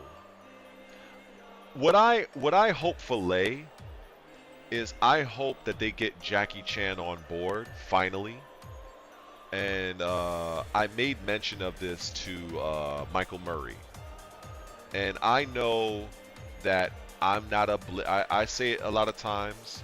And even though thanks to some of you guys that's in here that subscribed and, you know, found me on that viral little Tekken video I made, which I probably should talk about that real quick, how that even came about. But I know I'm still not a blip on a lot of people's radar. So for me to point something out, it's different than if like an Arslan Ash does it, a main man, you know, players of that caliber. So with me reaching out to Michael Murray and making a very strong argument, you know, a very strong argument to have Lei, and addressing the fact that from a character use standpoint, Lei was not as used as much as the community wanted him in Tekken 7. The data reflected that. I acknowledged that, but I also acknowledged the fact that Anna was also one of the least used characters in Tekken 7, but yet and still she was the point character for season 2. So, you know, it's like, look, if you're gonna add Anna, that kind of dispenses the logic of you not going to adding a DLC character based on character usage, because how do you explain Anna? You know what I'm saying?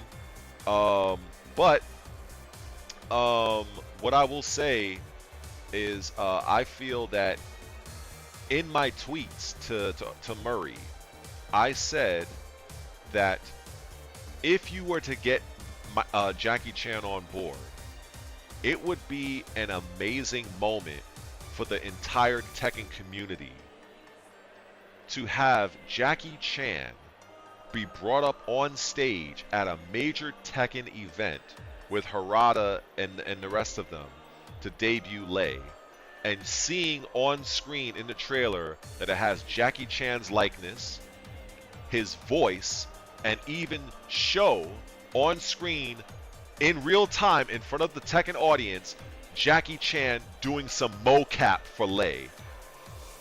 You cannot tell me that the majority of the Tekken community would not lose their collective minds. Even if those players are not Lei users, out of the sheer respect of Jackie Chan, that would fucking set the fucking Tekken community on fire. I believe that the main reason why Lei a lot of times was not fully utilized and embraced is because a lot of people, one, they did not like his play style. He was pretty complicated to pilot for a lot of players. And also, even though it's the best kept secret that he is based on Jackie Chan, but Jackie Chan is not playing him. He doesn't even have Jackie Chan's likeness. Now, when you contrast that with Bruce Lee, with martial law, when you use martial law, you know more than likely not you're using Bruce Lee. Even his mannerisms, his likeness, they kind of made Lei into some goofy idiot. And so a lot of times I felt that kind of turned off a lot of people to Lei.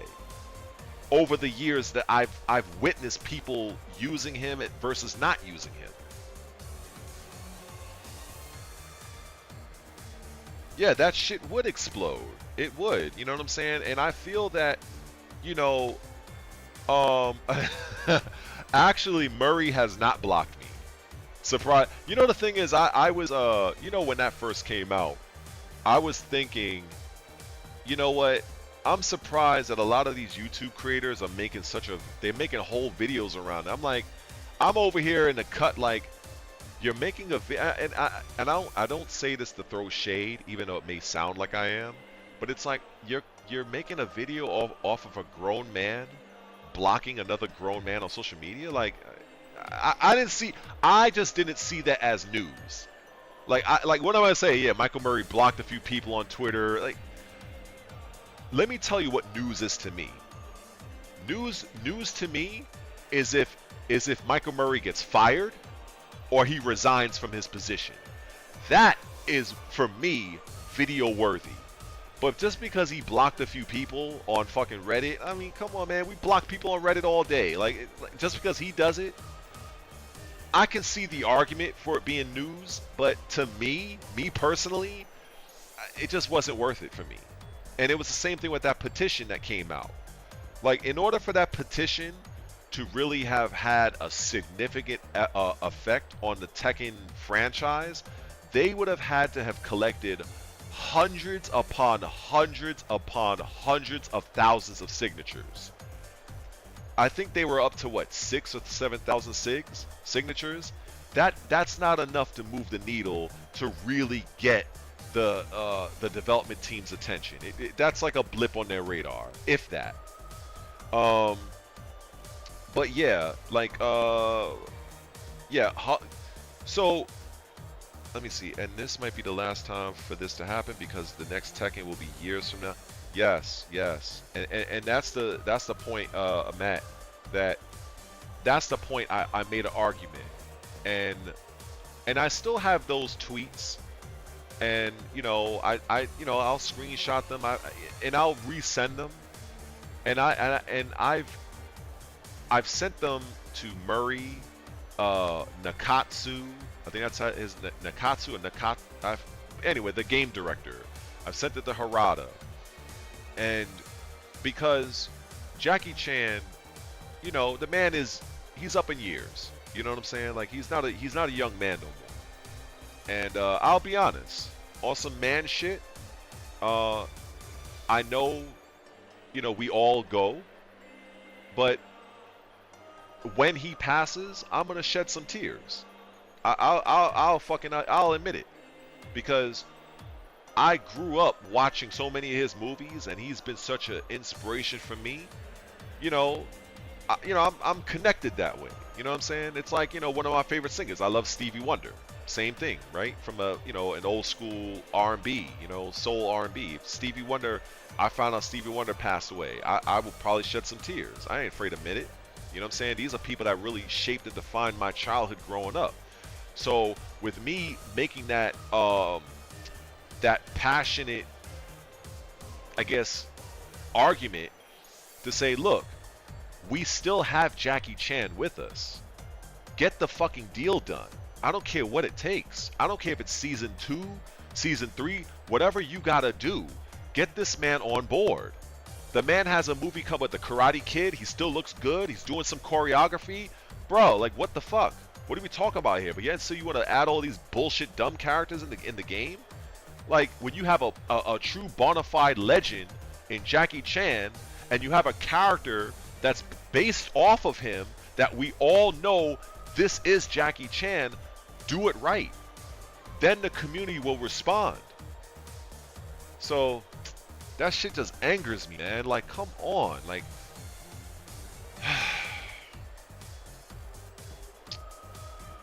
it's just so frustrating.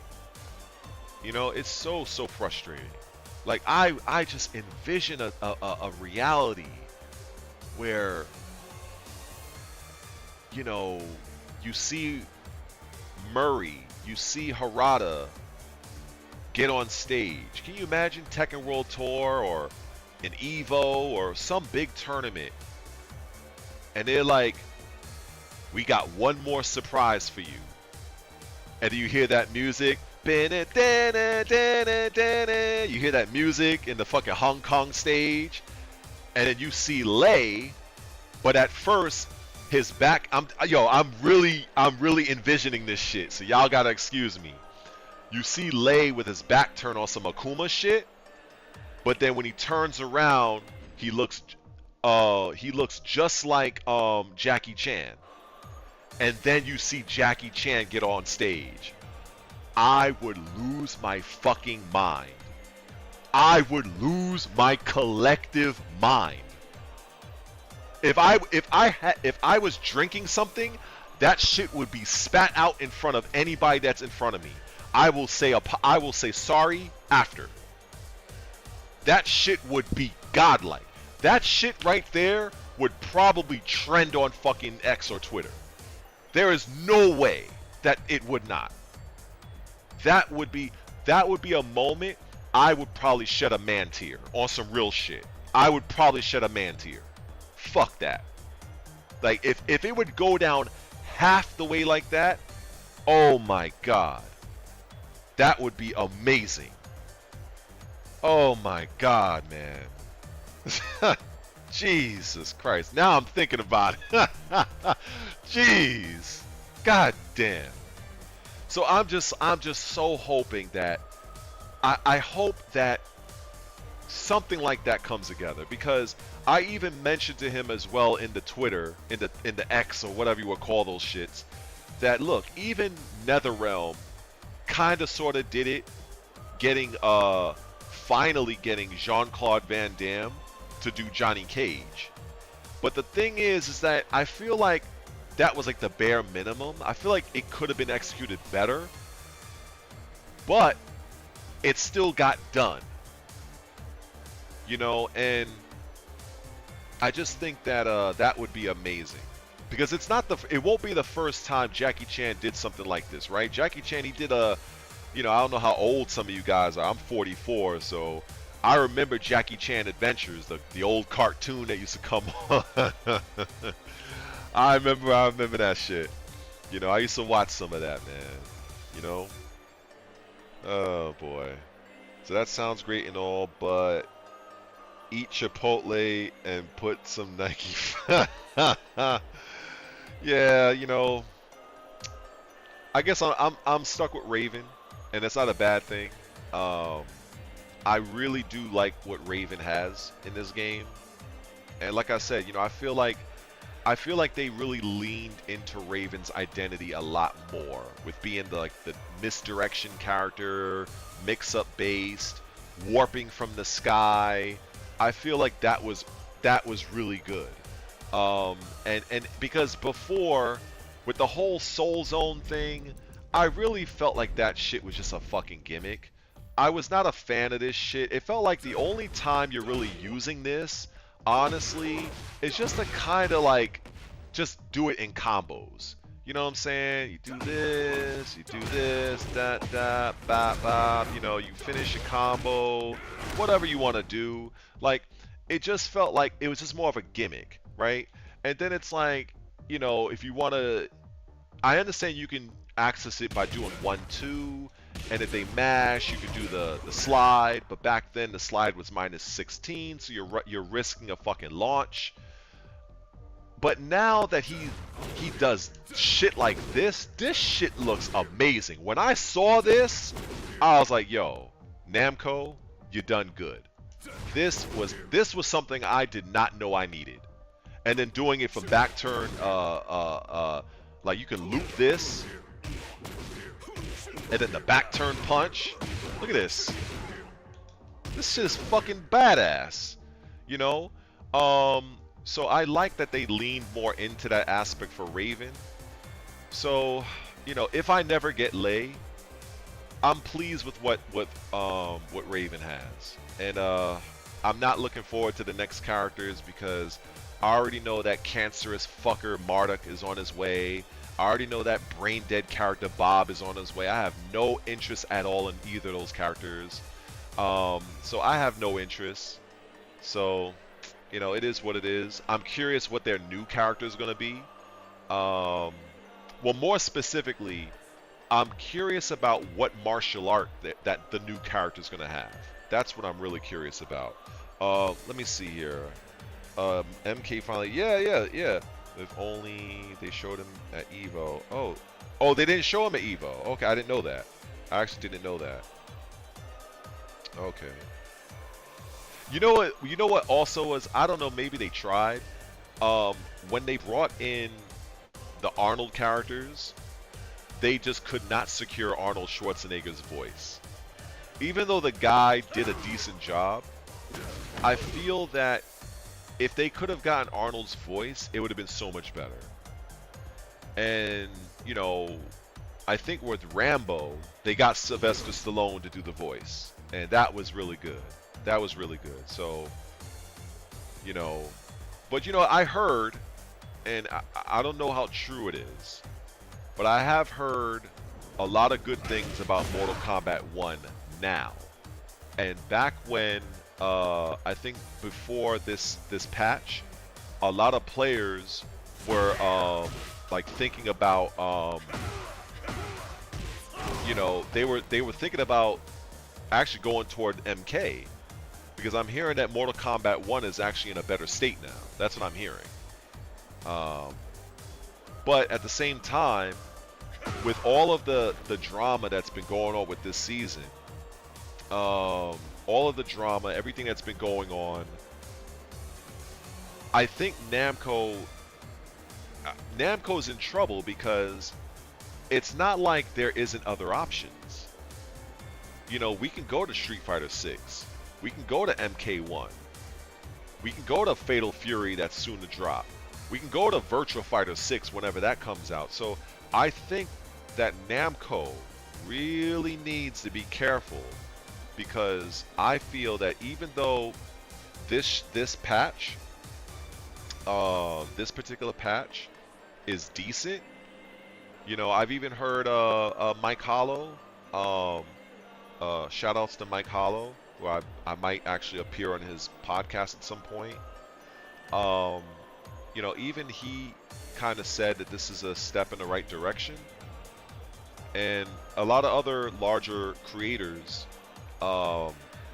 it's a good step, but more is needed.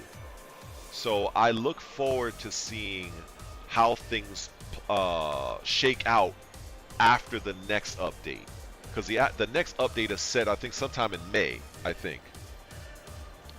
Yeah, I look forward to it. I was surprised that somebody on my X account, uh, I, I, I, I felt bad because I don't really know who it is, but I think it's somebody who may know me or know of me. I think his name is Iceblade on Twitter, and he just, I randomly, like, what, 2 days ago, I went on my X just to check something, and I see my name tagged with Mike Hollow, and I'm like, what in the world? You know, so I was surprised, and so I told Mike Hollow, I said, like, you know, you got on my radar because I would hear you talking with my other friend Tom Brady, real MK Tom Brady, and who in my opinion is one of the best fighting game minds we have. Even though I heard, you know, some people have some grievances against Tom Brady, and, blah blah blah. I can't speak to that. I could just only speak to how he and we got along, and I've always felt that NetherRealm should have hired him to really play test Mortal Kombat, because there was just too many mistakes in that franchise, and I feel that having a real established player like Tom Brady has the mind and understands frame data, understands how to balance things out, a lot of the issues that Mortal Kombat 1 had would probably wouldn't have gone down.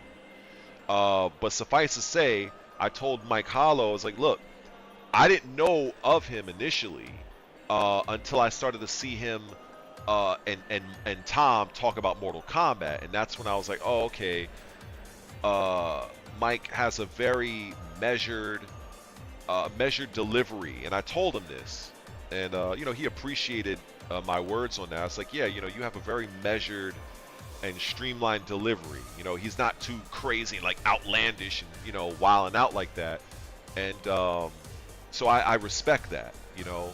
And he also plays more than just Tekken, you know, so he's I would consider him definitely a pillar of the Tekken community. So whenever he has, you know, time to bring me onto his platform, I'll be definitely very honored and appreciative to try to spread some of my perspectives to his audience. And maybe if I'm lucky, who knows, maybe some people might, you know, give my little channel a shot, you know. So I think it'll be definitely very interesting whenever that actually happens. He told me he'll DM me when he has a time, when he locks in a time when he does another Tekken talk or something like that. So I guess we'll see, you know. Wait. Whoa. Wait, you're Iceblade? So that's why when you came on, you said thanks for following you. I had no idea. Oh, man. I had no fucking idea, bro. Holy snipe. Yo, I appreciate it, man. Now I know who you are now. Like, I appreciate it, man. Because, like, I literally, like, honestly, that day. Yeah, I had no idea that you were Iceblade. I had no idea. So that's cool. That's really cool. That's really cool. But yeah, I will toot my own horn there. I would be an exceptional guest on his podcast. But the first and foremost, spoiler, the very first thing that I would do is I would give the man his flowers, and I would definitely let him know that I appreciate you even having me on your platform. It's kind of like me taking my shoes off and wiping my feet down before I step into your house. You understand what I'm saying? Because the man built up a pretty strong following. I don't know how many followers he has, but I'm pretty sure it's probably, I don't know, a lot. So I know uh, through speaking on his platform, you know, there will be a lot of people that will probably hear from me for the very first time. So I definitely look forward to that. And I'd like to hear his opinions on certain things too, because there's a guy, um, he gave me a very good comment on one of my videos. And I haven't done the video on it because it was a video request. And he asked for my opinion, and it's an esports question largely, on what were my thoughts on coaching in fighting games. And as somebody that has coached people and has been coached in a tournament, I could definitely speak to that 100%. And I don't know how often that topic has been covered, but I feel like that is a worthwhile topic to discuss, especially with, and that can, you can apply that to any, Street Fighter, Mortal Kombat, when is it appropriate to have coaching at a tournament, or if it's appropriate, and how could you make it work? What are the benefits? What are the drawbacks? I have a lot of theories about that, and I think that would be of interest to people that listen, that have interest in that aspect of competitive play. Because I have coached, like I said, I've coached people before, and it's a very interesting topic. I think the last thing that I think Mike Hollow did, I think it was yesterday or day before yesterday, he had Tom Brady on and talking about how monetization has ruined gaming or fighting gaming or something like that, something along those lines. And I could definitely speak to that as well. I think we all have differing opinions on different matters, and I think for me, and I haven't even looked to see how many people's even in here. I don't know if it's, but to everybody that's still here in the chat, the main thing that I always want, or that I really want everybody to understand about me, if you don't really know who the hell I am beyond Tekken, is I don't care if you come into my comment section and disagree with me. In fact, I welcome it. All I really want is I just want to be understood. So if I say something in a video, let's say if I say ABC, let's say, just keep it simple. You disagree, but in your mind, you thought I was saying 1, 2, 3. So your disagreements with me is not even based on what I actually said. That's the thing that that kind of annoys me. If you understood my point and you disagree, I have no problem with you. In fact, maybe you can help me understand why you disagreed, and then maybe it might be something I can learn from you. Maybe it's some shit that I didn't know about. And that's where I kind of tell people, it doesn't matter if you agree or disagree. It matters that you understand me. If that makes sense, if I'm putting it, I don't know, maybe that makes sense, but it makes sense to me, because I think a lot of arguments people have is that they didn't understand what the person was saying, and then they're disagreeing, and then the person that first said it is like, look, I didn't say that, and then now here comes the argument. You know what I'm saying? So that's kind of like, how I look at shit. But yeah, so I think just to kind of turn this back around, I know I've been yapping about. I think my main tenets for yeah, my main tenets for Tekken is, how can I put this? Conditioning your opponent.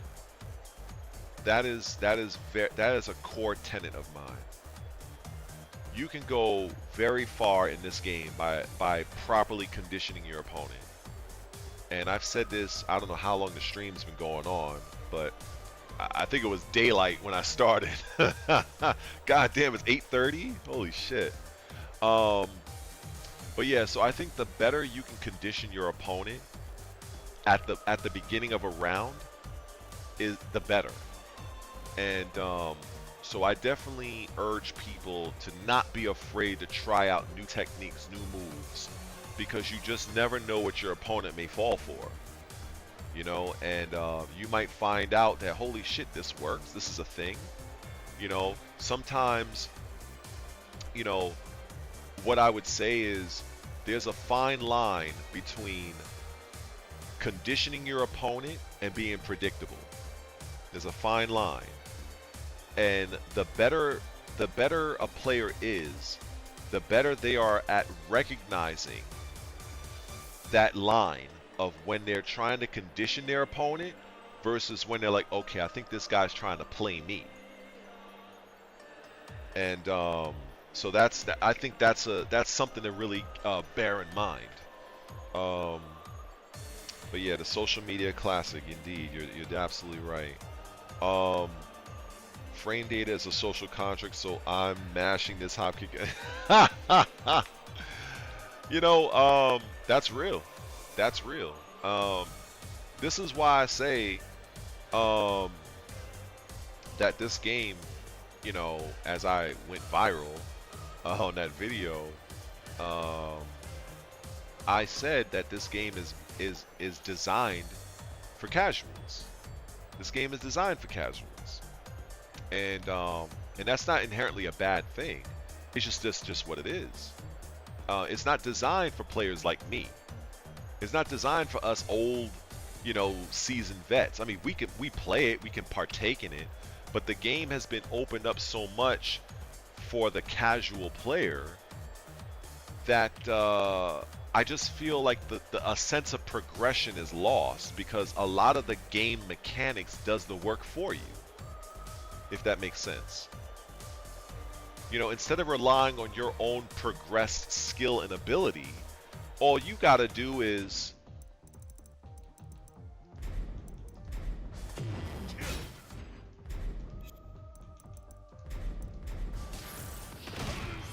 do one of these.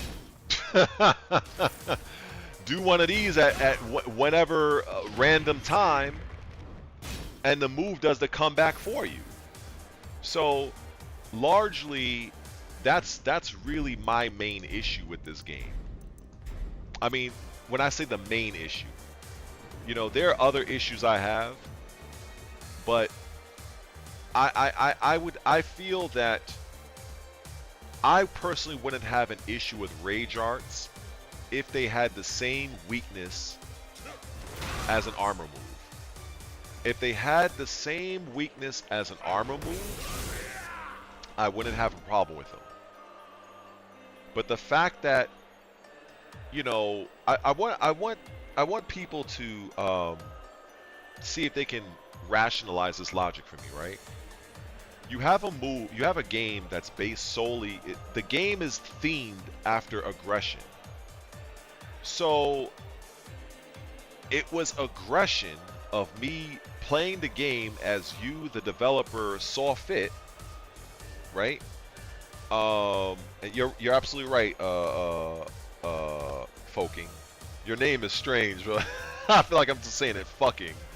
I know it's fucking ill, but it's just oh man. But you're absolutely right though. I just feel that yeah. Yeah, Matt, definitely. Yeah, I do remember that. I didn't experience it that often in the closed beta. But yeah, that is true. That is true. What I experienced most was realizing how broken Jin Kazama was from the very beginning. From the very beginning, I knew Jump Street. And you know the funny thing about the beta, they actually nerfed Paul. Because Matt, if you remember, Paul was a lot better back in that beta than when he was during release. They actually nerfed Paul, but they left Jin completely alone. So I found that to be funny. So it was literally the wild wild west during that closed beta. That shit, man, oh my lord. They had so much nonsense going on. So much nonsense. You know, and it just, it's like but then it's like, I didn't realize it in the moment. But, I mean, you know what, fuck it. Let's put these guys on the screen, because I want to highlight this. Because I've always wanted to make a video about this, but I never got around to it. So, let's get this guy. Let me go to, oh, I love the music of the stage, actually. And let's go to good old Dragunov, right? Because people were bitching and complaining about Dragunov left and right. Oh my god. That's not to say Dragunov was not top tier level, but bro, I heard the complaints left and right of this move. Left and right. Now, the thing with down back 3+4 with Dragunov. Now, initially, they nerfed that move because I believe this move on hit was like, I think it was like +8 or something like, it was high on plus. I think it was +8 because I remember on hit that was free. So it was definitely over +15. It was definitely over +15. So, but the problem is, if you look at the range of this move, the move didn't really cover much range. And also, this move had no kind of crush property. So in addition, say with this move too, you had to be at range 0 to really make this move effective, right? Whereas, if we look at the poster child over here, let's look at the poster child. You had Jin, who basically had a full-on 22 frame attack. Now 22 frames is borderline unseeable. 22 frames, it is possible to react to, but it's very tough. It is not easy, but you can react to 22 frames. However, the fact that this move had the additional property of being a high crush, that was something that was 100% set it differently apart from Dragunov's down back both kicks. So when everybody and their grandmother was bitching and complaining about Dragunov, Jin just remained flying under the radar. And I was so enraged. I'm like, are you, in my mind, and I'm not saying this to any of you in the chat, I was just saying at that time, I was saying out loud, I just kept saying, are you people dumb? Are you people that dumb? You're complaining about this move that Dragunov literally has to be like this close to you to fucking make it effective. Oh, and another thing, I don't know if it's still the same. I don't know if they changed it. Let me see something here. Oh, okay. But before, I remember this move actually being -15. It was -15. I didn't know, I wasn't aware they made it a stagger block. I didn't know that. But this move before the patches, it kept on going. But it was still -15. So I'm like, okay, but the move didn't stagger block like it does now, but it was still launch punishable at -15. That was something I felt like people were not really talking about. They kept talking about the plus frames you would get, but they weren't talking about the fact that you had to be super close. And if I'm not mistaken, On counter hit, I don't remember if Dragunov got a combo from it. I think it knocked you down, but I don't think he got a combo from it. So yeah, like I said, it used to be minus 15. Whereas Jin's fucking Scourge, that shit was minus 14. And that's not launchable by everybody. You know, certain characters like Raven, you know, one of the good things Raven was able to do is Raven could launch at minus 14. But some other characters that didn't have that opportunity, you know, it sucked. So finally, after a goddamn year and change, we finally get a change to this move. And this is why I would say that, you know something, Namco, they wanted this game to be the way it is. They wanted this game to be appealing to casuals. Because what do casuals do the most? They press buttons. They don't really consider the issues of the potential risks associated with just going ham and going crazy. Why do you think they had heat engagers that gave you these forced 50-50s? Why do you think it was made to be plus 17? That was not on accident.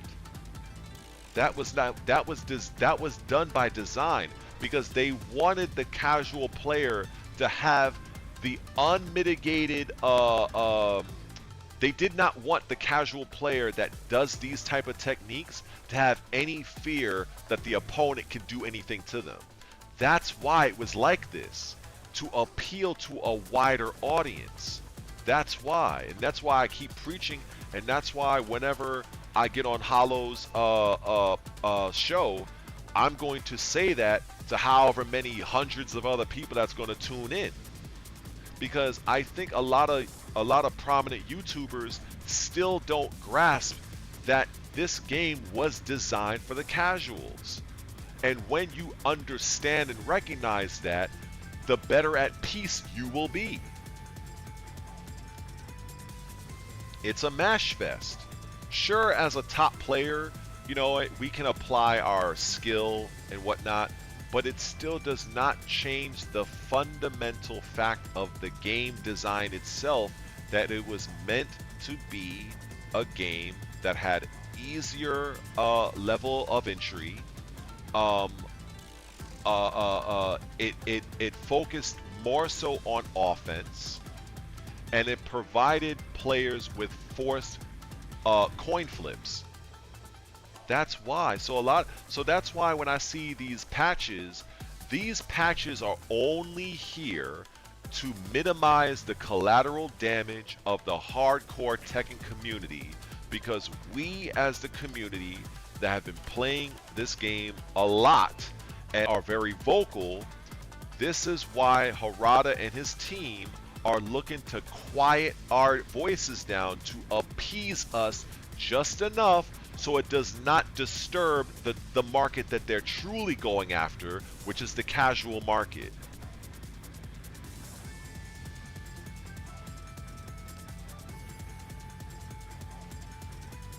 That's exactly Matt, and that is a fundamental key point that a lot of players, my fellow OGs, the champion level players, maybe even the main man Squeeze himself, that is a fundamental point that they are not realizing.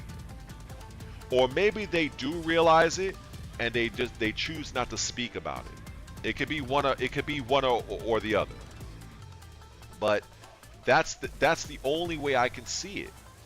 Because you cannot tell me that you designed a character to be able to do this over and over and over again, and have that being fucking completely safe to delay that last strike for almost a full, look at the delay. Look at the fucking delay. That is a crazy delay. And this shit was -9? Get the fuck out of here. So you're not gonna tell me that was not done on accident. They wanted that to be the way it was, coupled with the fact that it's the best kept secret that Jin is the poster child of Tekken. He's been that way since Tekken 3. That's why Jin is. There's only ever been, you can argue 2 times, but 1 time that Jin was not really good at this game, and that was Tekken 5.0, because he was just coming off of being completely, absolutely busted in Tekken 4. So when Tekken 5.0 came around, they actually changed his whole character to where a lot of Jin players that hoard him out in Tekken 4, they dipped.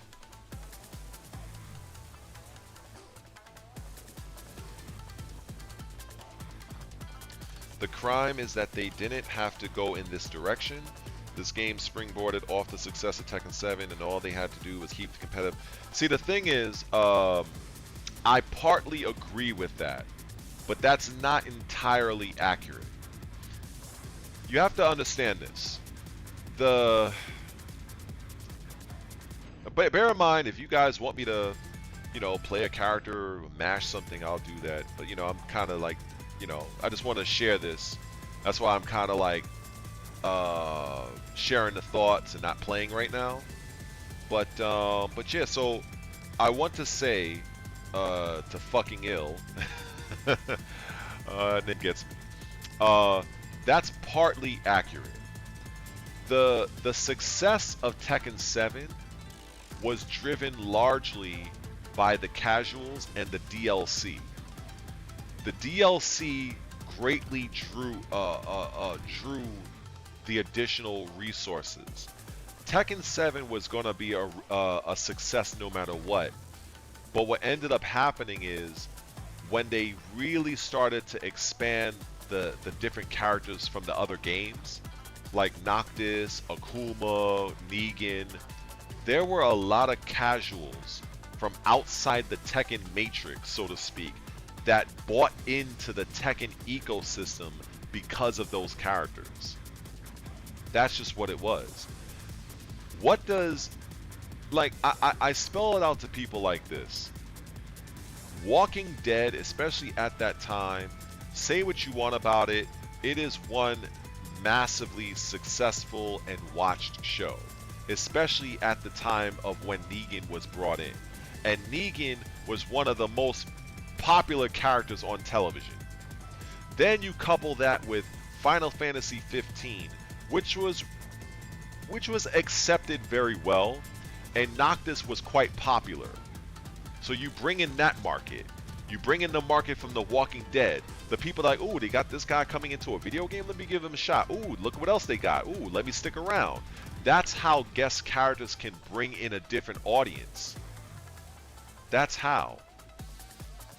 And not to mention, with all of the simplified controls, with all of the emphasis on making the game accessible, and the dumbing down of characters that kind of really was also happening in Tekken 7, then they just went, it's almost like the final form was realized for Tekken 8.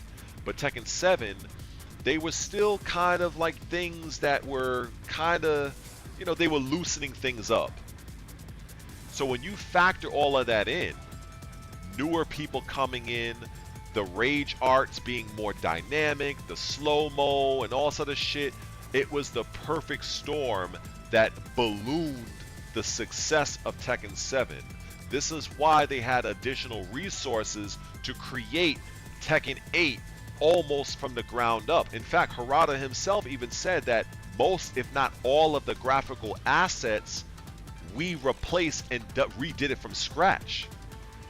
Otherwise, if Tekken 7 did not bring in the money it did, they would have reused a lot of the same assets. That's it. So, I feel like fucking ill, you're in the right trajectory. You're in the right space. But I wanted to give you the whole reason. I wanted to give you the entire reason. So now, if you remember or realize, Tekken 8 really doubled down on the simplified modern controls. They doubled down on the other elements that will allow a casual player to jump in the game of Tekken, mash buttons, and have situations they can put each other in without the fear of the defending player having a retaliatory opportunity. All of this goes hand in hand with the general design direction of the game to appeal to a much larger player pool so that they can bring in new players to help fund Tekken 9. That's what this comes. That's what this is all about. So when I'm saying, you know, or should I say, people may ask me and try to counter my point and say, well, if what you're saying is true, then why are they still patching characters? Why are they still doing these patches? And to that, I'll say this: they continue to monitor and patch these characters not only for the bug fixes, because they would have done that regardless. I do believe that. But they're patching from a balancing standpoint to try to appease to the hardcore market, because even though the hardcore market is a very small when compared to the casual audience, we are more vocal and we bring in more bad press because we're more vocal, and that bad press can be seen by the casuals. So that's why they throw us a bone. Now, Murray and his team cannot openly admit this on Twitter. They never will. But that's why they continue to monitor the balancing. If it were up to them, these patches would have never happened. Heat engagers would have remained plus 17. But because of the outrage of the community, that is why these changes happened. And that is 1000% a fact. There is no other reason why they made those changes, because those changes actually go against what their core theme was, and that was aggression. So I imagine how Mike Hollow's audience would react to what I have to say here. So yeah, I'm definitely looking. I will be sure to have a. In fact, I might. You know what? For that, I might actually have me a nice little Bacardi on the side, just kind of get right pregame a little bit. Oh man, jeez. But yeah, I don't even. Let me see. You know what? Also, I wanna say, from a YouTube standpoint, I am so happy about like the unexpected success of my channel. I think unless somebody unsubscribed, because that's annoying, but I can't help that. But last I checked, I was at 643 subscribers. And I'm knocking. Well, I will more than likely make a video about this too. 'Cause I've seen everybody else do it, but I've gained the level 1 monetization, and because you need 500 subscribers and 3,000 hours of watch time. So I've surpassed both of those metrics. So I guess I'm waiting for YouTube to kind of recognize my hour count, and they'll give me those perks of like the channel membership and all that stuff. The things I see other streamers do when they like donate $1 or $5 and they do the little stream messages and stuff like that. So then the next goal is to get the ad revenue. I need 1,000 subscribers for that, and so I'm trying to progress. And so my plan, what I really wanted to do was figure out what type of content I could do that I could have for paid channel members. And I was thinking about maybe certain streams, character guides, but also I am a certified personal trainer as well. So I was thinking about if you get monetized on one channel, I was wondering if you start a new channel, do you have to go through that whole process of 500 subscribers and whatnot? Or is it like a new game plus sort of thing where you still have those monetization perks? Because if that's the case, I'll start a new channel that's more fitness driven and just zero in on the fitness aspect on that other channel and focus on the gaming for this channel. And then I'm going to also apply for the Amazon affiliate program so that if I'm talking about a particular game, I can probably recommend it in the description, and maybe somebody might use the link or whatnot, because I feel like, hey, if you're going to buy the game anyway, at least use the link, you know, I might get a little kickback or whatever. So I have a lot of plans for the channel moving forward, and so it's pretty cool, you know, to be in this position, and I'm really appreciative of people that decided to kind of give me a chance, and you know, I look forward to kind of seeing where all this goes, you know. But it is kind of a little, annoying at times where I don't want to only just talk about Tekken. Sometimes I may want to talk about something else. Oh, you know what? I heard about that. In fact, I'm not too sure how to use them, and I do have the Stream Elements thing.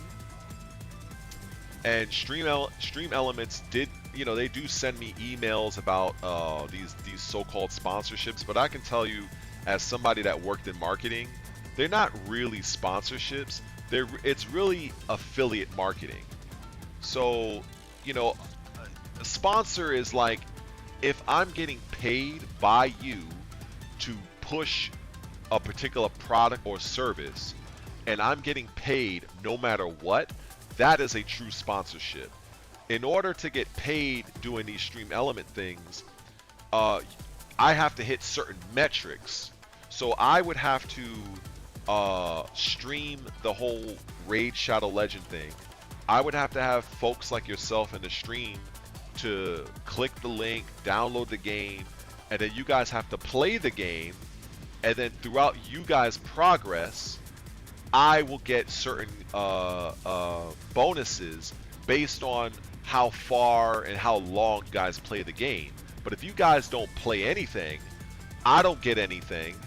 But at the same time, the people that make the game or the product or service, they're still getting airtime and free marketing from me, marketing it to you, the guys on the stream. So that's where I think a lot of people that's in the content creation space, they kind of don't understand the levels of marketing. You know, you have to understand there's a difference between an actual sponsorship and affiliate marketing. And so that's pretty much what it is. Now, you can make a lot of money from affiliate marketing. In fact, what I was just talking about with doing Amazon affiliates, which is that it's essentially what it is, affiliate marketing. So if I were to say, let's say for instance, I start my fitness channel, right? You know, because that's a big part of my life. And I'm marketing a jump rope I use, which I will say that cross rope is the best jump rope I've ever used. I'm not sponsored to say that, but I have several of them. They're a little costly now, but a better jump rope you will probably not find. And so I could seek sponsorship from Crossrope to push their product. And their sponsorship, I feel like this stream turned into like a marketing class, right?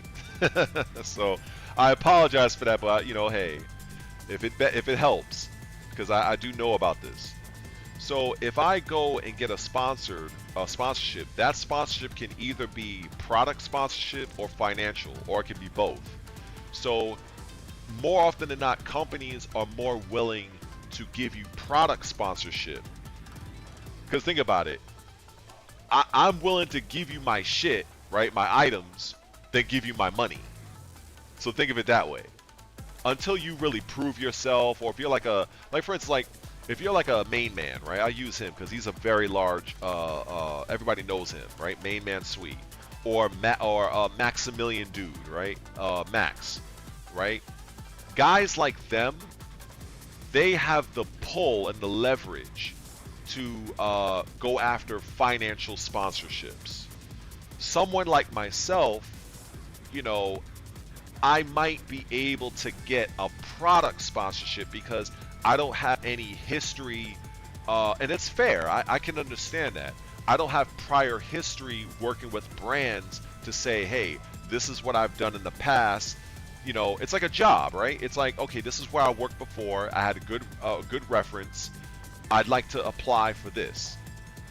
So it's like the same thing. So that's why, you know, if you see people that's doing the Raid Shadow Legends stuff, they're doing the HelloFresh, that's another popular one.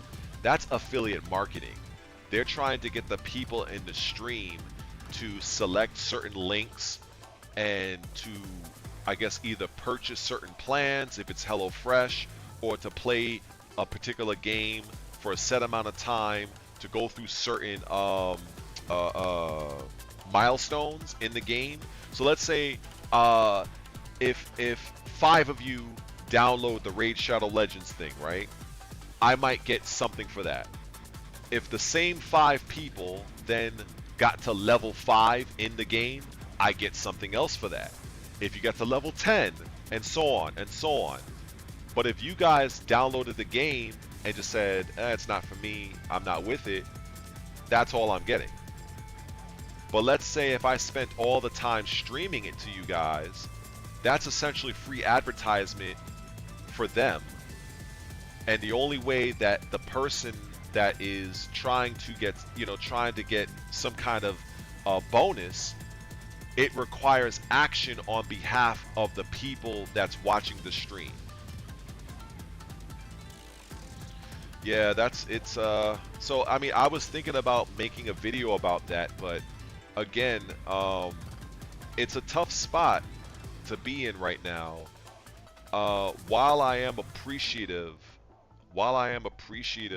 of a lot of you guys finding my channel from that crazy YouTube video I made that went viral, it kind of, I almost feel like I'm almost locked into Tekken, and that's something I didn't want to happen, because there's so much things I can speak on, you know, and I just feel like if I do, I might run the risk of losing subscribers.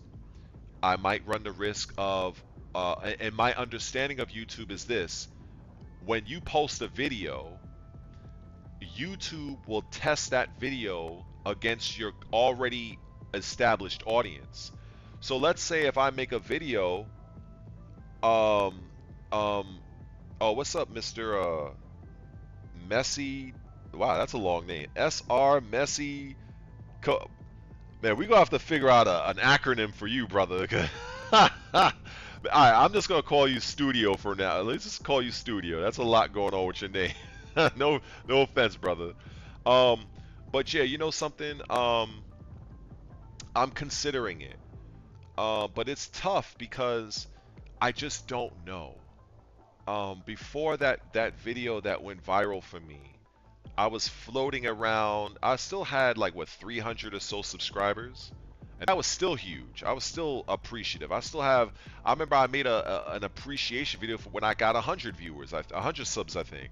So it's very important for me to let all of you know that I appreciate everything, because none of you need to be here. You know what I'm saying? Like, y'all could be, you know, dealing with a girl, you know, playing, you know, do whatever you guys, y'all don't have to be here. And so I appreciate and recognize that, and I don't know how many other YouTubers appreciate that shit. I don't know. So that means a lot. So I try my best to get to a lot of you guys' comments, even though it's a lot. I sometimes feel like I'm doing a data entry job. You're getting to all those comments, but I do my best. And But it's like early on in my channel, I did. If you go, and a lot of you guys probably are new, that probably subscribed to me from the viral video I had. But if you look in my older videos, you'll see I had quite a few fitness-driven videos, and I felt like after a while, I started to focus more so on fitness on gaming. So I feel like if I were to make a fitness-driven video on my channel now, it would probably be dead on arrival because I get the sense that the majority of the people that subscribe to my channel only want me to talk about Tekken, and it's kind of like a gift and a curse. You know, it's great that my channel's growing, but it's kind of like it's almost like I feel like I'm kind of stuck playing this whack ass game. Like, I'm sorry, like this game is just so stupid. You know what I mean? But it's like, you know, I have a very love-hate relationship with this game. Actually, with the franchise in general. You know, there's things about Tekken I love, and there's things about it I hate. So I really, by definition, I do have a toxic relationship with this franchise. And I was joking with my friend, and I said, and we just laughed it off.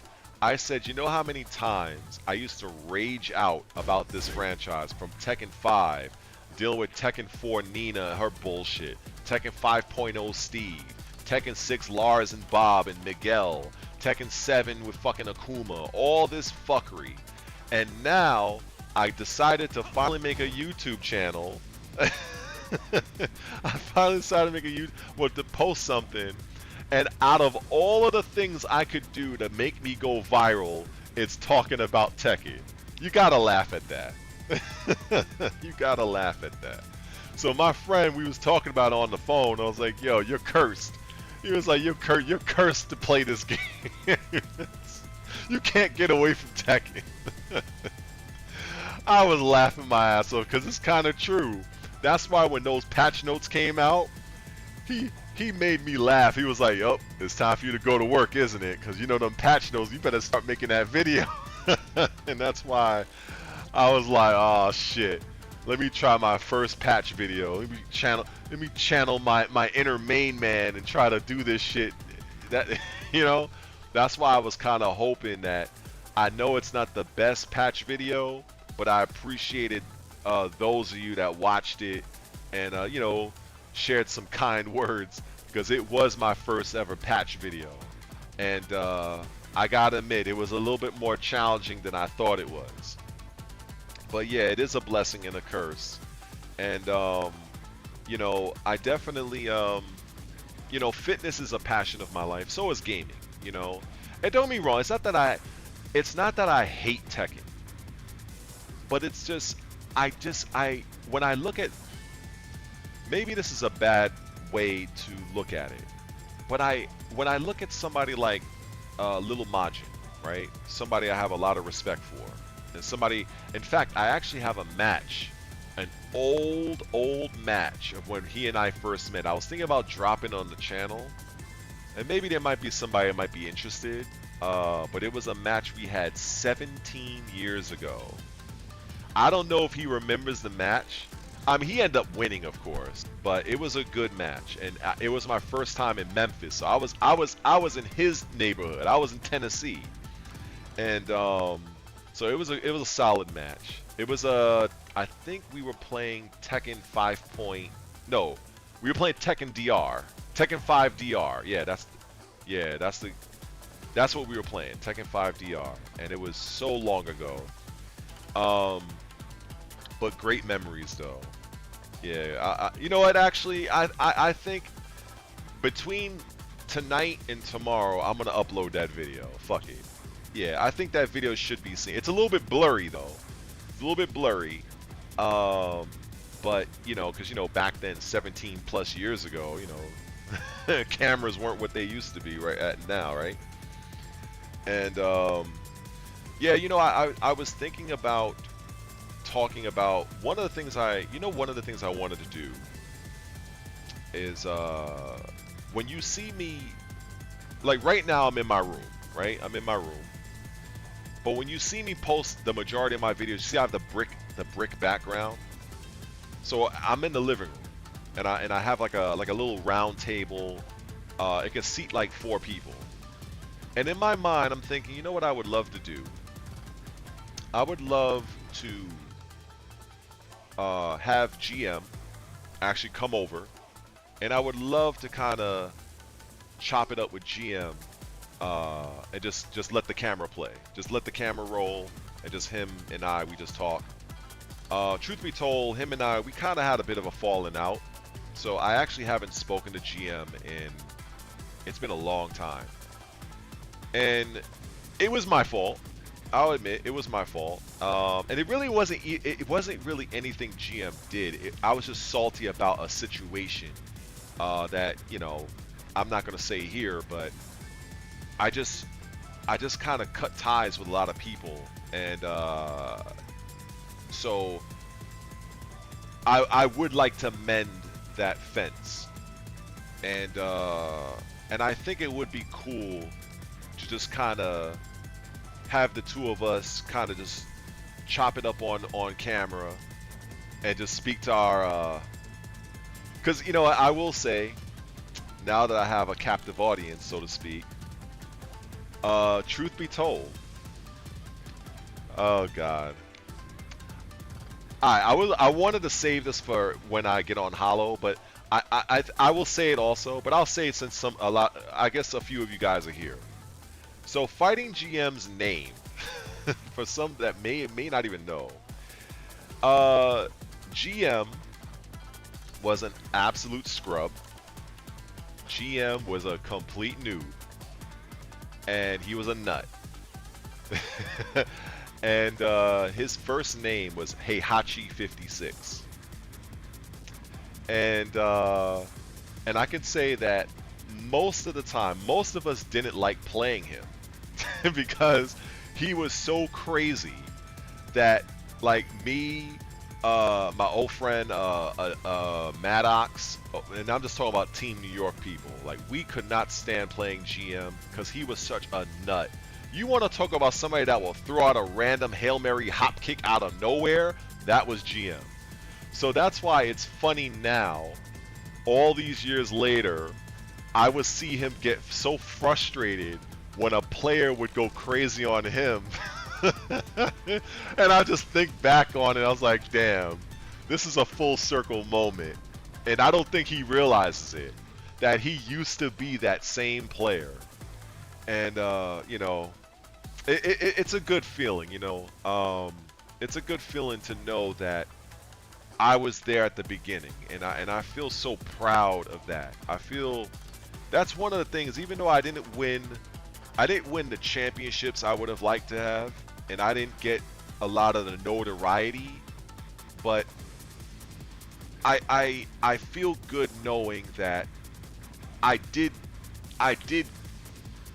right by GM, and so I do feel good about that. Yeah, so real shit. And so it would be cool to have a nice sit down with him. But yeah, he was Heihachi56, and he had a lot of passion. He used to come by CF all the time, and you know, that's the type of passion you can't mock. And I recognize that, and I knew that if someone gave him a chance, because a lot of times people kind of, like, you know, shoot him away. It's like, get the fuck away, whatever. You know, he wasn't exactly the popular guy, and I kind of saw a lot, and so I took it upon myself to travel all the way to the fucking Bronx. You know, at the time I was living in at the time I was living in Crown Heights, Brooklyn. I'm in Flatbush right now, but I could tell you, going all the way from Crown Heights in Brooklyn, all making that journey to where he was in the Bronx, yeah. So, yeah, I definitely I put in my work in that regard, and to see how he developed and progressed, very proud. And then, what was also another surprise was his rival was Fab. Now this was a guy, shoutouts to Fab, NYC Fab. This was a guy that was a Smash Brothers player. And he goes on to, out of nowhere, taking the community by storm. I don't know how many people not realize this. NYC Fab was a fucking Smash, and actually a pretty decent Smash Brothers player too. Yeah, NYC Fab. That's another one of my homies. He was a Smash Brothers player. So you want to talk about two kids, well, at that time, basically, you know, that had so much potential in Tekken. And most of the time, they would always meet in grand finals. You know, always. Yeah, he was a Smash Brothers player. Yep. NYC Fab. And he was actually pretty good. And he was pretty, I think he was a part of the Smash community. And he was good. He was no scrub. I will say that. In Smash, he was very good. I wouldn't say he was elite level, but he was very good. And he just took off. Like, he took the Tekken like a fish to water. And you know, starting off with Steve, and then he went to Miguel, and obviously he went to Bob, of course, which I wasn't a fan of because Bob was fucking stupid. But you know, that was his Tekken origin story, as far as I'm concerned, based on me being around and seeing how Fab and GM, they were like this unbelievable rivalry. Like, you could literally probably make a documentary off of that alone. That between in New York, they were definitely the best. And I don't even need to put myself in there because my ego isn't that high. You know what I'm saying? I know that they were the best. And you know, but it was good to see them. Now, I want to say this one more story, if I can. In 2013, I think it was 2013. Yes, 2013. Pepper Beef Too Spicy. Some of you may know. Another guy I haven't spoken to in a while. He recorded a Tekken Tag Tournament 2 set I had. Well, now, let me address that. I have to address this. Okay, let me sit up for this one. Let me sit up in my bed for this one. Now, Pepper Beef Too Spicy, Way Gamble, Peeling, okay? These guys are not original lay players. I just want to put that out there and say that. Pepper Beef Too Spicy started off as a law player. Way Gamble, one of Florida's, I don't know if he still lives in Florida, but one of Florida's best, started off as a law player. Peeling, obviously, Ling Xiaoyu. So, they decided to use Lei, and I was like, well, I'm not really in the scene like that, like I used to, so it is what it was.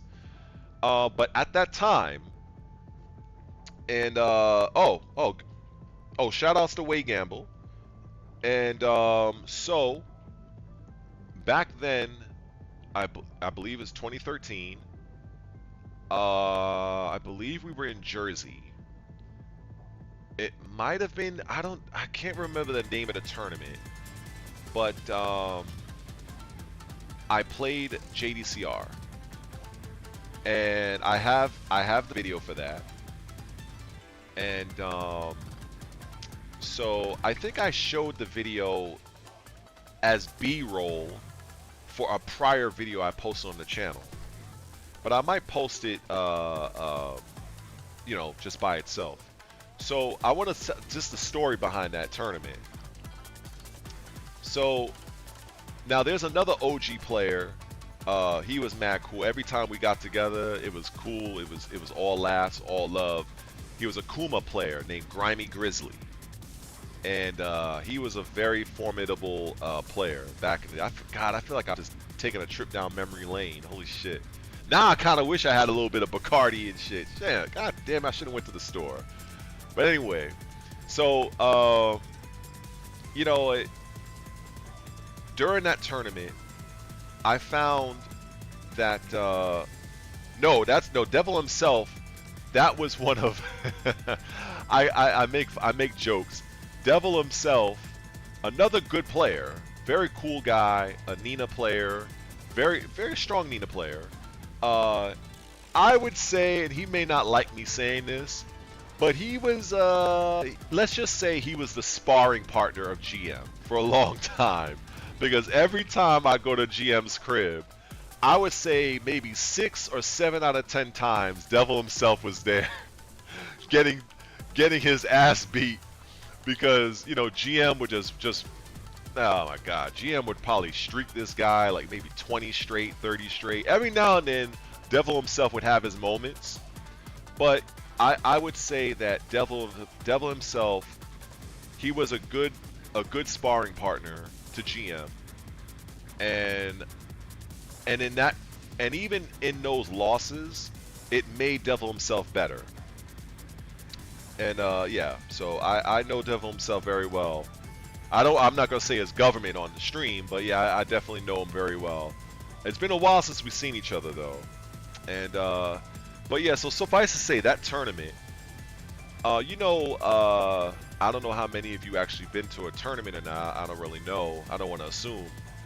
But you know, once the brackets are available, you know, you see who you're gonna play in the first round, and you can kind of game plan who else is in your pool, and you can kind of see, all right, well, there's a chance I might play this guy, there's a chance I might play this guy.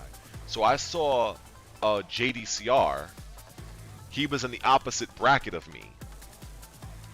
So I always wanted to tell this story. So he was in the opposite bracket of me.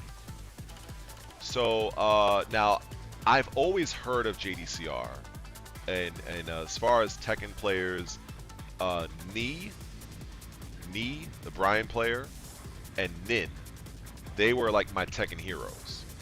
Back in the day, I don't know some of you guys, I don't know how old some of you guys are, but back in the day, you had Ni, Nin, Whole Man, who was an amazing Raven player. You had Main Street Ryu, who was a godlike Heihachi. There was a lot of legendary players back then. Rain, yup. And this is, man, I'm going back on this one. So I go to a tournament, and imagine my surprise to know that JDCR is at this tournament. Now, at that time, 2013, Big Leedy, yup, Leedy, Kazuya, yup. And so at the time, like I said, JDCR was in the opposite end of the bracket for me. So I did something only a crazy player would do. Take a guess at what I fucking did. You know what? I'm not going to wait for the chat. You probably know the answer. I went up to the tournament organizer and I said, "Can you switch my place? I want to be in the same bracket as JDCR." And he made the switch. And I played JDCR in my first match at the tournament. Yeah, if it's early enough in the tournament, and of course, you know, if you have a little bit of pull. After all, I was blood red at the end of the day. You know, I still had I had a little bit of a name back then, especially. So I went up to the guy. I forgot who the organizer was, but I was like, "Look, can you just put me in against JDCR?" And his opponent obviously had to agree. And his opponent fucking said, "Yeah, I don't want to play JDCR in the first round." And because my logic was this, I didn't care, and I mean this on some real passion shit. I didn't care about my standing in the tournament, because I knew probably 97% that JDCR was going to win the fucking tournament anyway. Ain't nobody was going to beat him at that tournament. And he ended up winning the tournament, by the way. But I'll get to that. So I just wanted to experience fighting him, not casually. Because I fought Koreans in casual matches. I fought Koreans in money matches. But I wanted to experience like a tournament. No, it wasn't really the intel. I mean, the intel came obviously because I played them, but I wanted to experience that feeling. There's no feeling from a competitive player like that matches what it's like to play in an actual offline tournament. You can play online all day, you can get all these bullshit fucking ranks, these God of Destruction ranks, all these little gimmicks online. When you go to an event, when you pay your money, when you fucking travel out of your home state, okay, and you are amongst other elite advanced level players, it's a whole new world on some Aladdin shit. It's a whole new world. It's a whole new fucking world. Okay? Them nerves, yes. Yes, them nerves can cut you deep.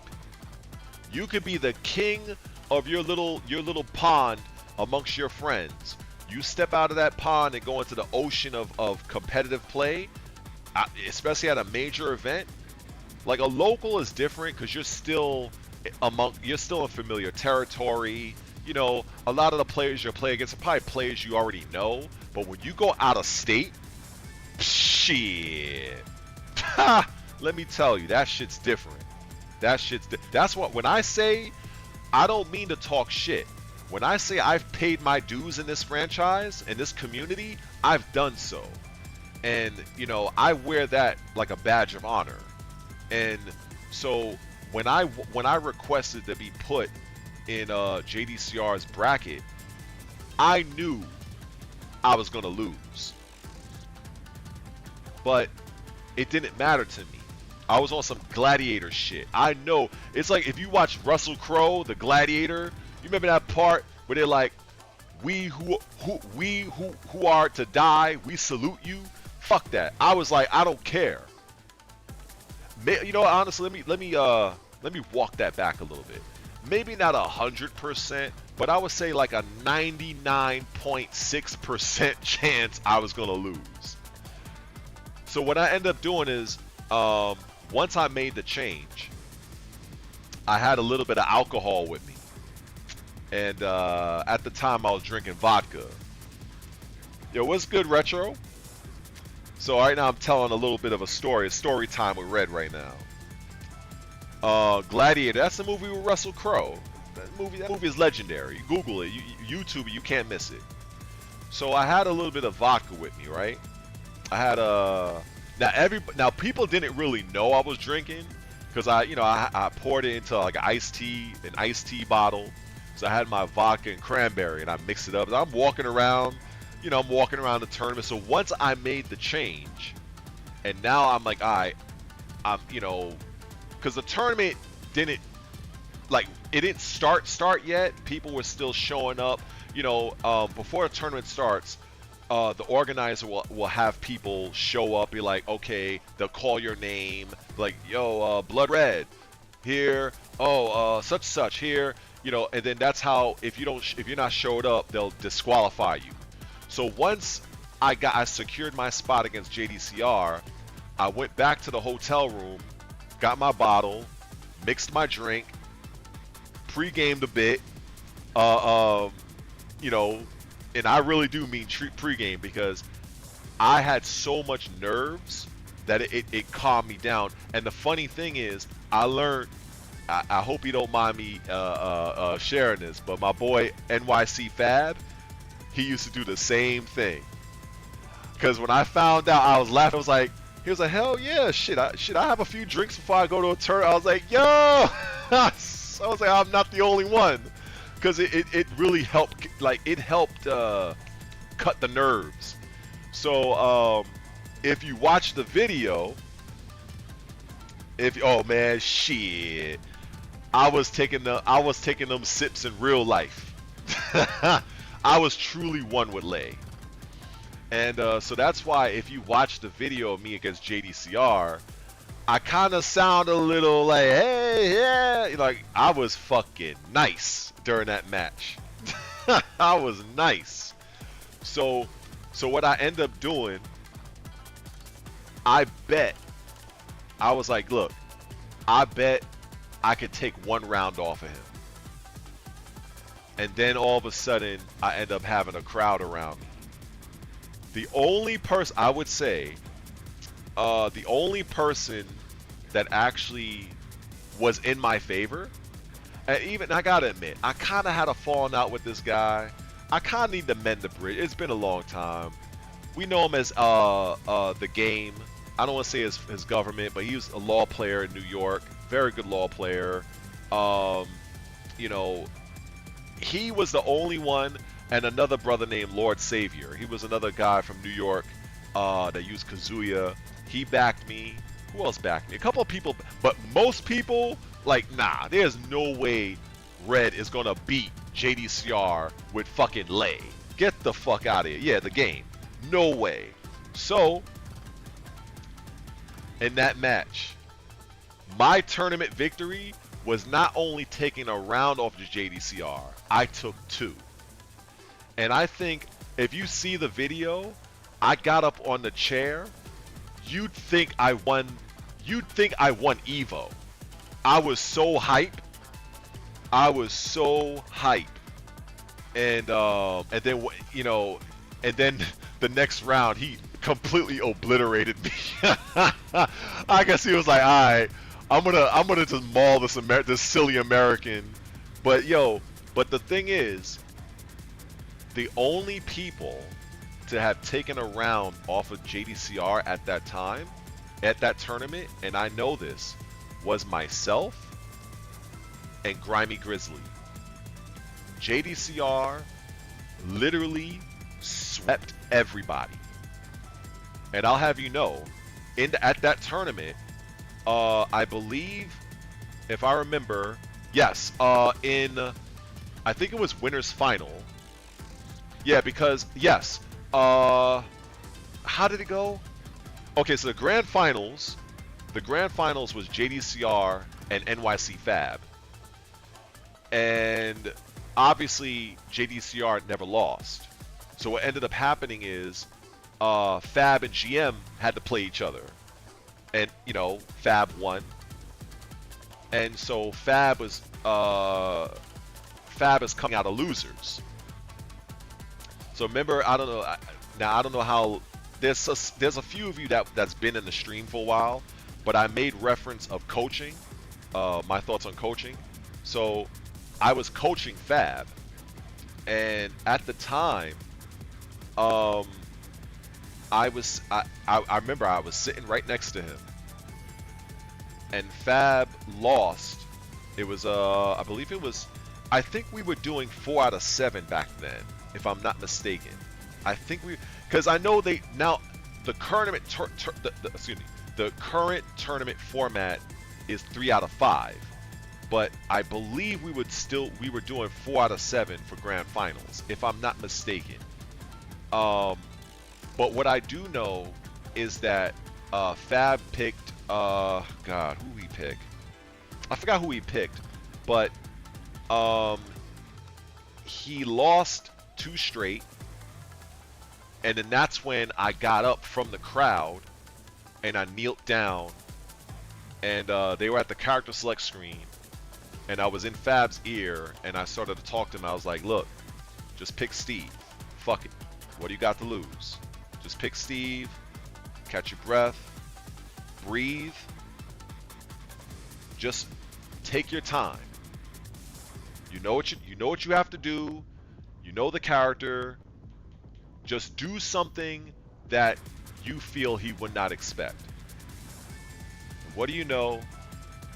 Fab ended up taking a round. But eventually he ended up losing. But that showed something about myself, and it showed something about him.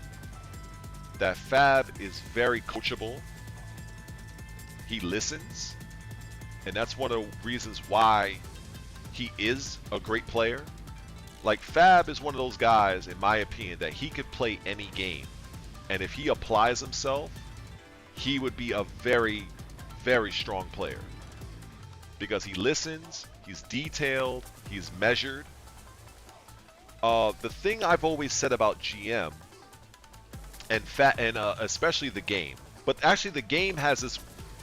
We each have our weaknesses, but GM, and I don't know if he's corrected this because, like I said, it's been a while. But if GM gets rattled, his game can fall apart very fast.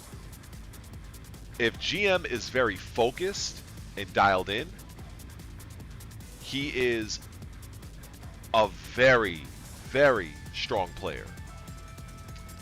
And so I don't know how GM is now in that regard. I would imagine he's better, but back then, and that's not to say I didn't have the same weakness. I had the same weakness.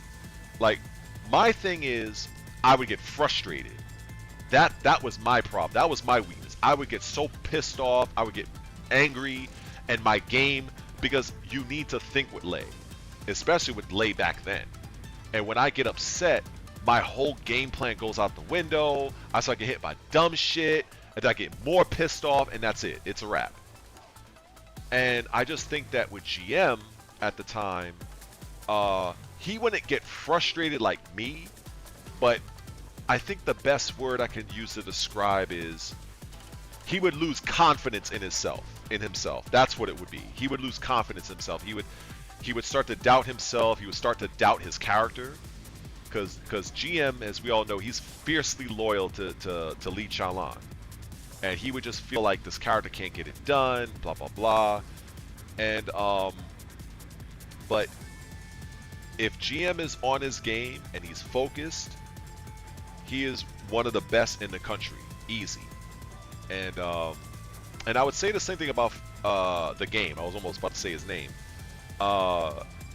Once he starts to lose his focus, his game falls apart. And because some players, they don't really have that weakness. Like when I look at a player like Shadow, that guy is like no emotion. Like that guy is stoic as fuck. It's like looking at a robot. When I look at even Anakin is another one of those players that's like, this guy, he's just stone face. Like if you get some good shit on him, you probably wouldn't even be able to tell. Like he's very poker faced. Players like them, they're very strong mentally. So it's hard to break them down mentally. You have to break them down by doing sometimes unconventional things, because players like Shadow, players like Lil Majin, even Anakin, those are players that are very much traditional type players, and sometimes in order to have your best success against them, you have to play a little bit outside of the lines. If you're playing very textbook, it's very hard to kind of get an edge against those guys, because they're so good that they've kind of seen everything. So you have to kind of play in a way, I wouldn't say random, but you have to play in a way that's a little bit different. And that's the times when I've seen them have some of their worst struggles, is when a player is against them doing some things that might be unconventional. So we each have our weaknesses. Let me see. The way Anakin gets the momentum and goes... Yeah, Anakin is a pit bull. Anakin is like a shark. You cannot... See, the thing is, there are some players that will steamroll you. Anakin is one of them. You have to, from round one, you have to be in his face. Because if you allow Anakin to dictate the match, it's over. It is highly unlikely you are going to last beyond 15 seconds. It's highly unlikely. You have to bring the... You have to put Anakin on his back foot. If we're talking about boxing terms, you cannot let Anakin pressure you and get you to the ropes. You have to advance to him. You have to advance to him. Lil Majin, Lil Majin is a guy that he's a slow burner. Lil Majin is a player that he will kind of sandbag with you a bit early on to kind of he's downloading you. That's the best way I can say. And then out of nowhere, you're like, how the fuck did he block that? How is he doing this? Because Lil Majin is great at downloading people. He is very good at that. I will give. He is one of those players. If you have to fight Lil Majin in a long set, oh my god, I would not bet your life on it. It is very hard. It is. There are some players that are you can get over on them on a short 2 out of 3. If you meet Lil Majin and you're solid, it is your chances of beating a Lil Majin, and I'm using him as an example, but players like him of his caliber, your chances of beating him is higher than if you were to play them in a longer set. Like, that's just what it is, because they have longer time to download you. And they are exceptional at that. Exceptional. You know, it's just there's a big part of me that kind of misses the competitiveness. I kind of do miss traveling to tournaments and meeting people that I'd only ever speak to online. You know, those moments when you're in the hotel room and you know, somebody brings the setup, the PlayStation 2, or wow, actually I'm dating myself. Yeah, yeah, it'd be a PlayStation 2 back then, and then they'd set it up, and then everybody's crowding around a tiny ass screen doing money matches and talking shit. I remember I had this one godlike set against this California player named Run It Black, Jin player out of California. Oh my god, we had an amazing session. I talked so much shit. I sometimes watch that match back and I'm like, yo, I was feeling myself. Yo, I was moments, I was like, what you gonna do? What you gonna do? Oh, yo, you know something? I'm gonna run up to you right now and I'm gonna sweep you right now. You ain't gonna do shit. You ain't gonna do shit. I ran up to him, swept him. Yo, people was like, yo, bloody fucking Bison. Yo, I was feeling myself. Oh my god, let me calm down. Yo, I was on his ass like flies on shit in that match. Like, yo, I think 100% after that set I earned his respect. Because he was a young kid on the block at the time. He was a young cat. Well, I mean, now he's earned his stripes now, but back then, Run It Black, he was a young kid. You know what I'm saying? And he was good. He's very good. But at the time, look, I got to show you. Look, I'm the OG here. All right? It don't matter if I'm using lay. You gonna respect your elders. That's exactly what I said. It's like your elders will put you out the pasture, old man. I was like, all right, let's run it. Let's run it. Let's do what your name is called. Let's run it, Black. Let's run it. Let's go. And next thing I know, man, yo, we had a crazy session. And I miss those moments, man. I gotta admit, I feel like that old fighter that like you just want to have that one last match. That's kind of how I feel. And but you know, I'm 44 now and doing other things. Now I'm trying to grow this channel, you know, trying to stay ahead of the curve. But I don't know, maybe if they bring out Lay, you know, and there's a New York tournament, you know, I might make an appearance, you know, give it the old college try. I will say one feather in my cap, and I'm proud of this, is that I've never went 2-0 at any tournament. I've never went 2-0. So that's the one thing I can say I'm proud of. I've never went 2-0. That's something you don't want happening to you. Because I've played, there was this guy, oh my god, he was on Xbox, right? Let me see.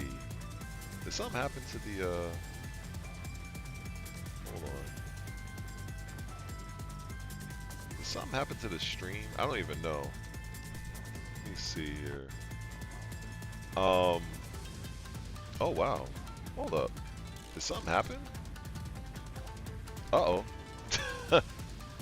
I. That's weird. I don't know. Something happened on. Oh, okay. All right. Guess that's weird. All right. Yeah. So what was I saying? What was I saying? God, where was I at? What was I just at just now? Oh yeah. In terms of like okay, like kind of coming back and whatnot. So yeah. So if Lei comes back, if they bring him back in the game, hopefully I hope he's not broken and busted because I don't want Lei to be like that. But I would say, you know what? If he's decent, respectable character, he's not broken, I'm with it. But it was fun going to tournaments. Oh yeah, that's what I was gonna talk about. So there was this Xbox Live player. He was named the New Project on Xbox Live. I remember he was in Tekken Tag 2. I played him in Tekken 6, and he was pretty good. He was pretty solid. He was pretty solid. I can't deny that. So what ended up happening is we talk shit to each other every now and then, and I don't know if you guys remember, but Tekken 6 and Tekken Tag Tournament 2 had some of the absolute worst netcodes ever created in the history of mankind. It literally felt like I was playing my opponent like if they were on Mars or some shit. Like it was the worst. It was absolutely hellacious. So yeah, so this guy would talk some shit, and I'm like, all right, well, you're like a fucking online warrior. Why don't you go to this event? Come to this tournament. So at some point in time, underwater Tekken, exactly. That shit was. I felt like I was playing on like somebody. I felt it literally felt like I was playing somebody from another planet. It was that bad. So eventually, I go to this one particular event. I think it was an MLG event. Actually it was. It was MLG DC, because I went to two MLG events. I went to MLG DC and MLG something else. I forgot what the other MLG event I went to. So I end up having to play him. I didn't even know he was there, but it just said EMP Blood Red versus the New Project. And I'm like, the New Project? Now, mind you, I never knew what he looked like. So, because we played online. So I was like, so he didn't pick Kazuya until the second match. When he picked Kazuya, I remembered his play style. So best believe I let him have it at the end of the match. I was like, you see how different it is offline, right? You see that bullshit that you were running on me online all those matches before when we play on Xbox? You see that shit ain't working now, right? Yo, that dude looked at me. He had his head down. I was like, you know what? At the time, I was like, you know what? I felt bad. And I was like, look, you played good, but I just want you to understand, when you play people like me online, a lot of times we don't care enough to really win. We're just playing to fuck around. But when you play us offline at an event, you're getting the real of the real. So I want you to know that. And I said a long paraphrase because it was so many years ago. But I do know that he left that tournament with a newfound respect for me, and recognizing that with that being his first tournament, that it is vastly different when you're able to run your flow chart on somebody using a Wi-Fi connection versus playing somebody when they can play at their 100% potential. Big difference. Big fucking difference. So that's why, like, you know, it's very different when you go to an event. Very different.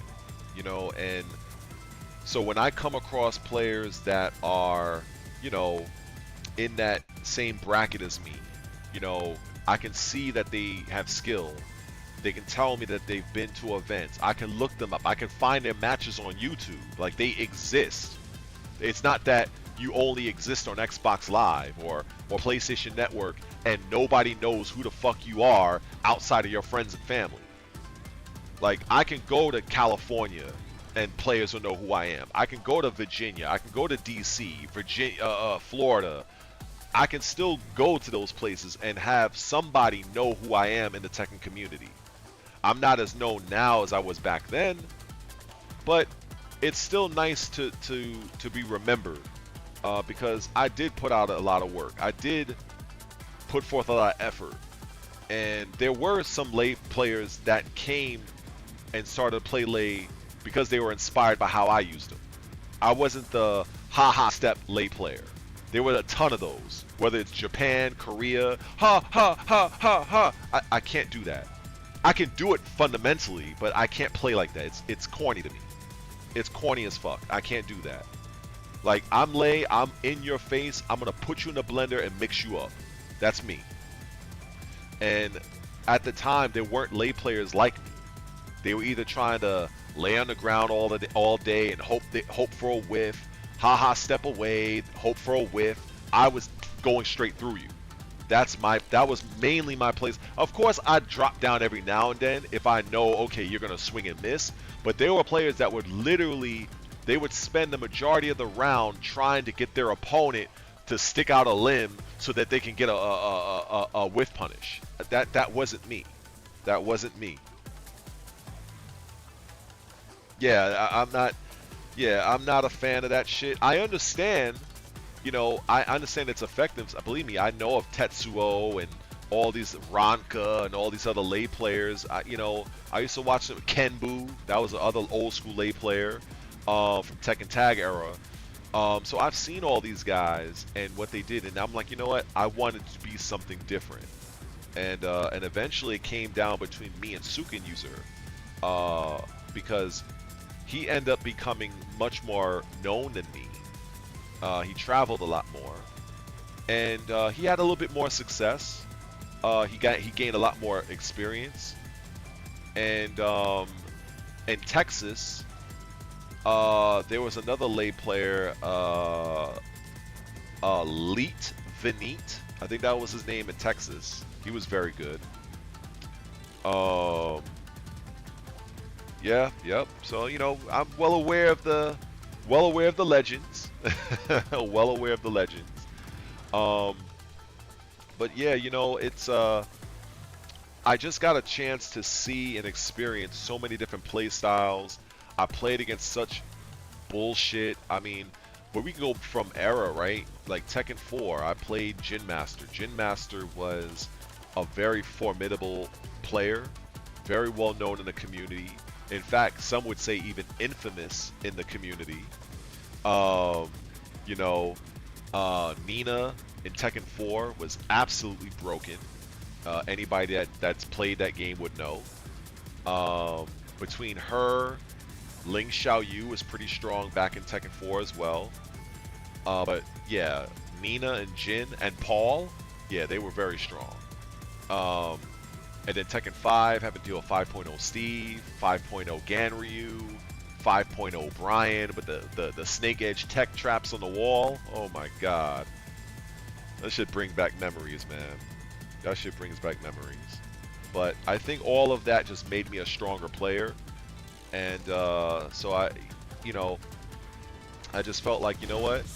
I feel like people could probably benefit from my playstyle and just my knowledge, like even now with in this game, there's so much that I understand and how to manipulate frames and how to make your character more effective.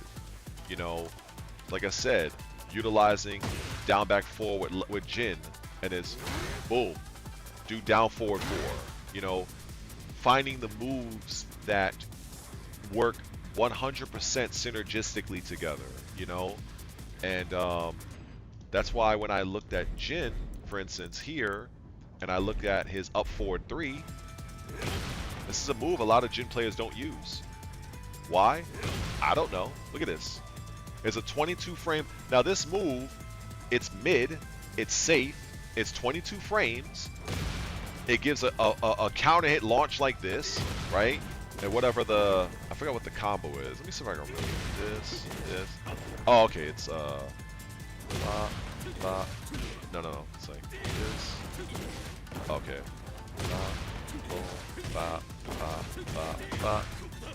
Oh wait, no, it's something else. I'm trying to remember this shit. Wait, hold up. It's been a while since I used Jin. It was what was that move where he flips in the air? God, I feel like no, it wasn't that. I'm bugging right now. Anyway, it doesn't really matter. But you get the point. I can't even think right now. But yeah, utilizing moves that are not necessarily like moves that a lot of people would use, but when you break it down frame-wise, there's no reason not to. It's fucking safe. Look at this. And it low crushes. So it's like a safer hop kick. You know what I'm saying? And it's not hard to get a counter hit in this game. And if you mix that up with this is essentially the same frames. This is 22 frames. This is 22 frames. So why not mix those two together? Why not? You know? It just makes all the sense in the world. It makes all the sense. For instance, one of the things when I mention about low attacks that you can use that are setup lows, well, if you look at this, if you break down oh no, I did not see that. Was it? If that was something recent, I did not see that. Did you see when Running Black threw Tekken Tim's controller? Nah, but Running Black is a very emotional player. He's like me, I would say. I'm a pretty emotional player. And so it doesn't surprise me that he flew off the handle like that. It doesn't surprise me. Maybe if I think hard about it, I'll probably it'll trigger a memory. But yeah, it's not registering right now. But yeah, man. I think right now I'm just I feel like I'm at a bit of a crossroads a little bit with this whole YouTube thing, because there's so much things I want to talk about, and I just don't know if my audience, quote unquote, will really show up, watch. And I understand that people, like, if you have 500 subscribers, all 500 people are not going to watch everything you fucking do. I'm well aware of that. It's just understanding YouTube the way I do. You know, like, most people have subscribed because of the video I made on Tekken. So it's like, well, if I make a video on, I don't know, what's going on with Assassin's Creed Shadows, or what's going on with Ubisoft, or what's going on with the Nintendo situation, you know, a lot of those videos are not going to really get pushed, because the majority of my audience right now are just going to ignore the video, and then YouTube is not going to push it out. So the only option I have is probably just to select or unselect that option of publish to subscribers. So if I do send the video out, none of you will be notified of it, and the video might have a chance to live outside of the core audience. And then sometimes, I don't know, maybe you guys watch other things besides Tekken. Let's say you might want to find something out about the Nintendo Switch, and I just so happen to put a video out about it, and you might come across and be like, yo, how the fuck did Red put this video out but I didn't know it? Well, it's because I unchecked the box to make sure that it doesn't get notified. So that's why I'm thinking about making a fighting game schedule. And I had this idea of where I would probably try Mortal Kombat, and I would go according to days, right? I would do Mortal Kombat 1, right, on a Monday. I would call it like Mortal Monday, right? So Mortal Monday would be me playing Mortal Kombat 1, might do a stream, and then you got Tekken Tuesday or Tekken Thursday, and then you got fucking Fatal Fury or Fatal Friday. So I was thinking about something like that, because there's another YouTuber that's very, very good, He's very fighting game centric. His name is Monger. Kind of a weird name, but he does good work. Yeah, yeah, yeah. When you upload videos, and you are doing like the editing for your description, if you go all the way down in that screen, there's a box that you can unselect, and it'll say something about publish to subscribers. It's something along those lines, and you can uncheck that box, so when you upload something, your subs don't see it. You know, unless they can find it on the channel, they can find it if they're browsing for it, but it won't. I don't think it shows up in their recommend. I don't think it shows up. No, it won't show up in your YouTube home feed, and you won't be notified. So I've heard that people do that. Yeah, they won't be notified. So people tend to do that if they want to test out new content. So let's say for me, right? I mean, I got a little bit of a rub from Tekken. But now, what if I want to, talk about, something else? Maybe I want to talk about, I don't know, like an open world game. Well, I would unselect that option, make the video about, I don't know, Elden Ring or some shit. I don't know, whatever.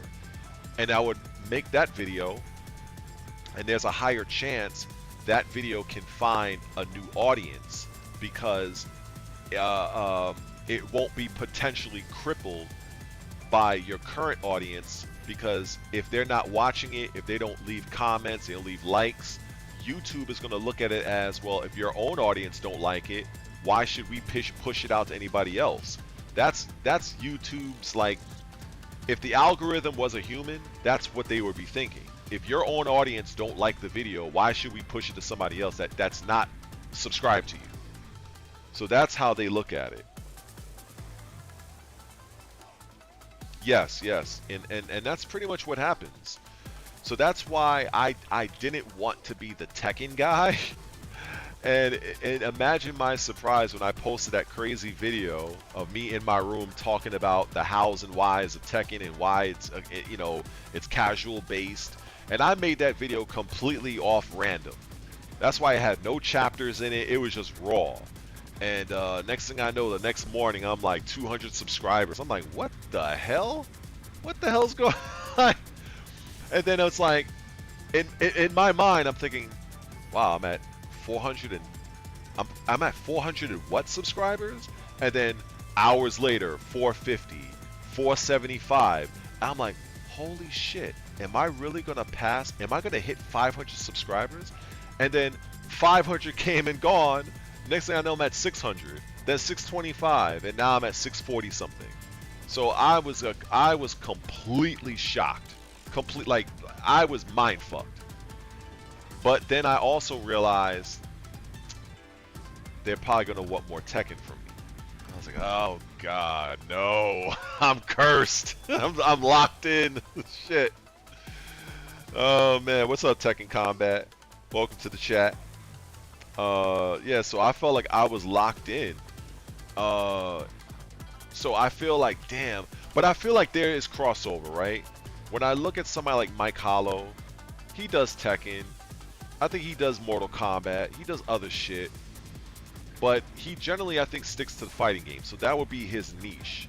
So I think my problem would be the fact that I do enjoy open world games. I love open world games. I love, Assassin's Creed. I love the Elden Ring. And so me, now that's not to say that some of you in the chat, all you guys do is play Tekken. I hope not. Shit, it's bad for your mental health if this is the only game you play. But yeah, I think, having a little bit of variety, you kind of need that as a content creator, because you can literally burn yourself out, making Tekken or making Street Fighter every fucking day. It's like, god damn, like, can I do something different that people will look at? Yeah, there's a lot of Tekken players trying to make sense of what these devs are doing. Yeah. Yeah, and the thing is, I started to realize that fact uh, I would say toward the second part of the year of Tekken 8's first year, like the second half. I started to realize this seems a bit crazy. They have, what is it? Right, we got the combo challenge. Wasn't there a part I think where it's like you sample combos, right? You have the sample combos. I think there's a part in the in this option where you can have the game do a combo for you automatically or some shit. I think it's special controls, right? So when I saw all of that, let me see. I understand that what you're saying. Can I send you? Hey, retro, bro. You can send me whatever as long as it's nothing, nothing too crazy. You know what I'm saying? You can send me anything, whatever. I mean, see, the thing is, I have a lot of ideas. It's just, I just don't know that they would resonate with the people that's already subscribed. So there's nothing stopping me from making the video. It's just, it's a lot of effort. And it's like, it's very frustrating when you put forth a lot of effort to something and you barely might get like 20 views for it. So it's almost like, it's like, what's the fucking point? So, so yeah, I have a lot of ideas, 100%. But I think, in regards to my video going viral, a lot of those times you don't really expect that to happen. You really don't. It's like it just happens. You know what I'm saying? But at the same time, it's like when it happens, it's a good feeling. But then it's like, okay, now what? Now that I have all these subscribers, it's almost like, how do I follow this up? And I even said it to a few people. I responded in the comments. I was like, I don't know. I said it jokingly, but I was being dead ass. I was like, I don't know how I'm going to follow this up because, Tekken is not... The only thing Tekken-wise I'd done on my channel prior was a lot of Raven videos. Like does Raven suck? Raven needs these buffs and blah, blah, blah. And those videos gained like 900 views, 600 views. So they did well for me because at the time, I think I was a little bit over 100 subscribers. So having a 700 plus video, that's great. But I knew that I wanted to, I wouldn't say it be a variety channel. I still wanted to have some kind of structure. But I damn sure didn't want to just be the Tekken guy. And so I kind of find myself, I guess I kind of am to a degree, right? And I don't, like I said, I don't want to be misunderstood. I don't outright hate Tekken. It just, I feel like I can contribute a lot more than just Tekken. And, but it's like, if my crowd only wants to hear me talk about Tekken, it's kind of like, okay, I guess I'll just have to look more into just making another channel and just probably do something there, But then another person had this idea of a system where some people would probably do, like, they'll make a video on like Monday about, I don't know, like an open world game. And then on Wednesday, it'll be a fighting game. And then Friday, so it'll be like that. You know what I'm saying? So I'm like, okay. It's like a little bit of structure. So the people that sub to me for Tekken, they know on Wednesday is their day, basically. You know what I'm saying? And then Monday is like the open world crowd. And there might be a possibility that some of the people that's waiting for Wednesday's video, they're like, something, let me hear what he got to say on this open world shit. And then they might, so I have a feeling along those lines, that actually might be worth doing. And then if you want to do it more niche specific, that's where I thought about, okay, if we keep it fighting games, Monday I might play Mortal Kombat. Tuesday I'll probably play Tekken. Wednesday I'll probably play something else.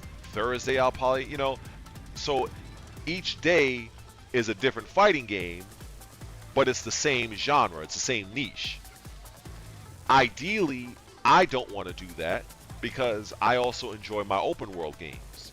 So I'm thinking, well, if I apply the same principle and just maybe pick a day or two where I'm uploading something that's open world based, and then I have set days for those for this. And I think that's probably the way to go. I think that's what I may end up doing because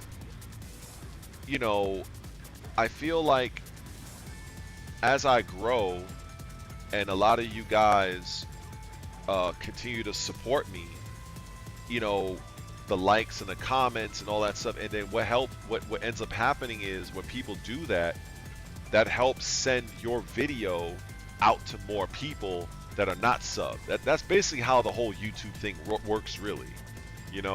So that's why literally all of the videos I have that are like big, if you look, each one of those videos has a ton of comments. So that's why, like, I would say to somebody that's trying to get into YouTube, it's very important to acknowledge and appreciate your subscribers. And because some people, now I can understand if you're probably like an Asmon Gold channel where you got like tens, like hundreds of thousands of subscribers, it's next to impossible to get to every comment. But if you're a small channel like mine or even smaller, it's in your best interest to get to as many comments as possible. And I just feel, for me, it's important for me that my subscribers know that I appreciate the effort that they put in to watching whatever video or however long I'm yapping for or what have you. That's something that's very, very important, because if it's not for that, there's no way I'm growing. There's no way I'm growing. And so what I would like to do long term, I would love to be one of those channels that is respected, where, like, let's say if I get like I would love to be able to be one of those guys, like, see what we're doing now? Y'all tuned in, however many y'all are in the chat. I'm not really too, it says 14, but I don't know how accurate that is. But I'd love to be able to be in the chat and it's like we're just like, just talking, like we all chilling, like cooling and shit, And I love that. I've always wanted that type of community. And also to be in a position where I could be one of those channels where they might get early access to a game, and I put forth those things where, being like I get early access to something and I make a video about it. And I want you guys to be like, alright, if Red says this game is cool, I can trust his word that he's not shilling.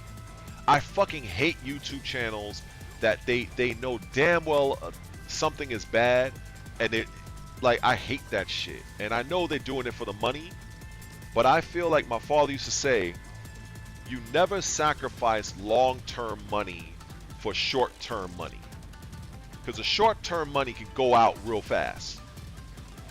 So it's very easy to ruin your reputation, and I've seen that happen kind of recently with a guy named I think his name Mr. Matty Plays or something like that, where he kind of got caught out there by somebody and he was caught shilling or something like that, and a lot of people were unsubscribing from him, and I've seen that, and so I don't want to be that guy, you know what I'm saying? And that's that. I mean, it's long term, but that's the plan. I would love to be able to be like, look, I have early access codes, I'm playing this game, you might want to check it out, here's what I think about it, blah blah blah. Or, alright, we're playing Tekken, I want to share this lesson, I want to share exactly how, like I did earlier in the stream, how you can probably condition your opponent, what are the risks associated with certain moves, what you should be mindful of. You're not going to be able to block everything, but what are the key moves you should be worried about versus this particular character? Like, things like that I can speak to. you know, or we could talk about boxing or fucking if John Cena is going to be his 17th champion, you know what I mean? Whatever. So, which I think is happening this weekend, if I'm not mistaken. Shit, I think so. But yeah, yeah, you know what? I definitely sometimes like the challenge for me a lot of times is the thumbnail and the title. And I think I'm getting better at the thumbnails. I'm learning. I use Canva, and I'm getting better and better. Like the little overlay that you're seeing, I actually made that myself. I'm very proud of that. You know, I actually love this. I showed it to my friends. They were like, "Yo, that is so red. That is so you." And you know, so I got that. I'm getting better at the titles and descriptions, but those are like the least favorite of my of the video creation process. Like this right here, talking to the camera, I'm a whiz with that. But the other stuff, you know, and it takes me time, and I suspect a lot of these larger channels, they have whole teams that do shit. You know what I'm saying? They got a whole team that makes thumbnails for them. So all they got to do is sit down and record some fucking words, and they got a whole other person doing all the other work for them. Like I don't have that. It's just me. So, you know, yeah, it's you know, I maybe at some point in time I might get to that level, but I you know, who knows? Maybe I didn't even think I'd get this far from this game out of no out of all games. Yeah, the Four Horsemen of Tekken from NYC. Yep, yeah, that would be something. It would be really interesting to, yeah, actually that would be crazy to have GM, Fab, myself. Yeah, that would be a crazy, that would be some. It's possible.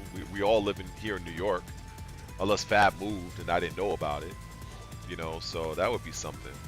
You know, but yeah, it's much easier when you have editors because you don't need to spend. You could just I could do this happened in Tekken, blah blah blah. Michael Murray did this, blah blah blah, and then move on to the next topic. And then you know all the other back end stuff is handled by an entire set of different people. But like, so that's why as a smaller creator, you have to gauge what video is worth making because it's like a lot of time these videos take me 2 hours to 5 depending on how much I want to put in it, the b-roll, the editing, cutting out some of the ums and the ahs. It's a pain in the ass, and then when you upload it and you're like 20 views, you feel like fucking just jumping off a bridge or something, like, you know. So it gets kind of annoying, but you try to say to yourself, you know what, all right, what can I learn from this? What did I do? What went right? What went wrong? Yeah, I got 20 views, but I still got 20 views. How long did a person stay to watch the video? All that other stuff. So I'm very proficient at being on camera, thankfully. But all the other back end stuff, I'm still learning. I've learned a lot now than I knew. I know more now. Wait, how do you say it? I know more now than I did back then. That's what I'm trying to say. So, but yeah, you know, when it comes to the blueprint of a character. In fact, you know what? Fuck it. Let me just for all time's sake, because I'm about to probably get something to eat. But I wanted to show something. Where is he at? Where the fuck is this guy? Oh, here he is. So this guy right here. Yeah, my friend, we always be having this matchup. We be having some epic Raven and Victor matches. And that's another thing. I wanted to stream some of our sessions, but I don't know if we're gonna have a good connection. In fact, I wonder if he's actually even online right now. Shit, because if he's online right now, I wouldn't mind see if we can get into a room and you guys could see some real fucking epic matches. Because we be getting our Victor Raven sets, yo, our shits be crazy. So I don't know. see. Let me see if he's on. I'm sending him a message on. It'd be crazy if he's actually in the chat. That'd be wild. Let me see. You on? Let me see.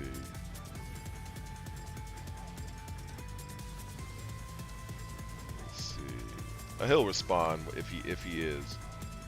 Because I would love to actually have that, you know, because we have some good ass matches. We definitely have some good ass matches. And I am so fucking glad that the armor heat engager, that shit is gone. Because I can't tell you how many times I had to eat this bullshit ass move. Oh my god, that move was annoying. But I had a Victor video planned. And I was sharing some. In fact, it kind of came about because I wanted to help my friend.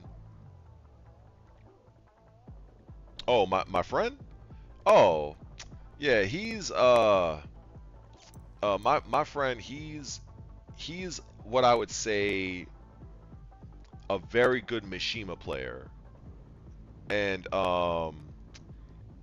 he's a student of the game. He plays stick, and he loves Heihachi. He's good at pretty much all the Mishimas, but he's taken a liking to Victor. He was running Claudio for a bit, but he kind of got off of him. So right now he's on Victor, Alyssa. I don't know, because I don't know if he's, because I don't know if he's at work now, but he hasn't had a chance to kind of really dive into the new changes. But yeah, when he's on with Heihachi, he's very good. He's not Joka level, of course, but you know, he's still very good. And so we be having some very solid matches. He's basically somebody that has really sharpened me over the years, because we've played Tekken for fucking decades, and so it's always good to have a guy like that. You know, it's always good. And you know, Kazuya, I call him Coin Flip Kaz, you know, and Heihachi, you know, very, very solid. I've been wanting to get him to try out Devil Jin, because some of the changes they made to Devil Jin in this season, it looks very impressive. I don't know how good Devil Jin is now. I think he's better in this season than last season. But let's see. But yeah, he's very solid. So I had in mind to do a couple of things to show him a couple of techniques that he could use with Victor, because in my opinion, Victor is a rush down character, and I think people don't use Victor like that, especially with this stance. Like this stance right here. Let me put him. Let me see. Oh, I gotta set him to punish. See this right here? I don't really see this very often. So right here. So that's all guaranteed. And then if I so you could do something like this. You gotta do it early though. Hold on. Ah, fucked up. That's all guaranteed. So that's all guaranteed. I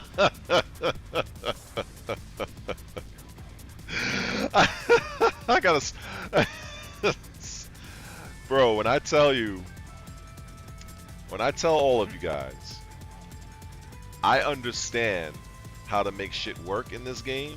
I may not main your character, but I can. If you give me a good 20 minutes to an hour, I will find ways on how to make this character effective. One of the things I really love when I pieced together was this.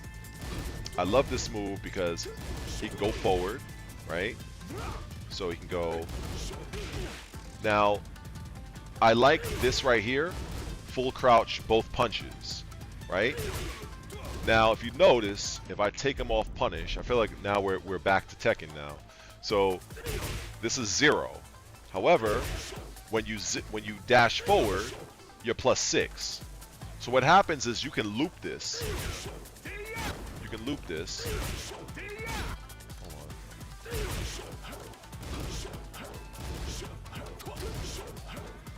So you can kind of do stuff like that.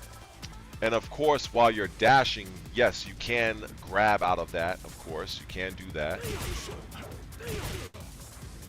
I mean, it does take a little bit of execution because you're looping commands, and then you have to decide when you're going to break the loop and start a new loop. So it can get it looks impressive if you get it together.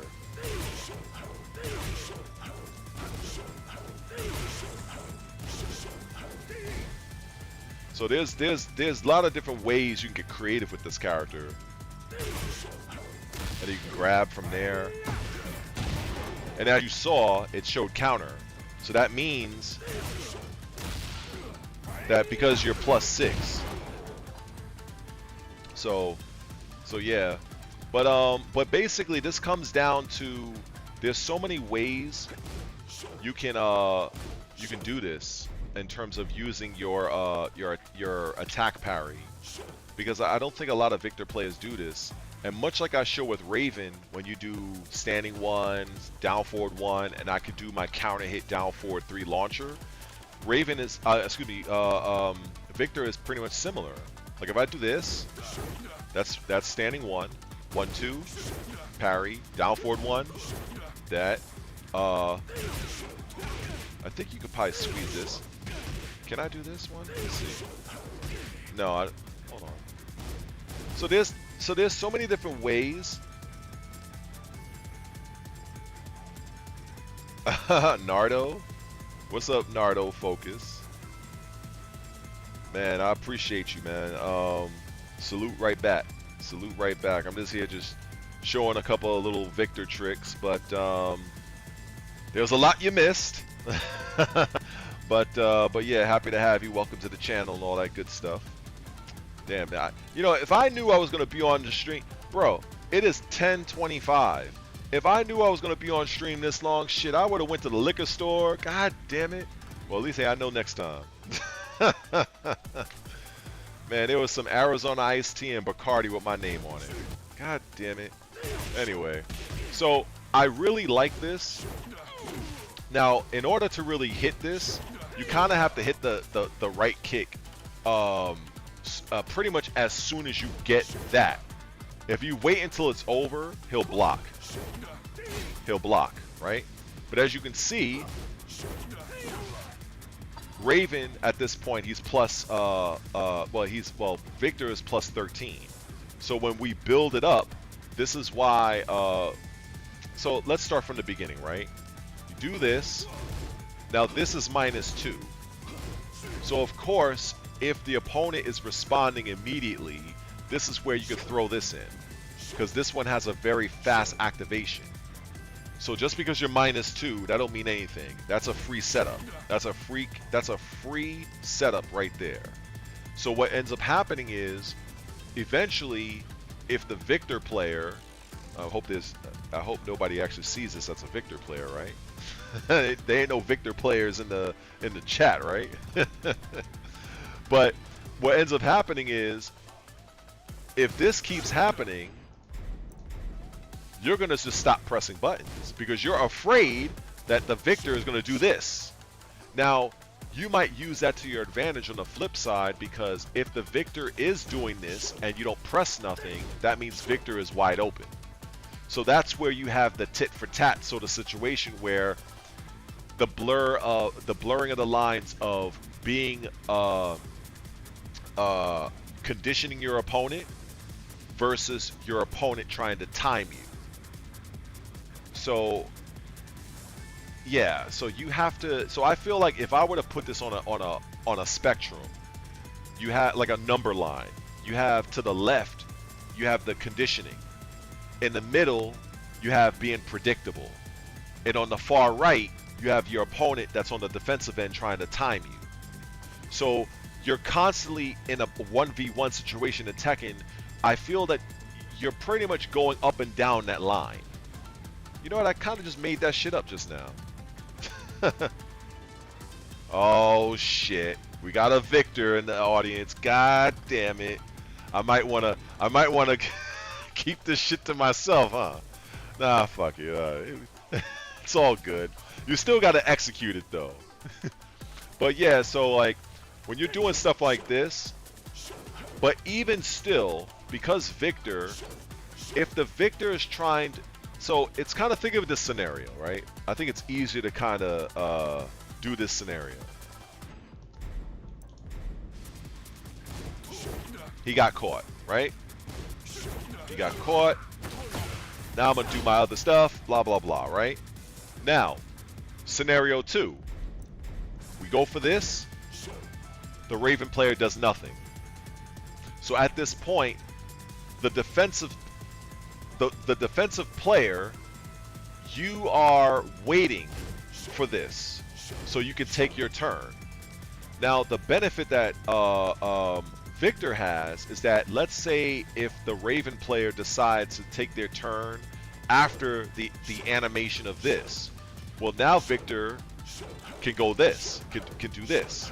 So if Raven actually attempted to retaliate high, for instance, Victor can still has a second dash. So there's an added layer there, and this is where you have a situation. They say it in fighting games, and 2D fighters, mental stack. You're overwhelming the defensive player with options, because now you're giving them too many things to think about, and it's hard for them to kind of figure out what decision, what path to take. So now you're going to be in a situation where your opponent is just going to be standing there not doing shit. That you literally overloaded their brain. That's what ends up happening.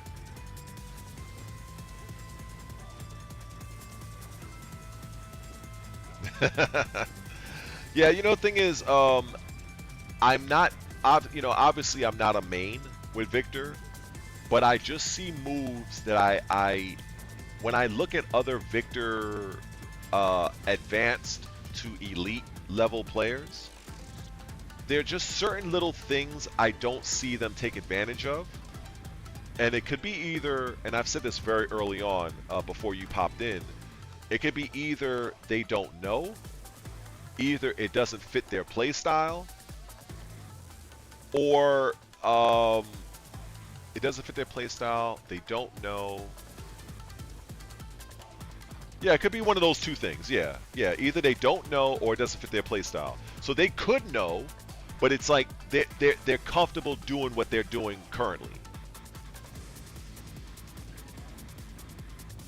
So because when I was playing my friend, he tends to not utilize a lot of what the character has. My friend tends to utilize what's cheap. So I try to get him to kind of think outside the box. So when I saw this move, and I was like, oh, this shit looks fire.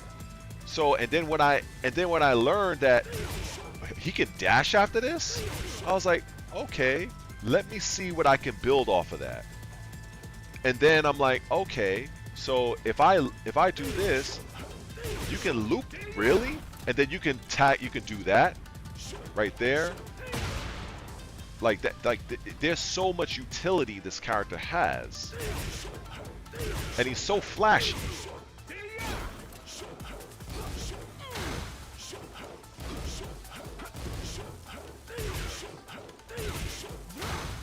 Like it's pretty cool. Like, it's fun to do this shit, I gotta admit. It makes you feel like you're like some badass, you know what I'm saying? It's really cool. Oh, oh my god, this move. I could not wait for them to take the heat engager off this shit. Oh my Lord Jesus. I could not stand that shit. That was like, god damn it. Oh, and let me tell you, oh my god, between this move and I could fucking hate this shit. I call that like the aerial death fist, like the death slash. Like, oh my god, that move would take so much life. But that's when, honestly, it made me better as a player, because what I ended up doing with Raven, I just warped out of there. I no longer challenge the move. Sometimes I would try to challenge this when he would throw it out and he would go for the chip damage. But yeah, you know what? I realized, you know something? I have Raven. I have a 1-frame teleport. Why am I waiting for this shit? We just warp out. And that's what I started to do. And it made the matchup a lot easier to deal with. You know, and also what ends up what helps with the with the Victor matchup is understanding when you can duck that.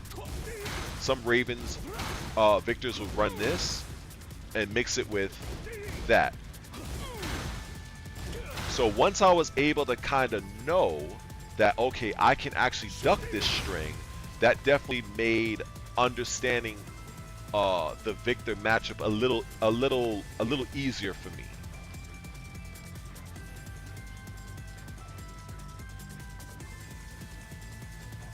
That move a low blow,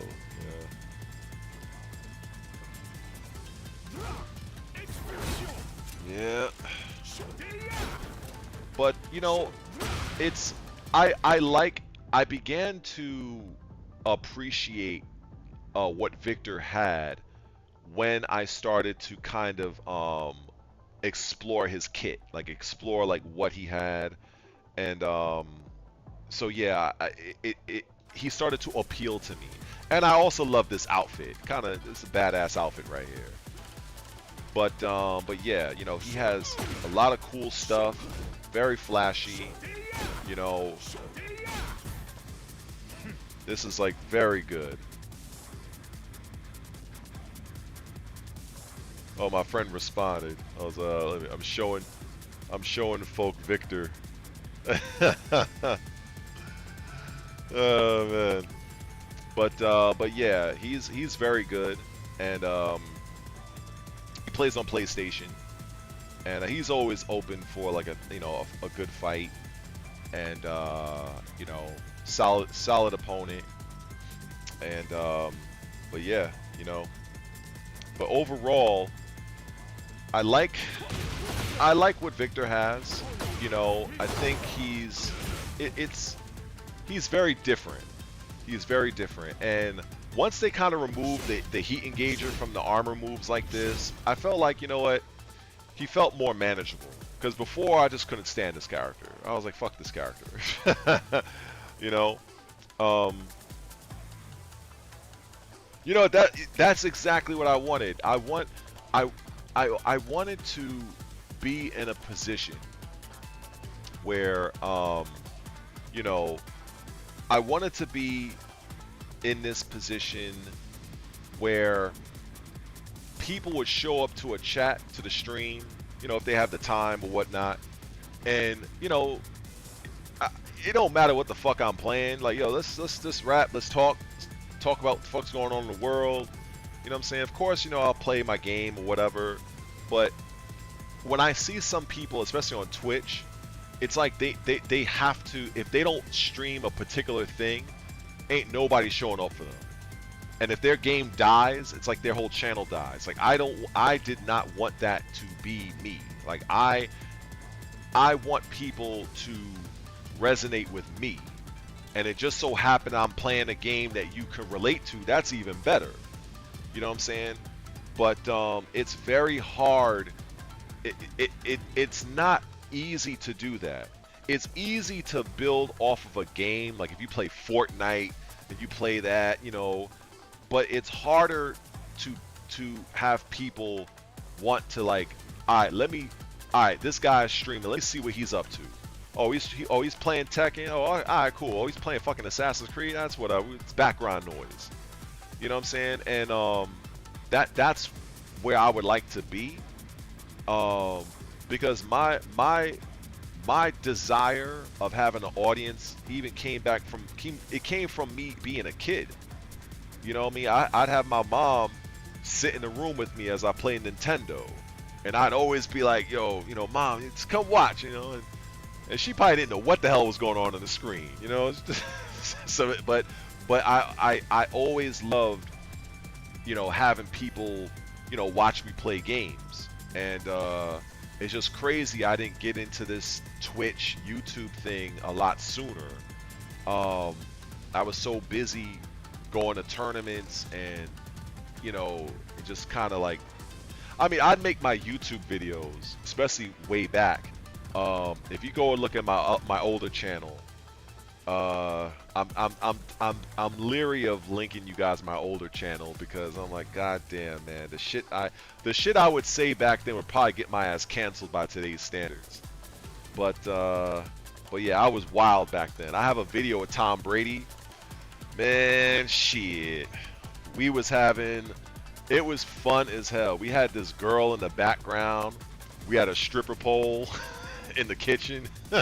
Yo, it was wild back. It was like the wild, wild west, man. It was wild, wild west. It was good times. It was good times. I just felt like the fighting game community was so much different back then. Now it just feels like the suits got in. Everything seems more corporate. All these Tekken World Tours, they're all corporately sponsored events.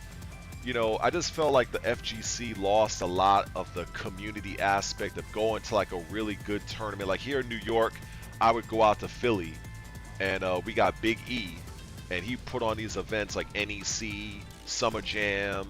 You got the event, Jersey East Coast Throwdown. You know, I've been to one final round in Atlanta. You know, those tournaments.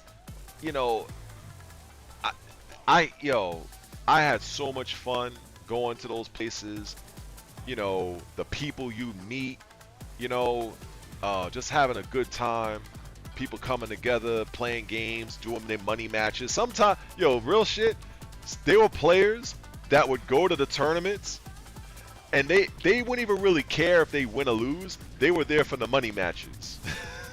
So it was a time to be alive, man. It was really good. It was really good. So a big part of me kind of misses that.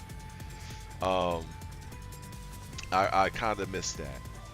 You know, I just don't know if it captures that. When I watch a lot of these big tournaments, my experience going to an MLG event, which was years ago, but if it's anything like that, you know, you have to follow a lot of rules.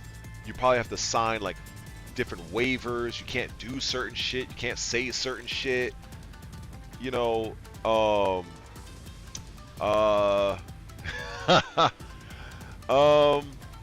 Nardo, I don't know, man. I don't know if that's a good idea for me to do that, but I'll just say, if you type in on YouTube, and this is probably a bad idea for me to do this, if you go to YouTube and you just type in, and you're probably typing the shit in right now. If you type in, I think the easiest way for me to find it, because I think the other channel, I forgot what the fuck I named it.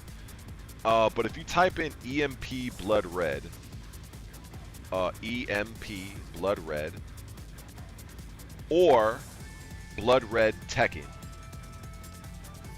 you'll probably come across several videos of me. You'll probably come across one with Empire Arcadia. That's not it. That's just the company I'm affiliated with. But it's probably Blood Red or Bloody Bison. I forgot what I call the shit. But you should find it in that way. Because I do know I have 120 subscribers there, but they're probably all, you know, this was like years ago. But yeah, it was a wild, wild time. Wild time. But hey, if you find the channel, let me know. If anything else, I guess whenever I get off this stream, you know, I'll find and I'll just link it to you. If just leave me a comment on one of my whatever video, and I'll see you commented, so I know how to find you, and I'll just send you the link, and maybe anybody else that wants it, because I was thinking about preserving some of my old matches and just OBS. Oh god, Matt, didn't take you long to find it, huh? Shit, god damn it. Now I did have a few things I think I called it the Bloody Bison Show. I think I did like 3 episodes. I was just kind of going with something. I don't know, but you don't even, you know what? You don't even need to subscribe to it because I don't even post to it no more. But yeah, I don't even post it. There's no need for me to post to it. But what I planned to do was I was gonna OBS, my own videos to record it, and then I was gonna upload them up to my channel.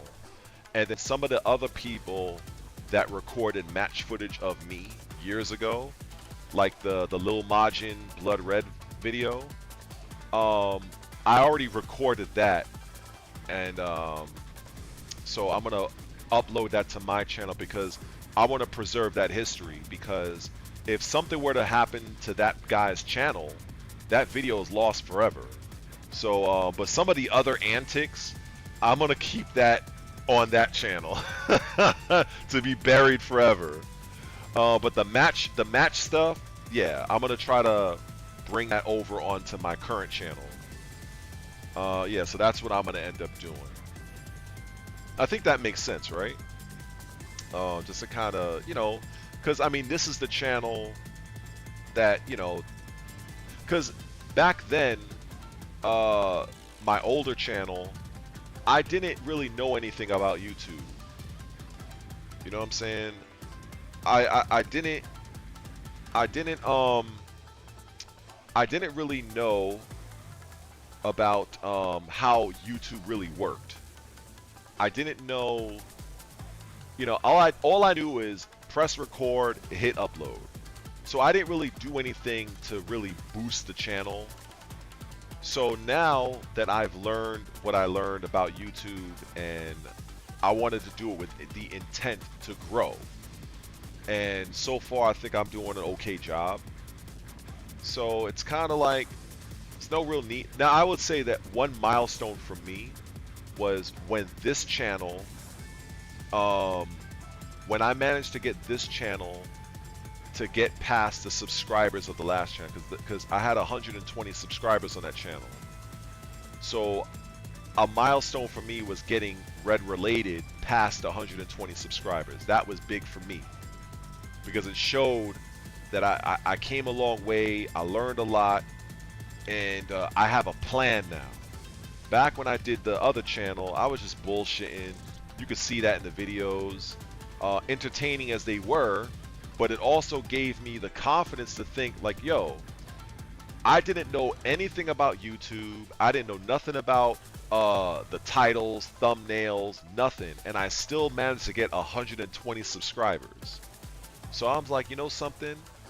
If I do this with the intent to grow, learn the platform, and here I am so far. So yeah, man, I'm trying. And I mean, there's a lot of other channels that's way larger than me, but I feel like, at some point I'll get there. I'll get there at some point. And but yeah, you know what? It just feels good to be in this position. And then even one of the playlists on this channel, I have a whole different playlist, and I knew it wasn't going to get a lot of views, and I didn't care about that. I title it's a playlist called My YouTube Journey. And I kind of wanted to just kind of show people that might think about making a YouTube channel. Maybe they're on the fence, they're afraid, they don't know what to talk about. And I was like, you know what? Let me make something that might inspire somebody to go on their own YouTube journey, because I'm doing it. You know what I'm saying? And I feel like when I finally unlock those little membership perks and stuff like that, I'm gonna make a video about that and all that good stuff. But Nardo Lay is gonna be back. No problem with that. Even if they don't bring him back for Tekken 8, which it would be crazy, but even if they don't, I still got Tekken 7. and I definitely will. I definitely see myself making an extensive lay guide in the future. And to Matt, I never played Jimmy Tran, but I had the pleasure of meeting him. Now Bronson Tran, we know each other very well. Uh, I'm happy to say I have his respect. And if you know Bronson Tran, he er, it, earning his respect is yeah, it's like an Xbox achievement. Yeah, Bronson Tran is he will shit on you in a heartbeat, and so I feel I'm happy that I earned his respect back then, and I played him. Now I gotta admit, there is a video that I do have online. Oh, let me message my friend real quick. I'm just doing this IG shit. In fact, I'll leave him a voice message. Let me see. Yo, yeah. So currently, I'm still doing the stream. I don't know how many hours I've been on this shit. So I already sent you the link. So if you checked it out, you're probably hearing me talk about the old days, and I talked about Victor for a little bit. But yeah, I see that you almost lost to Reina. So definitely, learn the matchup, get back in there and do your thing. If anything, I guess we'll get up later, or you can tune into the stream and listen to get under the learning tree. Anyway, take care, bro. Peace. All right, so all right, we took care of that, and all right, so there was a tournament.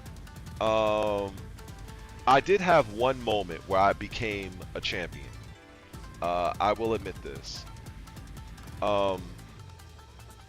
So there's this league back. Well, I think it's still around. It's called GGL, Global Gaming League.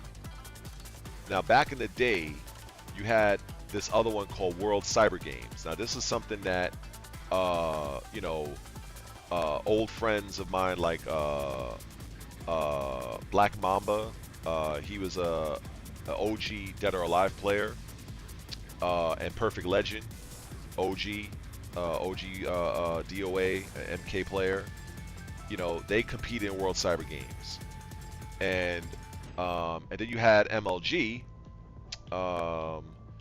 Major League Gaming, and so I participated in a GGL tournament. Oh man, I appreciate it, Nardo. I'll try, man. I might at some point get on to Mike Hollow's podcast or whatever he wants to do, and so I'm hoping that that will open the floodgates a little bit more for me to kind of introduce me to, I guess the many hundreds and thousands of people that tune into him. So I guess we'll see. I'm not rushing 'cause I know he's a biz man, and so I appreciate that. I look forward to having a good. I expect it to be a conversation of epic proportions. But kind of getting back to this, so there was a tournament back in the Tekken 6 era, and it was my first online tournament. And ironically, I played Markman, the legendary Markman. I played him. We're also good friends as well, by the way. And he played Eddie, and I played him in the tournament. And it was an online tournament. And as you may or may not know, Tekken 6 had shit online. It was absolute trash. And so I think some of my matches is on my channel, or it might be on the Empire channel, the Empire Arcadia channel. I'm not too sure. It's probably on one of those. So so I ended up winning, and what ends up happening is we had players from the Xbox side and players from the PlayStation side. And so the top two players from Xbox and PlayStation, they were flown out to San Mateo, California. No, excuse me, San Francisco. Excuse me, it was San Francisco. And it was my first time ever on the West Coast, and I'm not a fan of flying, so that shit was 6 hours, and my heart was in my mouth the whole damn flight. And so that's where I seen Jimmy Tran. That's where I seen several players, several OG players, that may not be so active now. And the problem that I experienced was the lag was so goddamn horrible. It was, if you can picture the worst lag, it's worse than that, because they had us play. So I'm on Xbox, right? And the final opponent I had to play. Now this guy was an OG Law player. A lot of Tekken heads may not remember him. It was a guy named Intelliman. Now Intelliman, I think he was Asian. I can't remember his total ethnicity, but he was Asian looking. I never met him, but I knew of the name. And I was like, oh shit, you're Intelliman? It was one of those moments. And so we had a very strong match. I ended up, pulling out the win. So I became champion on the Xbox side. So then on the PlayStation side, had God,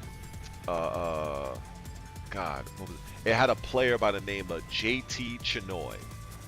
Now this guy was a phenomenal Ling Xiaoyu player, and oh my goodness, man. Oh, hold up. So he's been listening. Oh, that's cool, bro. Yeah, right now I'm actually telling the stream about my GGL event. Yeah, so yeah, they were in North Cal. Yep. And so now I get past Intelliman. That was tough because, again, like I said, the lag was bad. The problem that they had, I believe, is so they had us play on a tiny ass monitor, right? And we were inside of a ring, and they had this huge ginormous screen. So the lag was so bad on the screen that we were playing on, they told us to look up at the big screen. It was the fucking wildest thing I've ever seen. I was like, yo, bro. It was like if you press a standing left punch, when you pressed it, the shit felt like it came out a full 3 to 4 seconds later. It was that bad. So it was a fucking miracle. Yes. Oh, bro, if you're listening right now, I am letting them know right now. Yeah, so the lag was so bad. It was so bad. It was a miracle that I even did anything. So what ended up happening was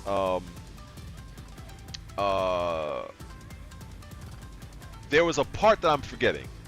So they had another tournament as well. It was the Tekken 6 Nationals. I sometimes forget about this because I got my ass beat and I got eliminated fast, so I kind of forgot that was a thing. Because they did the GGL finals stuff that we did, and then once we were done, then they transitioned to the Tekken 6 Nationals. That's why Jimmy Tran and Bronson and all those guys, that's why they were there. They were there for the Tekken 6 Nationals. That's why. Okay, now I remember. So what ended up happening is in the final match, the grand finals, right? So I won the Xbox side. JT Chinoy won the PlayStation side. JT was a Ling Xiaoyu player. Now, the grand prize was $5,000. So, for instance, if you're I won $2,500 for beating Intelliman in the Xbox finals. So JT won $2,500 for beating, I forgot who he fought in the finals for the PlayStation side. So now when we come together, we're set to fight for $5,000. Bro, that match, when I look at that match to this day, okay, I am still salty to this, all these years. There were so many things I tried to do, but because the fucking move never came out, and by the time, sometimes if it did come out, it was like, it was so late that what ended up happening, the opportunity passed by, and then I ended up getting punished. And of course, you're dealing with Ling Xiaoyu, and in Tekken 6, with lag, let me put y'all onto something.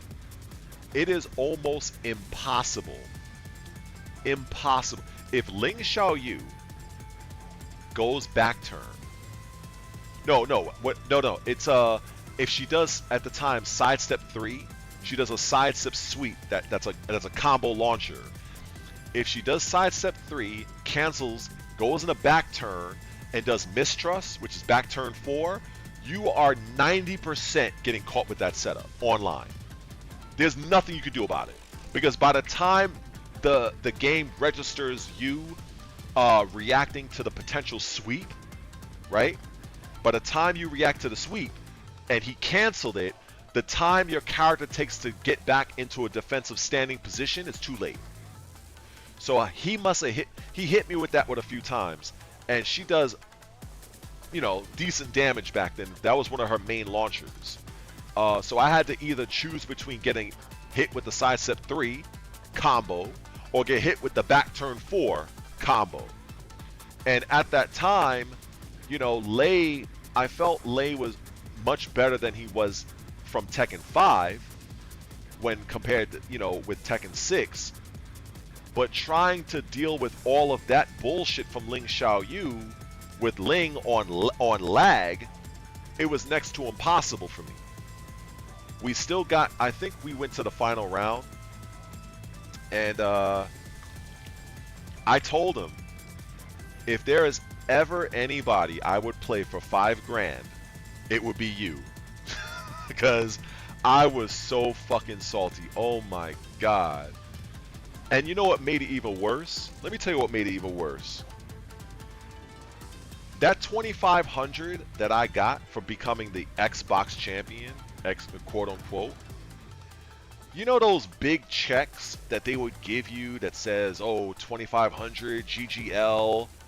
I didn't even get one of those. So I don't even have anything I could mount on the wall and say I did that.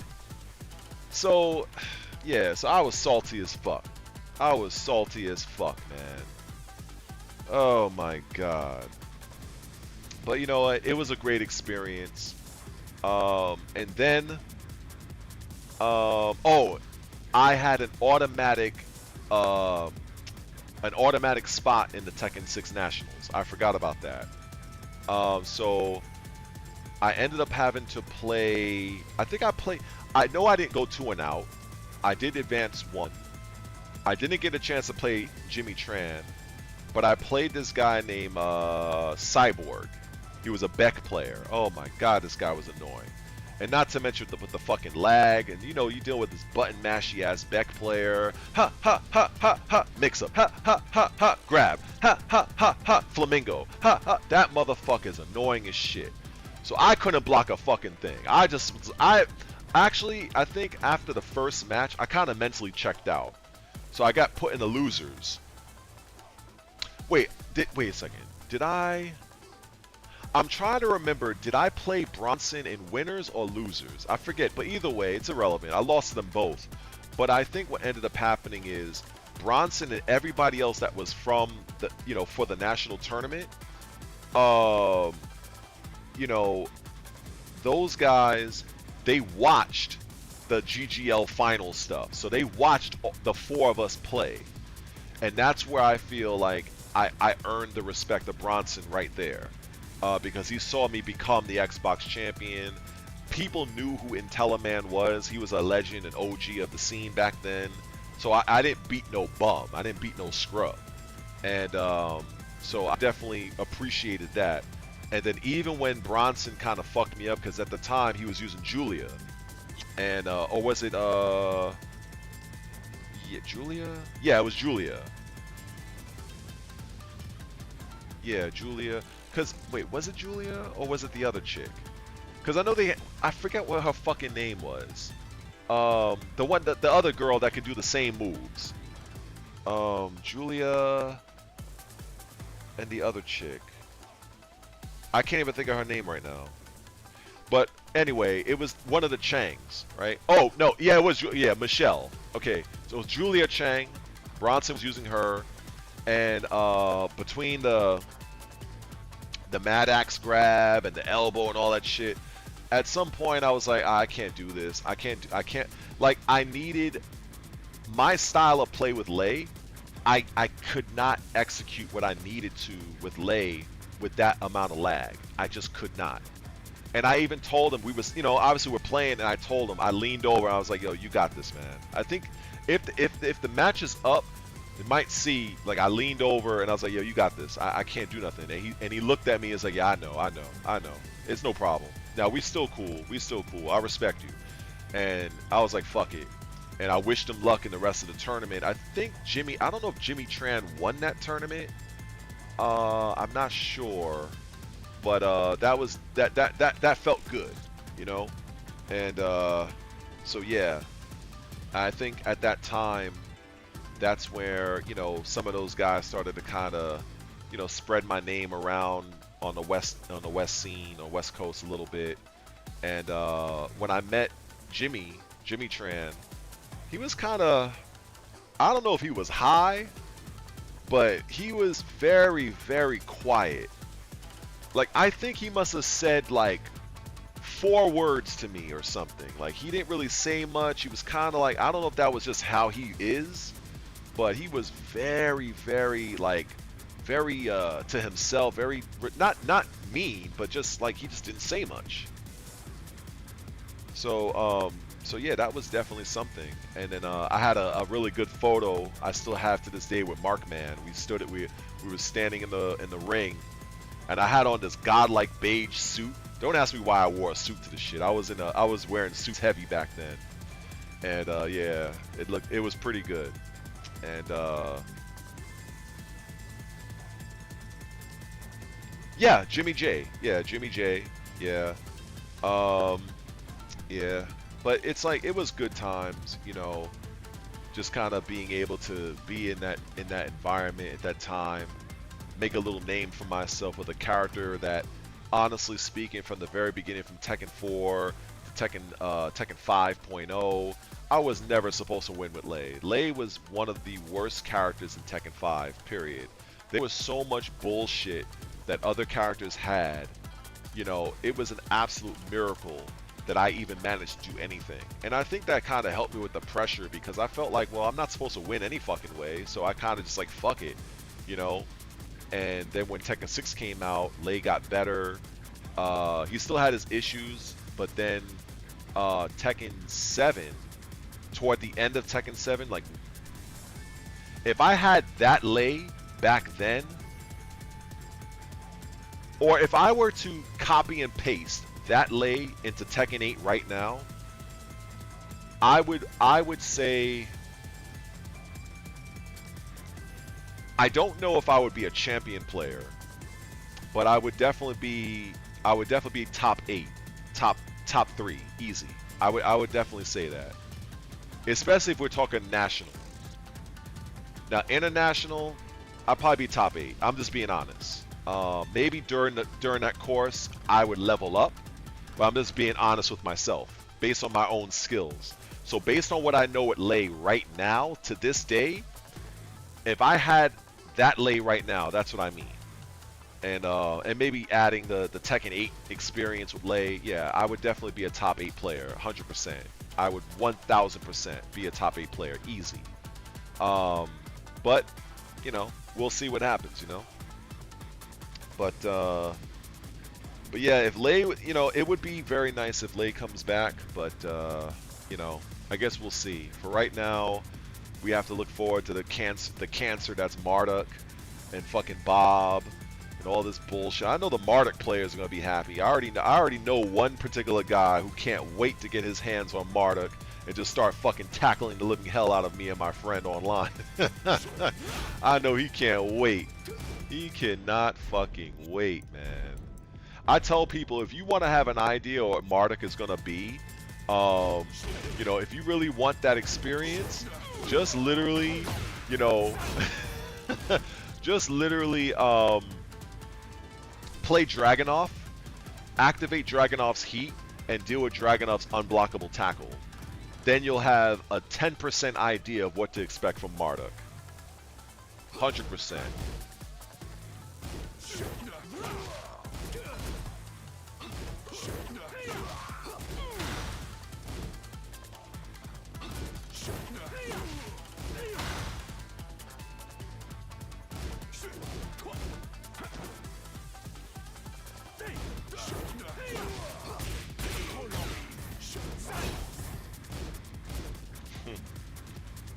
But, you know, I'm hoping all of you guys, you know, I've been yapping for so goddamn long. I'm hoping you guys are doing well. You know, I don't know if some of you are content creators yourselves. You know, what you guys got going on for the weekend. You know, get some drinks, smoke, whatever you guys do. Hang out with your shorty. Play this wonky ass game. Watch some WrestleMania. Whatever. You know what I mean? Like, because I'm fitting to probably make me something to eat pretty soon. Probably, I don't know, see what's going on, see who's bitching and complaining about Tekken online. You know, who made what videos. If the Lee players are still complaining. In fact, let me go to Lee real quick, just for old time's sake, because this is actually how I started the video, how I started the stream. Ironically, so let me have a full circle moment right now. Get ready for the next battle. Yeah, this game, you know, like I said, I don't mind if, and it's not going to happen. They're not going to change they're not going to change how this game is going to be played in terms from a mechanic standpoint. You're gonna have. They did not want to change the heat engager from 17 to 9. They didn't want to change that, but because the community forced their hand, that's why. So, you know, it is what it is. But, you know, I'm curious to see what the community is going to think after the May event. That's what I'm kind of wondering. After the May patch, I mean, you know, the thing is, I feel like when you talk about, say, Lee, I think what ends up happening is this, and I experienced this firsthand using Steve Fox. I was so used to using Steve from Tekken 7 that trying to use him in Tekken 8 like it's Tekken 7, I was having a lot of resistance. And I have a feeling that with Lee, I think even some of the more pronounced Lee players, they're still trying to play Lee like it's a completely different game. Because, you know, when I look at this move right here, okay, when I look at this, 442, 442, you're +2, and I know if somehow if some of you guys are still on the stream from the very beginning, you know I'm covering this again.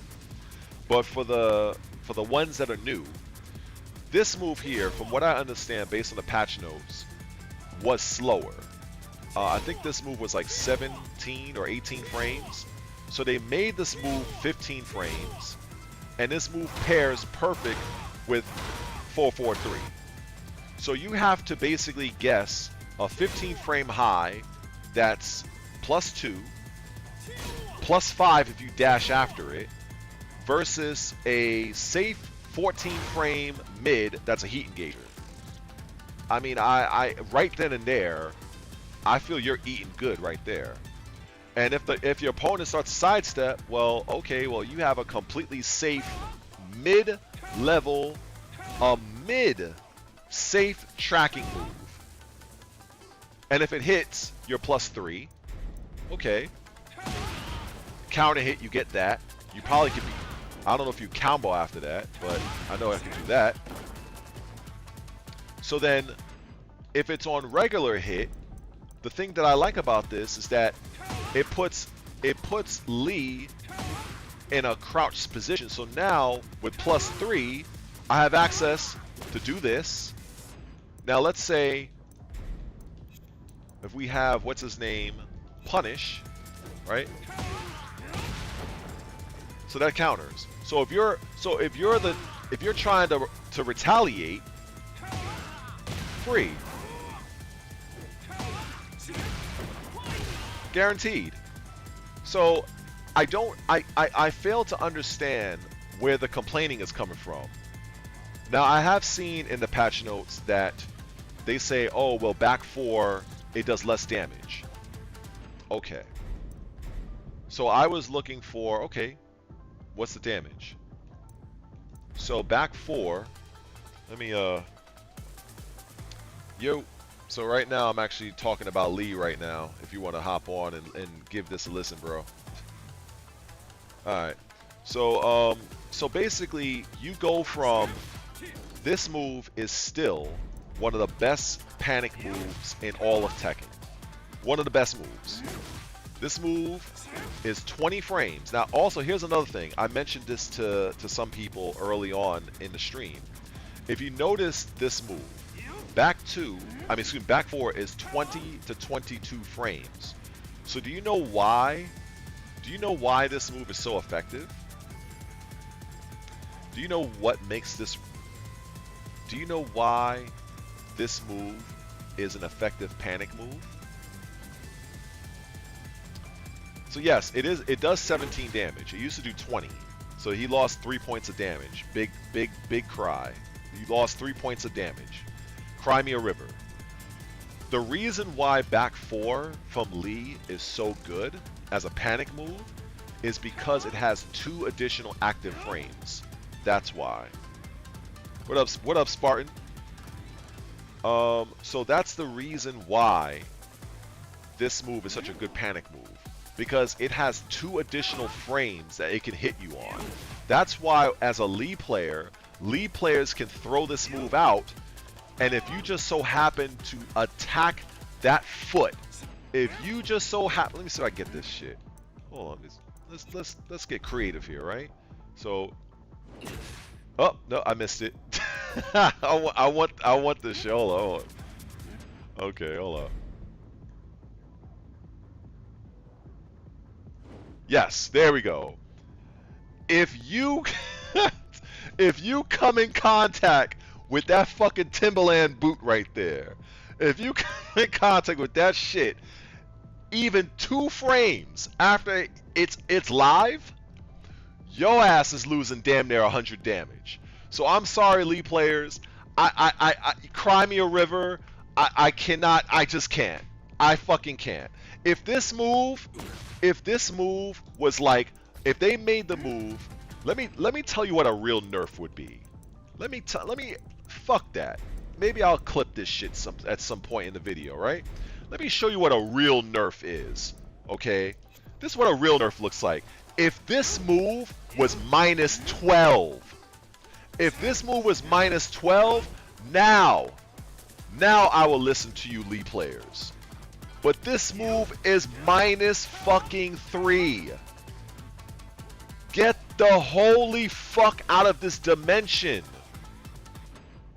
Bro, you're complaining. Bro, free! You can't even retaliate. You can't even retaliate. Even if you block this move, if you try to mash, if you choose to go into Hitman, you have all these options. You have all these options. All these fucking options you have. Even if you have that, even on regular. Even on regular. If you try to press into him even after blocking this move, he can down 3 you. Counter hit.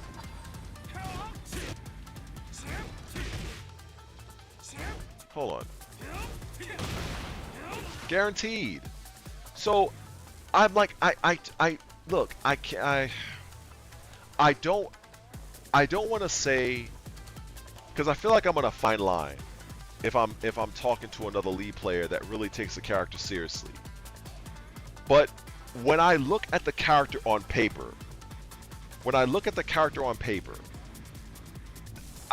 find it hard to sympathize when you have things like you have this and you go for a full combo from this. Oh, okay, so I'm just gonna duck. No problem. You want to duck? I got you. Duck that. Oh, now I'm +3. So now I'm +3, and now I can continue my assault. Like, it's just crazy to me the amount of videos I've seen coming from this character. If I didn't know better, I would think that Lee was the worst character in this game. Like, this is amazing.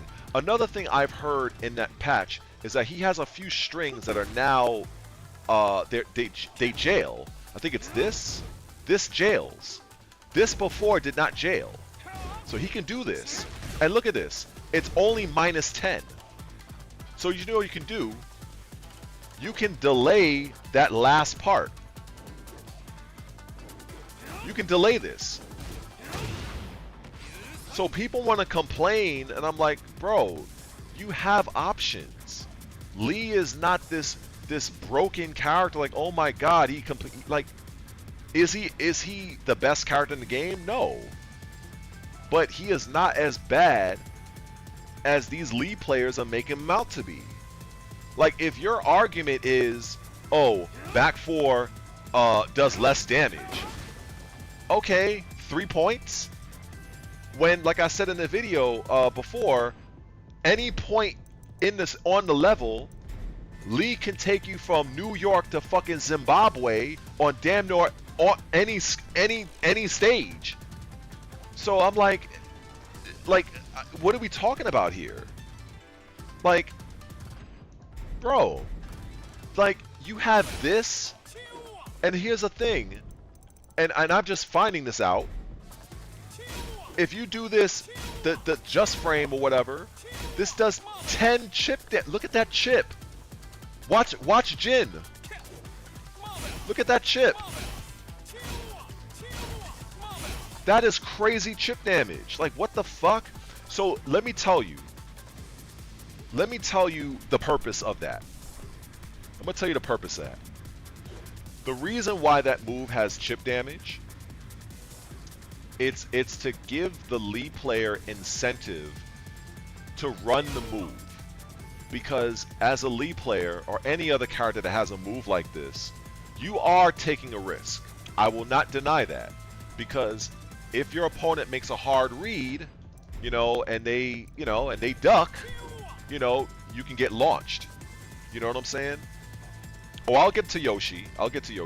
Yoshi is Yoshi's gonna take a while. There's a lot with Yoshi. So yeah, there is an inherent risk to use this move. I'm not denying that. However, in order to defend against this move, the defending player has to make a hard read. This is not a situation where you can see the Lee player doing the move and then duck. You have to already be committed to a crouch. And now, if you know that as a solid or elite level Lee player, you have that. You have that. You have this. Oh, and I hate to reiterate this, but this is safe. It's -9. So you have a crazy game between 4-4-2, 4-4-3. Oh, well, they're going to sidestep. No problem. Let's sidestep. Let's sidestep. You're right. They'll sidestep, right? They'll sidestep. No problem. Oh, maybe that tracks one way? Okay, there you go. All right, he's sidestepping. No problem. We'll just do this. Now, where you going? Where you going? You sidestepping, right? You sidestepping.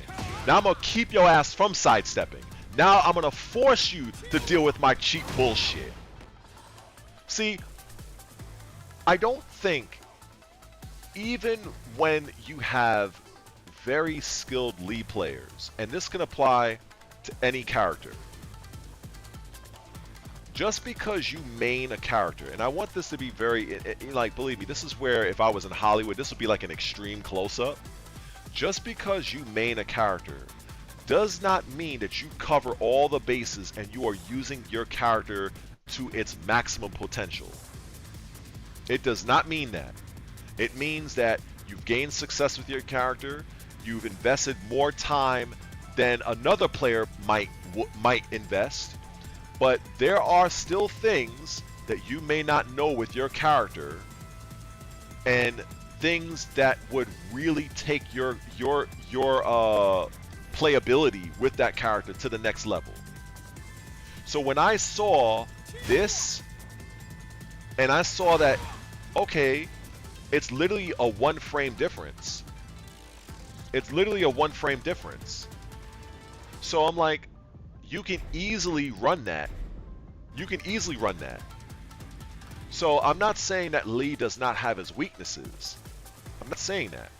But what I am saying is that there are moves that now has been buffed for this season, for this patch, that if you are not utilizing these moves, then you are only doing yourself a disservice. And you are going to be more, you're going to have a harder time. Sure, you might win over, but you would stand to have better success utilizing the moves that have been buffed, as opposed to complaining about what has been nerfed. If that makes any sense. So, for instance, one of the other moves I absolutely love is up forward both kicks. This kick, bro, this kick, do you see this kick? Now, if the argument is, oh, it's a high, okay, tell that to Mishimas. Mishimas use high attacks all day doing Electric Wing God Fist. What are we talking about here? Let's talk about, you know what? Fuck it. Let's look at this. Let's have some fun, right? Because I did this earlier, but I'm going to do it again. Let's look at Jin. Wait, what's that move? That's a high attack too, right? Oh, wait a second. Holy shit. Holy shit. Isn't that a high attack, ladies and gentlemen? I thought high attacks are worthless. Isn't this move 21 frames? And it has 6 additional active frames because this move is 21, 27. Doesn't this move give you +9 on block? Can I just do the dive kick and I'm plus on that too? I mean, tell me when I'm telling lies. Tell me when you have not seen a Jin player put either of these moves on a street corner and literally pimp them out. So now, if we look at this move from Jin, go back to Lee, doesn't this move look familiar? I think it does. This move looks familiar to me. Like, are you serious? Oh, and if you go into Hitman, he's +8. You can basically do what the fuck you want at that point. It's like, so then the other issue that I heard Lee players complain about was, now there is something I can say in their defense, but let me show you what this is. So Lee players, and this is what I've heard, they took away the heat engager property of Hitman up 3, right? This used to be a heat engager, but yet and still, what they ended up doing is they gave you a safe mid that does 32 damage. 32. Wait, hold up. What does this do on counter hit? I'm curious. Let's see what this does on. Let me see if it does anything different. Wow. So on counter hit, this move does 38 fucking damage. Are you fucking serious? So you have a 20 frame attack that is safe on block, that's an instant low crush, that does 35 damage on normal hit. Oh, and wall splats too. And on counter hit, it does 38. What? I think they say in Dragon Ball, Nandato? Like, come on, man. Come on. And yeah, that was a heat engager. But now they complain and say, well, we don't like the fact that the heat engager is Hitman 111.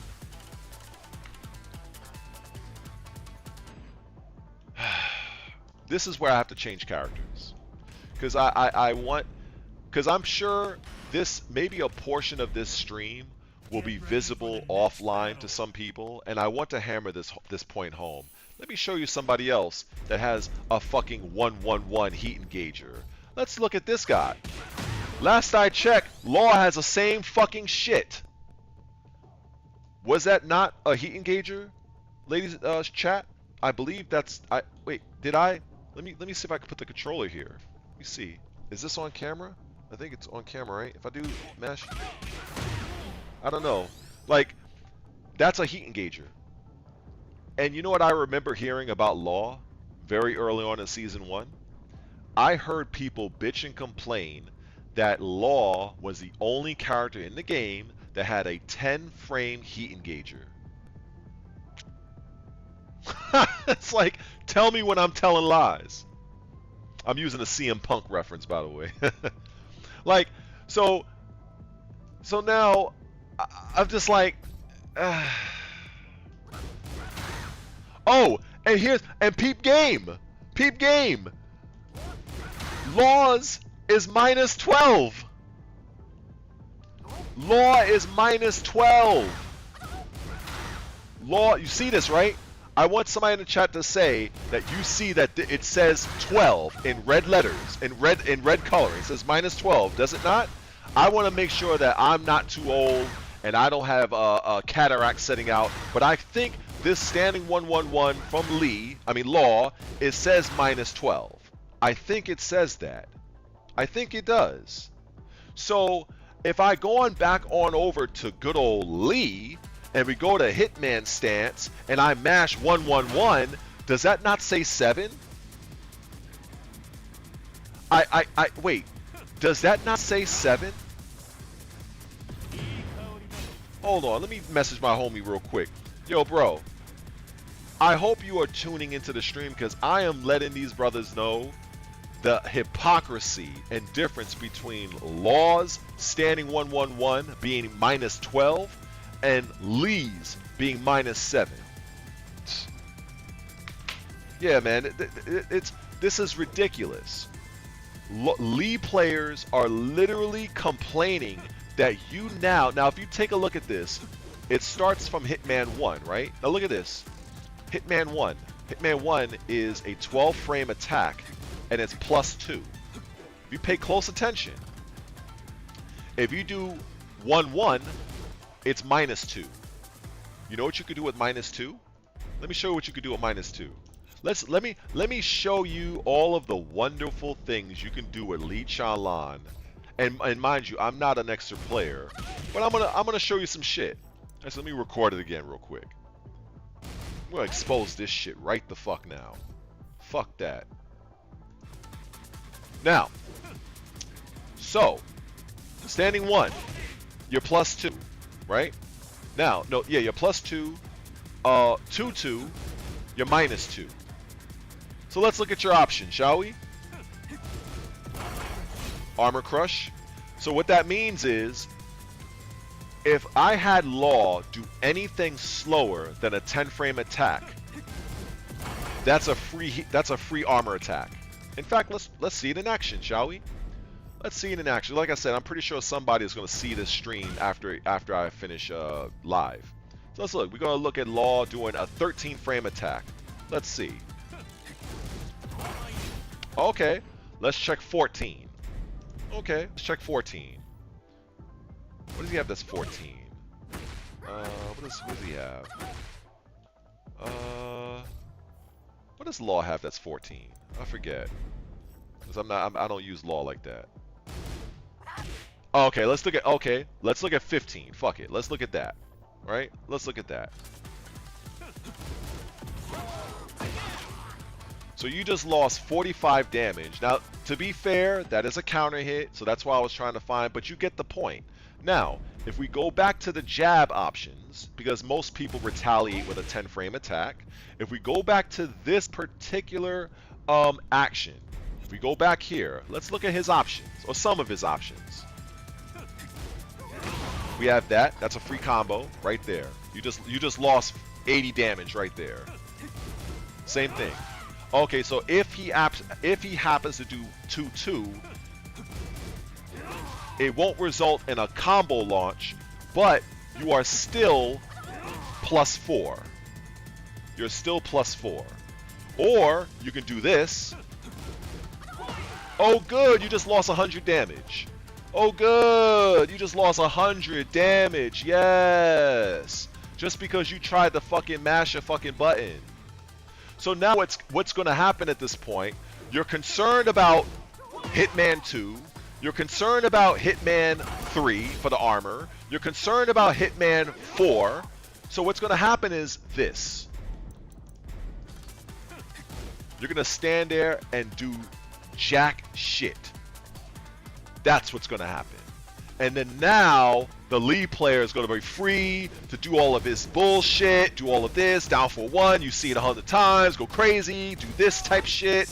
Because now that lead player, to their credit, I will say, to their credit, has instilled the fear of you pressing into him.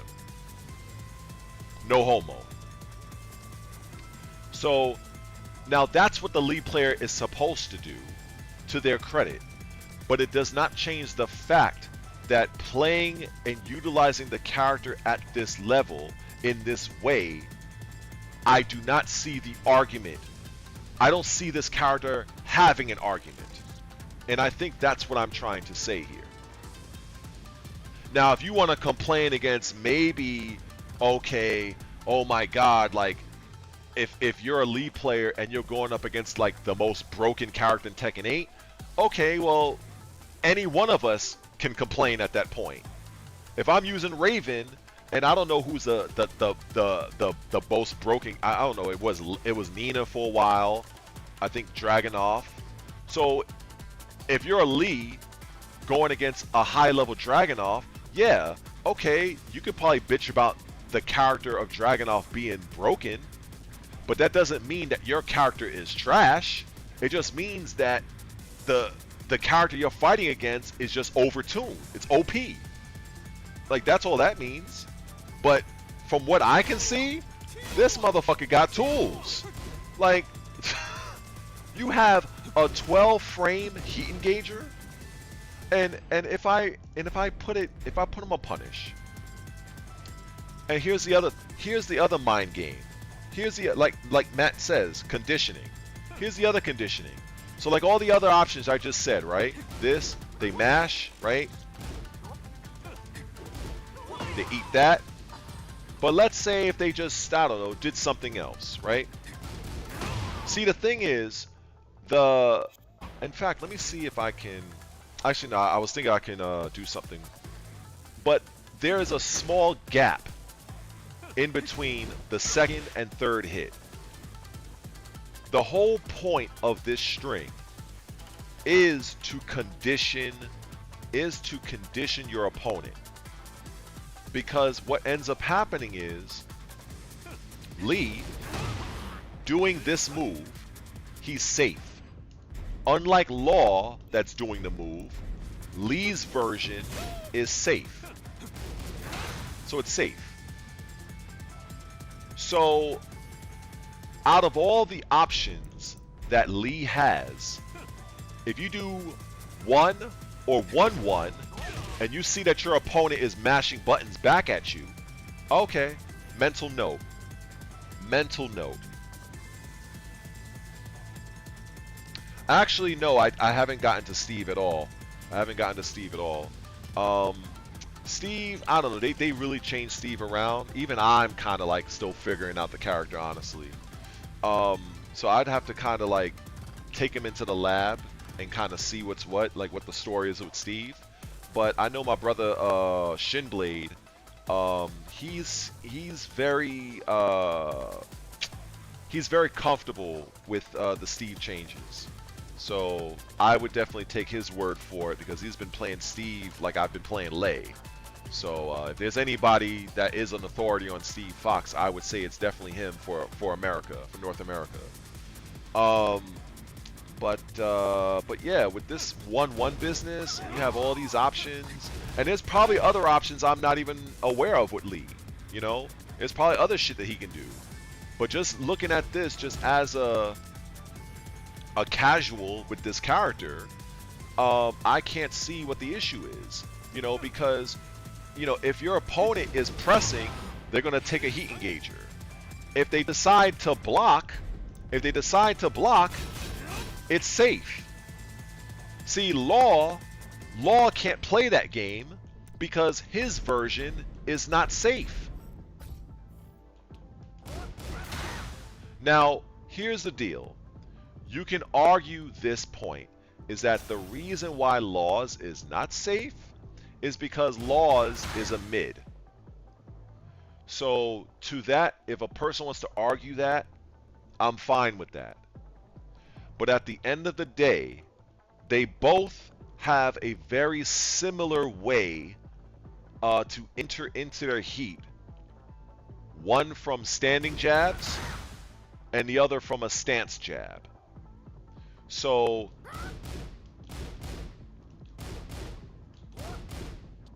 I just think that League players should really reevaluate some of these moves that they're criticizing. I think they really should go back into the lab and do what I'm doing and really understand what your options are, how to utilize them, and how to condition your opponent to better leverage them to your advantage. I think a lot of times people are so fixated on being online, they have a name for themselves, they might be very, very good, but I think at some point they stop learning. They stop learning. They're just used to just doing what has been working. And then when a patch comes around, now all of a sudden there's a few things that's flipped on the side of its head, and now they're bitching and complaining because, oh, now this is different. This is no longer a heat engager. Oh my God, this does 3 points less damage, but I'm not gonna acknowledge the fact that they made this move faster and plus fucking 2, and it does 10 damage if I just frame it. And because I'm a Lee main, I can pretty much just frame this anytime I want, so I can literally get my opponent to not press anything, take mad chip, make him duck, do a safe heat engager that's safe, a mid kick. I can go on and on. So this is why I say it's hard for me to sympathize with a League player. It's very hard. It's very hard. Unless unless I have Fighting GM literally sitting down with me himself, and he actually matches, well, I don't know if he can match my overall Tekken knowledge, but he will definitely exceed my knowledge of Lee. And if a player like him, and it doesn't have to be G, it could be any, like a Lee main, like a Lee specialist, that's what I'm trying to say, that can give me a few scenarios and examples for me to do. And I will see myself, okay, I can see how that could be an issue. All right, I can see I didn't see that. And I will be the first to say, you know what, I was wrong. But based on what I see now, looking at patch notes, trying him in the lab, looking at his moves, looking at his frame data, it's hard for me to say like, yo, this character is this character is not the worst character, I'll tell you that much. But the way I hear Lee players make their YouTube videos, you would think that he was the worst character in the game. So I don't know, man. So let me see. I didn't look at the chat really. So yeah, you're a casual, but I know jailing Lee is definitely one of those. I found a new way to play Kaz because of the update. Oh shit. You know what? I think that's good. When you are able to take the changes of the game. And you're able to kind of leverage those changes, those buffs, or maybe those that, new moves. That says something about your creativity, whether you're casual or not. Because the only thing with the casuals and the scrubs and the beginner level players, you don't have to remain a scrub. You don't have to remain a casual. It's like you're leveling up. It's like a role-playing game. When you first start, you're probably level 1, you go into this world, enemy might one-shot kill you, and then as you level up, you grind, you get to level 10, level 15, you learn like a new magic skill. It's like a role-playing game. But everybody starts at 0. Everybody starts as a scrub. Everybody starts as a casual when it comes to investment level. But skill level, we're scrubs. But depending on your investment level, if you don't work at it, if you don't practice, you don't invest the time, you're going to remain where you are. So that's really what it comes down to it. So Yoshimitsu. Alright, I want to say this, because I cannot, if somebody told me that I would have been streaming here for goddamn almost 10 hours, I would tell them they're a liar. Alright, let's go on to Yoshimitsu. Alright, let's see. Alright, I asked the chat one thing. I gotta ask you guys one thing. And I hate to actually, I thought this wasn't gonna be a thing, but I gotta do a number 1 real quick. So I gotta go drain the main vein, because I've actually been holding this for like the last 2 hours. So so just give me a moment. Let me at least get what's his name on the screen first. Where the fuck is he at? Oh, here we go. Let's go on Yoshimitsu. Let's make this lore accurate. Let's put on Brian. Good old Brian. Oh, I love this outfit. Well, actually, I love all 3 of these outfits, but between my custom 1 and my custom 3, let's go my custom 3.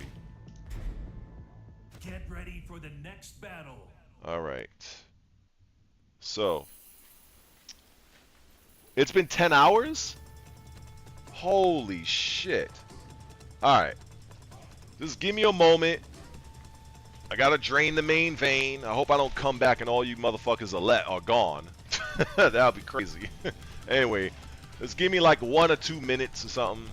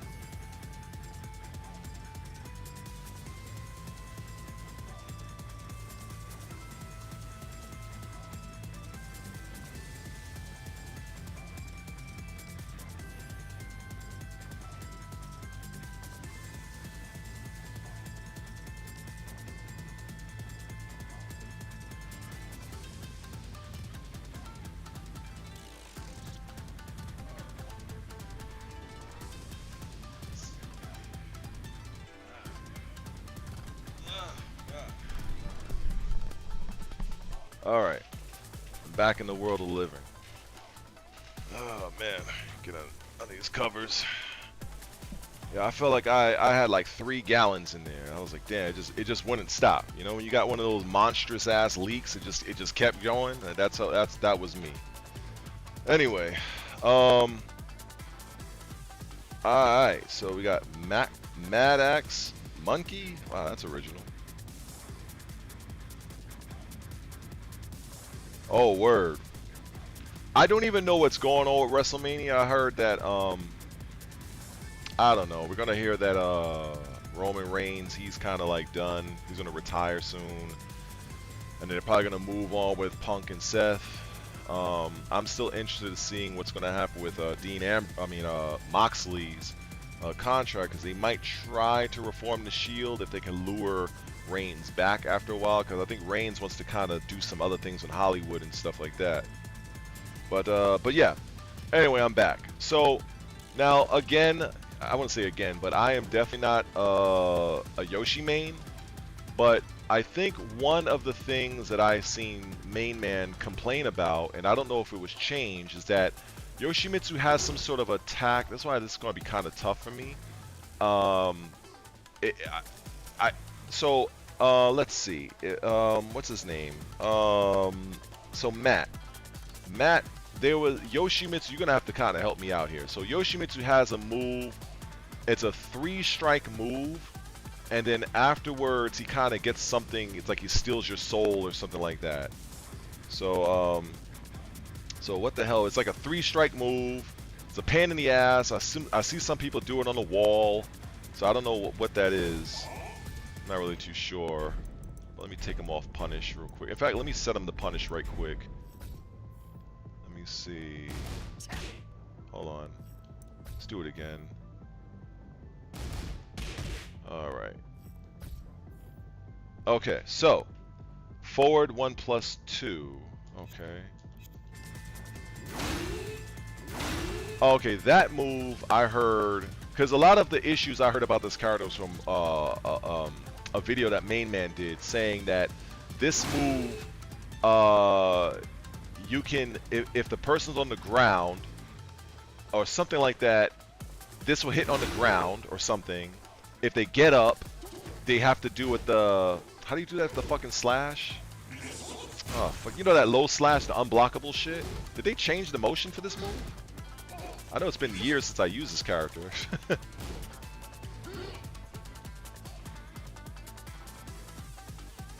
Oh, yes, that was the issue. Yeah, it flipped over. That's what the issue was. Okay. I'm glad. Because honestly, truth be told, I didn't come across many Yoshimitsu players when I was playing ranked for Season 1. But most of the thing that annoyed me, and I made sure to learn this, was this string. What was it? This right here. Oh my god, this shit's annoying. And it's like, once I realized, I was like, okay, I could just warp out of this with Raven, but I'm like, I can only imagine how annoying this is to deal with, you know? And then I think, let me see, it's a heat engager, right? Yeah, so yeah, that's a heat engager. And then it's like, alright, and then you got that, and all that stuff, so they, okay, they nerfed it. Okay, interesting. Full crouch down. Oh, wait. Oh, no, it's full crouch down back 1, not down forward 1. Yeah, so full crouch down back 1. Okay, that's cool. And you said, what is it? Flashing for football field. Yeah, man, like, I'm not, like, this move right here, I know they said something about it having more recovery. I don't know. Maybe it does. I can see that it does have more recovery. Let me see. Alright, currently right now I'm talking about Yoshimitsu and fumbling my way through it. Yeah, I think they said that they added some extra frames of animation to it, but I don't know if it's enough. because this move, you get so much of a payoff from what I understood if this move connects on you, you know? So you say it's okay, it's 20, so it's minus 20. Okay, okay. That's interesting. All right. Cuz a lot of times I don't know a lot of these characters. I'll know certain things. Like the main thing I knew about Yoshimitsu was this move right here, and then you got that, and the mix up there, and then the grab. I think that how do you do the grab? Wait, no, it was both kicks, right? Yeah, this. So I knew certain things with the character. Oh, and what is it?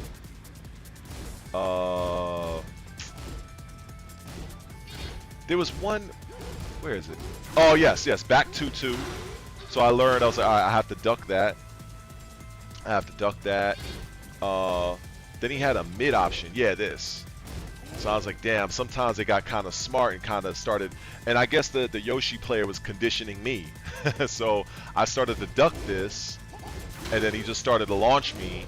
But at the time, I did not know that this move was minus 17. I didn't know that at the time. So yeah, I didn't know. So there's a lot of things about the character and many characters I just don't know, and I haven't really been a student of.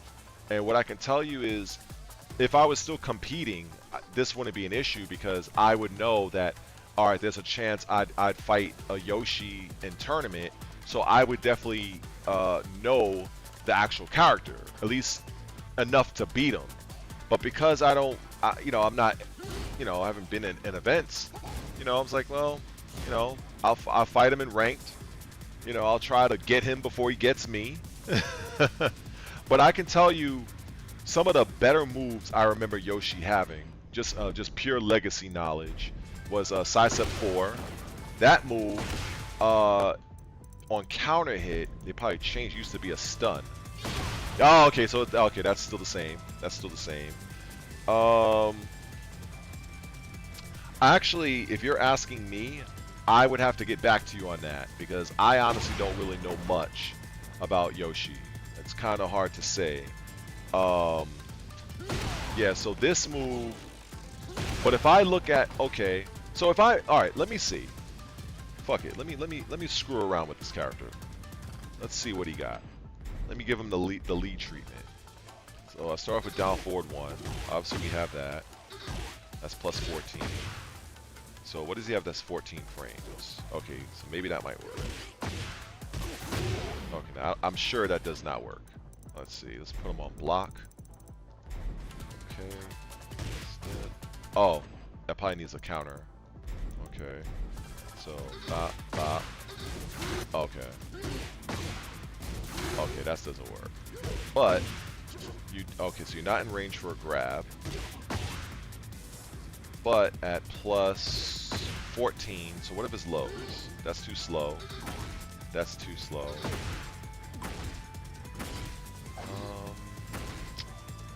Doesn't he have... Hold on.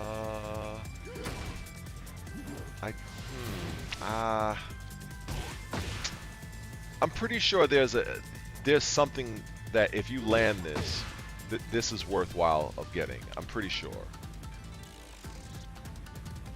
Full crouch down. Oh yes. Okay, I forgot about that one. Oh boy. Okay. Okay. This. But thankfully, it's actually actually, it's funny. This move. This is what they want Jin players to use. They want Jin players to now use, what he says here. Yeah, so they want Jin players, now that Jin's down 2 counter hit was nerfed, they want Jin players to now do full crouch down forward 4 to get his combo damage. So it looks like it's the same, it's essentially the same as this, but I guess minus the combo. But can you combo from this? Oh, okay, she can. Okay, so you can't pick them up. Okay. And what do you got here? So the mid hit that leads to running on his swords. Oh yeah, the what is it? This? Oh yeah, that shit. Oh man, the classic. Let me see. He has down back one. Oh yeah, that's how you do this shit. Okay. Cause I remember when I was like, yo, what the fuck is he hitting me with? Okay. Down back 1-2. Down. Wait. Down back 4. Ah, that's the low. Okay. Okay, I like this. Now this is a move I would use. Okay. Here we go. Now I got something to work with here. So this is 17 frames. That's +1. I mean -1. So if I put Brian, let me see something here. Put him to punish. Right? I think I have him set up for jabs. You do this, or is it too far away? Let's see. Okay, you probably can't do that. Okay. So, alright, so if I... Oh! There we go! Okay. So, there we are. We already found one. Down back 4, down forward 3. They're both 17 frame startups. So, yeah, so you're supposed to pair those together. Okay. So we got that. So down back 4, down forward 3. Down back 4 is 17-17. Down forward 3 is 17-18. So that means down forward 3 has one additional active frame. So this is where you could probably use this move a little bit further away. Oh, I just hit on the... Oh, okay, it just hit on the 18th frame. I just did it by accident. No, and it was +5. That was by accident. So let's see. He had bad... Oh, yeah, that shit. Let me see. This, right? Yep. You know, it's interesting that Nina has the same attack, but I guess the only thing you use it with for Nina is just to get plus frames. And might be able to do up forward 3 to blow up the jabs. Oh yeah, this does look like a high crush. This does look like a high crush. Hold on. You put him on block. Wow. That's wild. Is that by accident? Hold on. Oh, you gotta be fucking shitting me. No way you're giving this character this. Come on, bro. Are you fucking serious? Oh my goodness. Yeah, I can see it's inconsistent. Yeah. It's definitely inconsistent, but the fact that it's there. In fact, let me see if I can kind of get it. Okay, let's photo mode this shit. Alright, y'all ready? Oh, what the fuck? Oh, that looked mad suspect. Alright, so we got that. One frame. Well, it kind of makes sense. He definitely cleared the jab, right? He definitely cleared the jab. Okay. Alright. I kind of wish they allowed you to go back a frame as opposed to going forward. That would be great.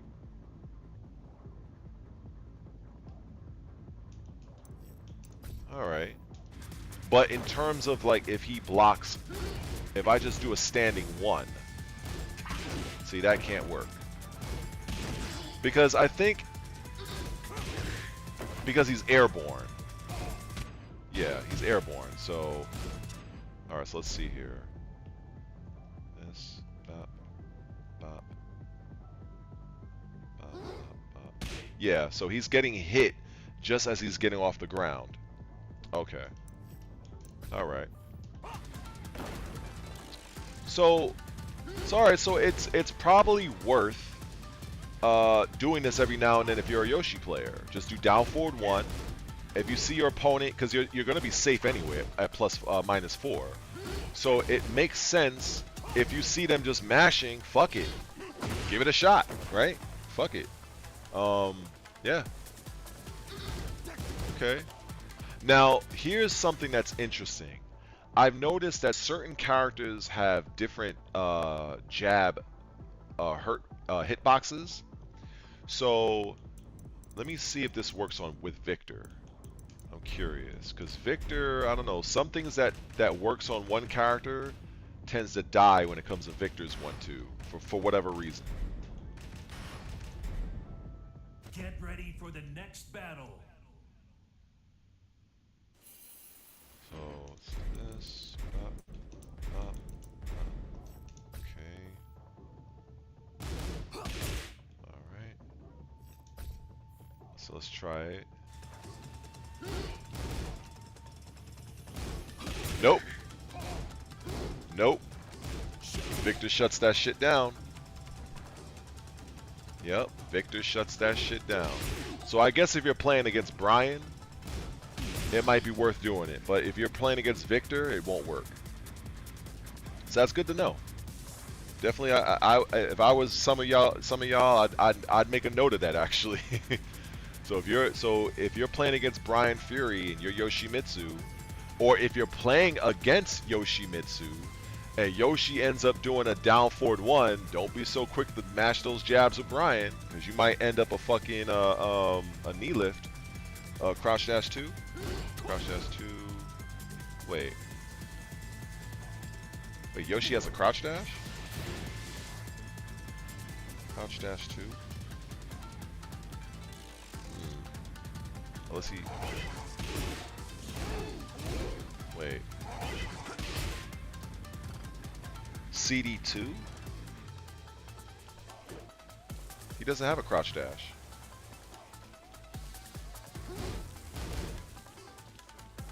Unless you're talking about a different character. Oh, this? Oh, wow. I remember when I first seen this in Tekken 3. Oh my god, that's fucking wild. Hold on. Let's see if... Can you imagine? No way in hell that's going to be a high crush. Oh man. When talking about those motions, that's a QCF2, because a quarter circle forward. That's what that is. So it would look like well, yeah, it's QCF, like quarter circle back, quarter circle forward, or half circle, you know, whatever. But yeah. Another move I really like is this. I think it's really good. And it's interesting how that is. Okay. So this is 16 and 17. Okay. So basically you can mix between this. Yeah, you can mix between this, because this is 16, 17, side step 4, and side step 1. Side step 1 safe, -9. Has 1 active frame. Okay. So you can do that. So it's safe. So yeah, this is a great move to fucking whore out. You lose your turn at -9, but it's definitely worth using. I mean, that move has been great since the beginning. 100%.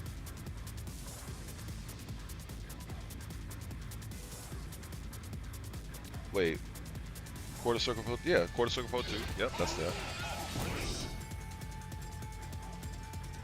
Yeah, like crouch, like CD in our old man Tekken language, that's crouch dash. So yeah, quarter circle forward 2. That's this. Yeah, that's this. Same thing. Like that's QCF 1. Quarter circle forward 1. Quarter circle forward 2. Yeah.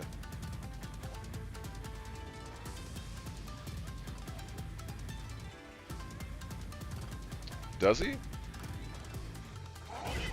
Doesn't that come out of a stance? Isn't that what you're talking about? Yeah, you're talking about this. You have to, okay, yeah, you have to hit both punches to go into stance first. Yeah, that's his dash. There we go. That's a crouch dash.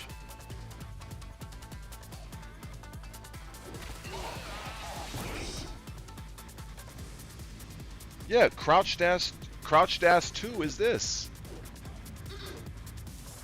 You can literally see on my inputs on the upper left corner, I'm doing quarter circle forward down 2. That's what the move is.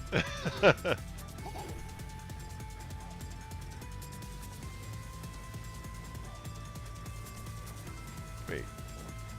What? If this is a troll, this is one hell of a troll, because I've never known it. The only time I've ever seen this character do a crouch dash anything is this. So unless you're probably mistaking the movement, like if it's a fully crouch type move, it could be that. But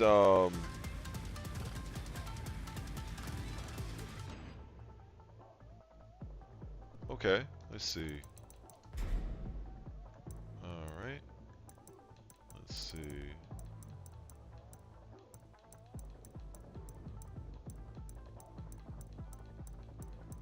So I know to look forward to a motion. Let's see. We got forward, quarter circle forward. Yeah, okay. I did that move. I did this move. Quarter circle forward 1. I did that. Let's see. So unless this is probably a move that's from a stance, and you probably not realizing it. Yeah, I think it's from a stance because I've seen this. Yeah, that. Yeah, that's a launcher. Yeah, I think you're probably misunderstanding. I think you're probably not realizing that those moves come from stances. Yeah, that's a launcher right there. That's the big launcher. Yeah. So so right now just kind of like using some Yoshimitsu stuff. But yeah, because when you say it's crouch dash, I'm like, okay, he can crouch dash here. There's your launcher. And then he has this, right? He has that, right? He has also hold on. He has this. He has that, right? Yeah, so these are stance moves. I tell you, man, yo, you probably like maybe they changed the commands on you. Forward, down, forward.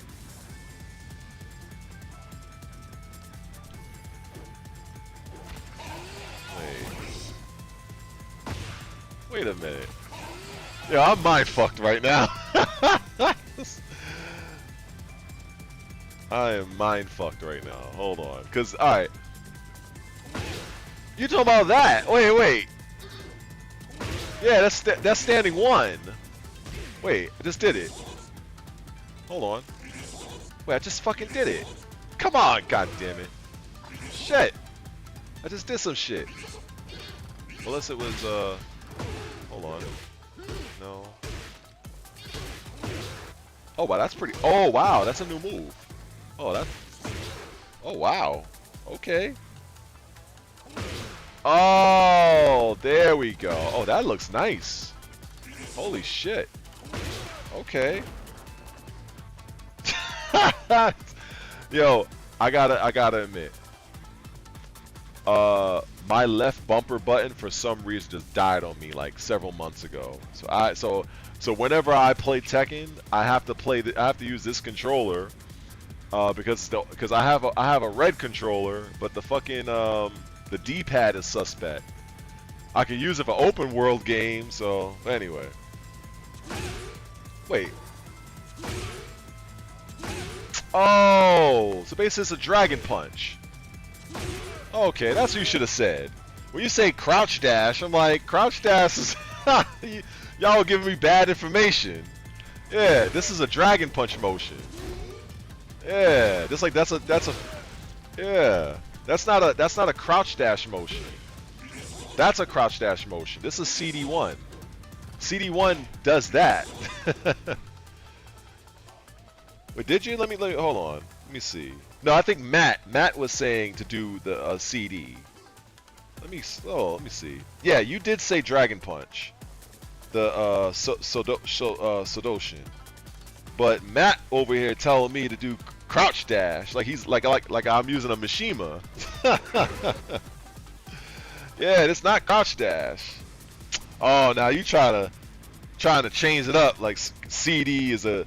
Oh hell nah. Oh man, that's fucking funny. Yeah, I was legitimately mind fucked because I was like, wait a second, if this is a troll, it's the best troll I've experienced in a while. Because I'm like, wait, I know I'm doing the fucking move, I know I'm doing the move, but yeah, this is a Dragon Punch 1, or what you could do is don't say CD, just say DP, DP1, DP2. So that way, because when you say crouch dash is literally done by just doing quarter circle forward. That's a crouch dash. That's like Feng Wei. That's like fucking hell, even Raven. But this guy, nah, there's no crouch dash for him. The only crouch dash for him is if you're in the stance like this and holding forward. Now, if I'm doing a Dragon Punch 1, which, yeah, there we go. That's DP1, DP2. Yeah, my control is fucked either way, though. See, that's why I like Matt. See, Matt, accountability, my brother. I love it. I love it. It happens to us all. But yo, I was like, wait a second. What is he talking? Like, cause I was, you know what? Cause you said you main the character. And I'm like, well, this is season 2, and they did have new moves, so maybe he does have a crouch dash in this game. So I didn't know shit. Oh man, but yeah, this move, yeah, I like. Wait, can he hold on? Can he fly in the air after that? Oh wow. Yes, okay, that right there, that move I just mashed out by accident, that was one of the things that Main Man said that was overpowered from Yoshimitsu, that little bullshit that I did where he stabbed the floor, he said that Yoshi can charge that move up and it'll take like mad damage or something like that. So let's see what happens here. Okay, alright, understand, now I made a mistake there. You should say wave dash instead. But red, now see it. See if it will high crush. Oh, okay. Hopefully it should. It should. Let's see. Hopefully my controller wait. No, it doesn't. I definitely did it there. See, I paused it. Alright, photo mode. See? I'm about to do it right there. So, we advance. See? Yeah, he gets hit. He gets hit after it. Yeah. Let's see, that might work.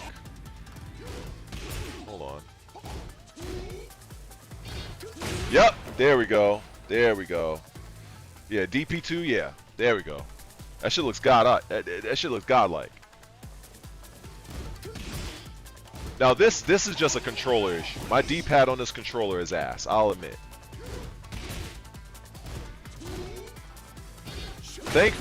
This is why I'm happy that Raven I don't have to worry about no DP motions with Raven. So that's actually the reason why it didn't dawn on me how bad my controller actually is.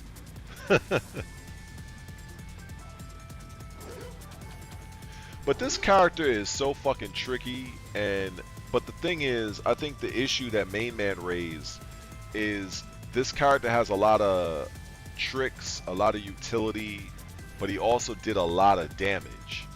And it's like, I agree, like you can't have a character that does all of this Lei, like, you know, Lei, Raven, Ling Xiaoyu. You can't have characters that are mix-up based characters that do massive damage. You know? So it's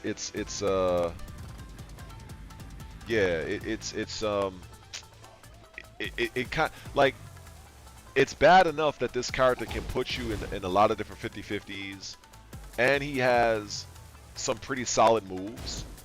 I remember, I could tell you back in the day, it's probably the same thing, but down forward 4 is very good.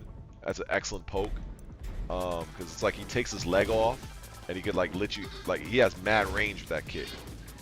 It looks like they toned the range down, but once upon a time, he was able to kind of hit you right around here. Yeah. So it was more consistent, but that was a good poke.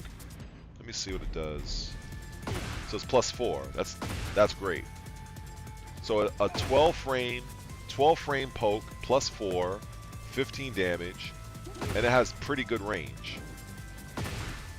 So 12 frames. Let's see here. And the funny thing is that it puts you in a very good position to where you're not out of range to do this. So you can do bam. Let me see. Bop, bop. Yeah, okay. Interesting. Now, of course, if they mashing, they can get out of that because the frames are not on your side. But if you already established something that is 4 frames, so what I'm going to look for here is after I land this, I want to see what does Yoshi have that's 14 frames. So that's too slow. Obviously, you can do that. Oh, okay, you can do that. So we can do this. Okay. So let's put him to punish. That's going to trade. So the trade is in my favor. The trade is definitely in my favor. So I could do this. Bop. I took 14. He took 6. I'm still at +5. I can still maintain pressure. Okay, that's good. Oh, Call of the City of the Wolves. That's a video game. That's a Fatal Fury. The next Fatal Fury coming out. Yeah, that game is gonna be godlike. When I get a couple of dollars together, I'm gonna try to see if I can buy it.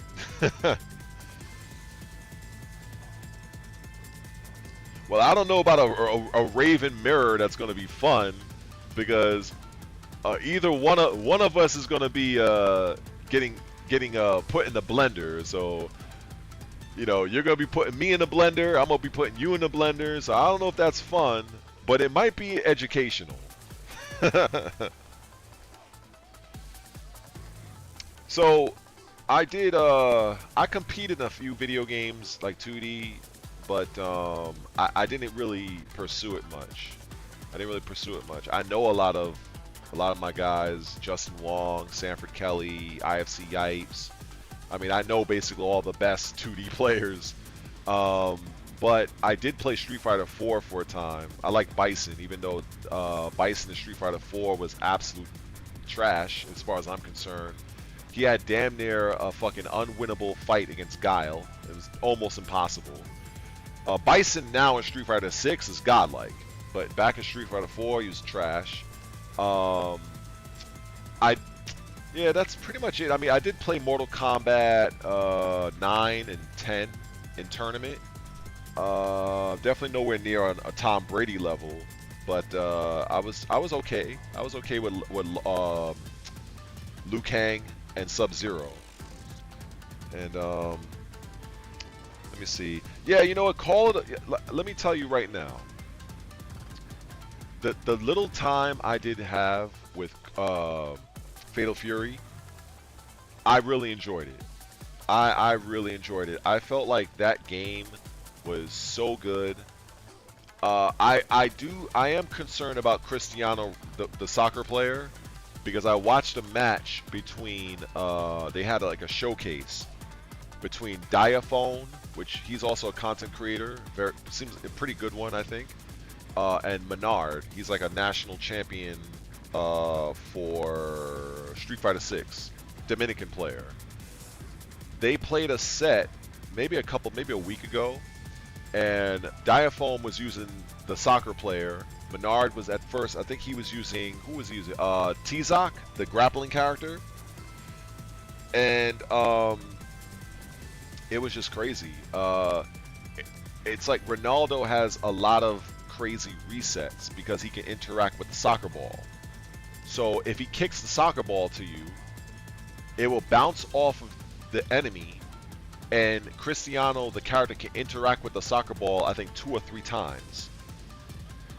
So let's say if he knocks you down, Ronaldo can kick the ball to where as you're getting up, you have to block the ball, but you're also having to deal with Cristiano independently.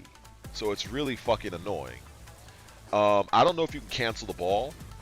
I do know in the game they do have a rev guard. You know, actually, Matt, you're you're on to something there, and that is largely the main reason why Cristiano was put in the game, was to appeal to his massive fan base.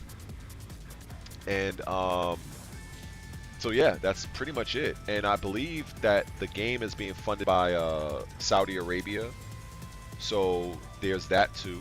There's probably some maybe a agenda or whatever they got going on. But me, from a game standpoint, I do feel that aspect of the game needs to be toned down, because in that little exhibition that they had, I've been to some of those exhibitions in the past. The players show up and they are given a certain amount of time to get familiar with the game. It's not much. So the fact that Diafoam was able to figure out all of those setups with Ronaldo on basically a day one playthrough, that concerns me, because I'm like, well, what's going to happen when people get the game in their hands and they lab the shit out, and after a month, what, the guy's going to be completely unbeatable? So while Sadoshin, yeah, you make good points, there are systems in place in the game where if you have the timing, you can perfect guard it. You can also use a portion of your rev meter, which will help you to push block the offensive player away. So there are options. So it's going to be interesting to see how that pans out. But I do see Ronaldo being top tier. Like there's no question. Yeah, but see, the thing is, with your statement, that's if. That's if. So basically, a Ronaldo player, see, this comes down to a lot of situations that we have in Tekken, where you have a character that's basically borderline broken, that can mindlessly do simplistic shit, but in order for you to defend against it, you have to do like fucking trigonometry while the opponent is doing basic arithmetic. So it's like the same thing here. The Ronaldo player could just do his flowchart, but you as the defensive player, you have to do very specific timing to block his bullshit. That's asking too much when all you need to do is just tone down the Ronaldo. That's it. It's crazy. You know what I'm saying? Like, have it to where he can't interact with the ball as often as he can. Because why is it he kicked the ball over to you, you block it, good on you, but now it comes back to Ronaldo and he can send it back to you? Like, come on, bro. That's too much. That's too much. That is way too much. And you have to bear this in mind. These were not scrub players. Okay? Diafoam, I know him largely as a content creator, but Menard is a fucking international Street Fighter champion. So for him to get opened up by that bullshit on day one, imagine what's going to happen to the casuals online. Like, they need to tone that down. Like, that, I do not believe if you leave Ronaldo the way he is right now, inside of a month, that character, players are going to find some extra broken shit with the character, and he's going to break the game. Like, there's no, all right, I can't argue with you on that. I just know what I've seen in the past games. I know a broken character when I see one. Virtually every single character that has been a part of a fighting game that has an attack that they can put on screen that you as the defending player has to defend against, while at the same time the character can act independently of the item. So you're basically, it's like a 2-on-1. It's a 2-on-1 situation. None of those characters ever pan out. I've seen them in Soul Calibur. I've seen them in Marvel. I've seen them everywhere. Every single one of those characters are cancer to the actual to the player base until they get toned down or they're banned at events. I mean, you can You can have this lofty goal, like, oh yeah, I'm just gonna just defend every bullshit. You're not. You're fucking not. Not at all. When you're in tournament, if you're online, you got those nerves, you got latency, you have to input that defensive measure at the exact frame. That's what they call a just defense, a perfect guard. You're not going to do that consistently. Not when you have Cristiano doing all the other things that he has. Like this is why it's like it's fun to theorize. Yes, okay, I could just perfect defend. That's fine. But you have to factor in, even though you're just defending, that's you just defending the ball. When he kicks the ball at you, he's still acting independently. So while you're perfect defending the ball, he's also attacking you at the same time. That's why I'm like characters like that are a problem, especially for 2D games.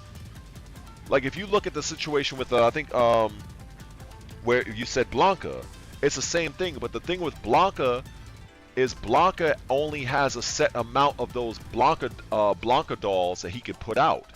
I think he has one or two, and then once he's once he's done, I think he can regain them. But he has to do a command, and there's an animation he has to go through.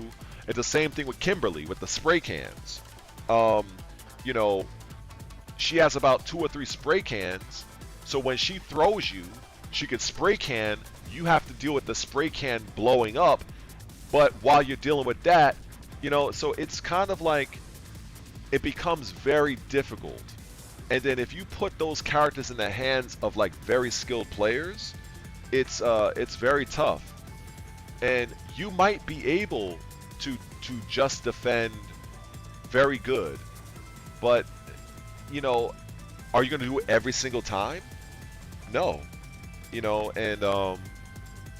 So I think I think a better strategy, and I don't know if this is going to be able to be done, is and also you have to know that he's going to do it. You have to know he's going to do, because the ball, when he kicks the ball, it's not slow. So you're going to have to like react to that shit mad quick. So once he gets rid of the ball, you can probably just defend that. And then if he's trying to do a jump in behind the ball, you could try to do a rev guard where you'll block the attack, but you'll push him away. So it's going to give you some space to reset the meta. Or you can rev guard the ball and try to just defend him doing his own attack.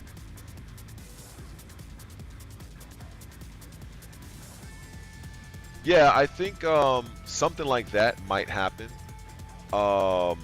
with that character, because that character pretty much reminds me of JP from Street Fighter 6. Easy, like him doing those placing things on the screen and detonate them. But if your game is going to be based on, well, I'm going to have to counter pick, your game is in bad trouble, in my opinion, because it's like, if it just says that, well, the rest of your cast can't fight this character, everybody has to pick character X to beat character Y.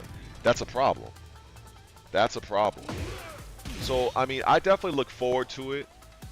And I think the main question, since we're, doing this whole Tekken thing, is when Fatal Fury comes out, how many people are going to be so upset with Tekken that they're going to try Fatal Fury and say, fuck Tekken, I'm going to focus over here?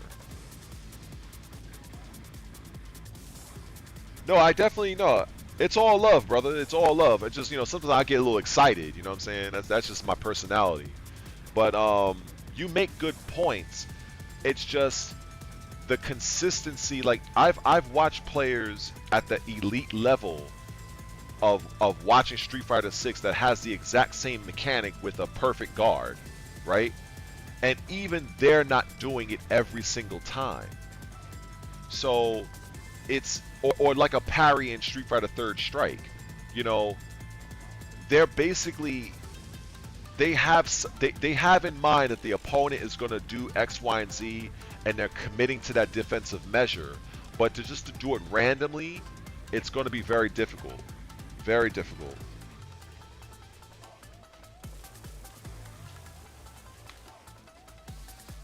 I think you know, maybe I don't know. You know something? I don't know if they're gonna have the timing of their Just Defend similar or different to Street Fighter 6. So that's something I don't think we really know until we get the game in our hands. Because it could be a little bit more lenient than Street Fighter 6. So to do the Just Defend in Fatal Fury is more difficult than Street Fighter 6.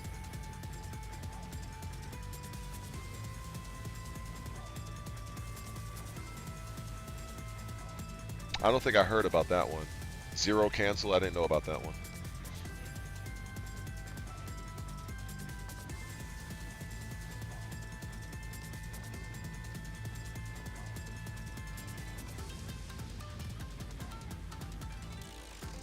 So I think I don't know. I think when it comes to those type of those type of situations, it could be that it could be player dependent. Maybe parrying with Street Fighter 6 might be easy for one person, but parrying with Fatal Fury might be difficult. You know, so it might depend.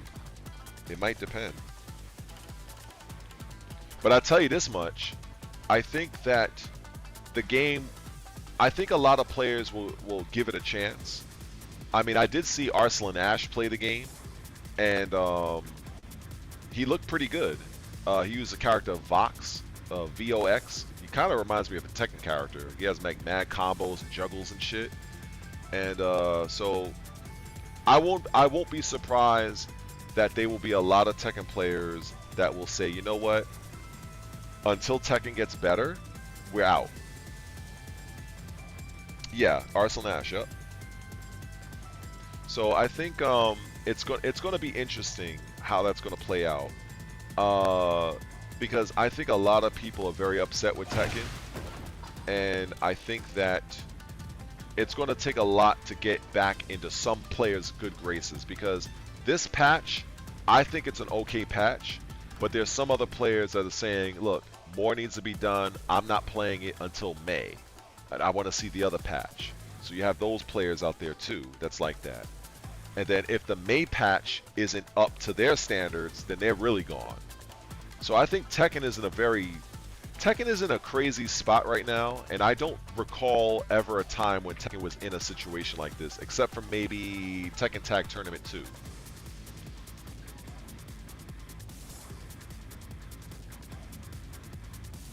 Yeah, I think in that sense, yes. I don't think, since the game, its core DNA is not built for legacy players, I don't think it will change. No, it won't change. No. I think at most it might become tolerable or more tolerable. But and especially if you're a content creator, right? You're making content, you're doing the YouTube stuff or Twitch, like a Lil Majin, you know, Shinblade, you know, fighting GM. Those players that, you know, they're making money doing this. But if you're just playing it as a casual to have fun, I think you can have fun playing this game if you don't take it too seriously. You know, I think if you try to take this game seriously, especially in ranked, you're just gonna pull your hair out.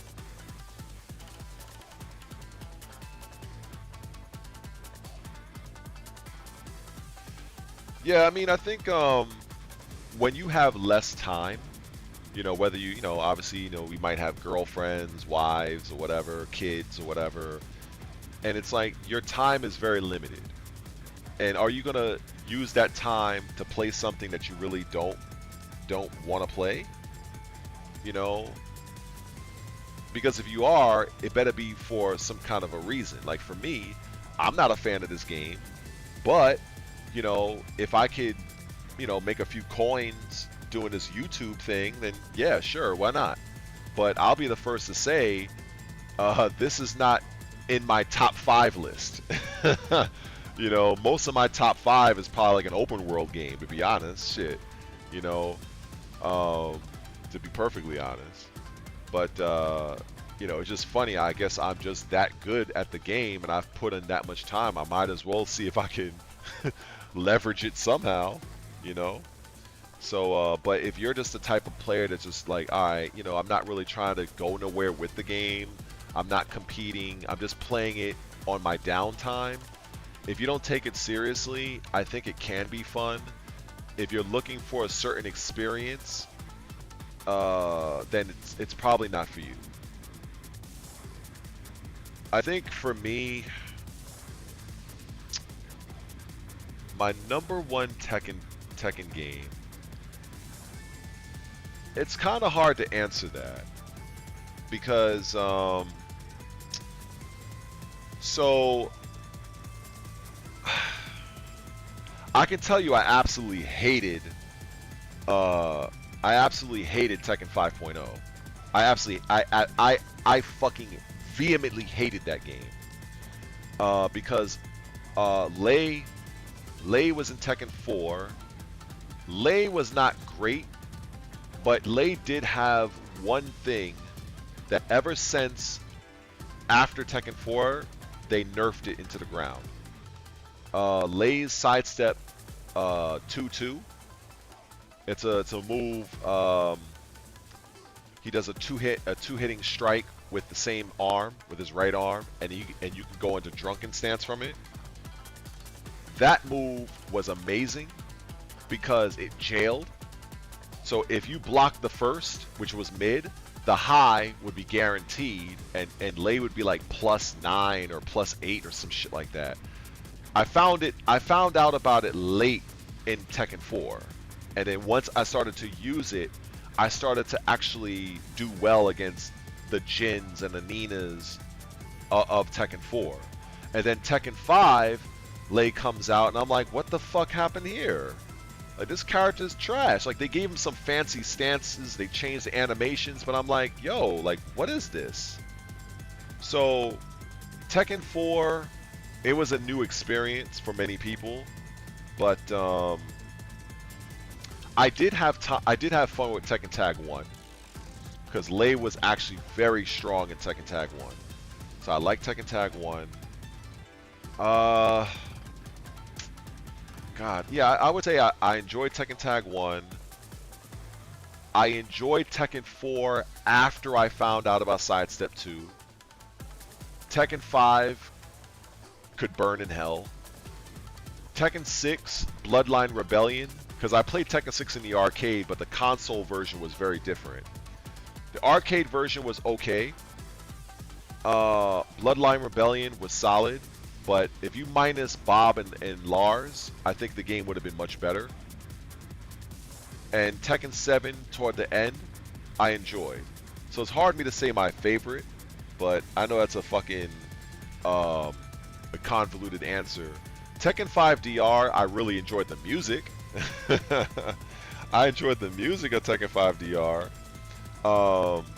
But I will say that Tekken 5 DR, Lei did improve a little bit. But I think if you ask somebody that same question and they use the top tier, their answer would be vastly different than mine. Like, if they use a top tier character, like, if they use Brian, Steve, Raven, not Raven, Ganryu, or Nina, they enjoyed Tekken 5. But if you use, like, a low-level character, you didn't enjoy Tekken 5. Lei was, the main problem with Lei was that he did very little damage in his combos, and you had to do in order to make Lei effective, you had to do more than what a lot of the top tier characters did. And so, for instance, with 5.0, Steve had a glitch. It's an infamous glitch where all he had to do was sidestep you and do 3-1-1, but he would hold the 3 and it would turn into an infinite and you die. So, you know, Brian Fury, if you get launched, he'd send you to the wall combo. Now, if you get up, he can do a taunt. If you try to tech roll off the wall, Brian Fury can literally snake edge you back onto the wall and kill you. So, yeah, so Tekken 5 was like, yeah, that shit was, it was not a fun time for me.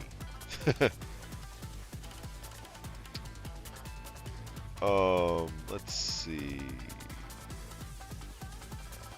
Yeah, getting cooked, man, believe me, everybody, if all you do is win all the time, it's very unlikely that you're going to learn something new. The only thing you're going to learn is what you're doing is working. It's very rare that you're going to learn new things if you're constantly constantly winning. When you lose, that's when you're like, okay, let me see what I did wrong. Let me see what I could have done differently. That's when you can evolve. That's when you can evolve. So, yeah. Bro, I cannot believe I've been on this long. Alright, you know what, guys? I am going to make my way out of here. Because my mouth is dry like the Mojave Desert. I'm going to see if I can heat up some food. So I just want to say my goodbyes and whatnot. But yeah, man, this was great. I'm sorry, Matt, that there wasn't much I could do with Yoshimitsu. But yo, I'm gonna try to. In fact, you know what? I think I might take it upon myself to learn a little bit more about him, just for moments like this. See what I can figure out, even if it's some new little gimmick. Fuck it, right? But yeah, man, it's a pleasure talking with all of you. And but yeah, I'm gonna try to catch up on the news, see if there's any WrestleMania news.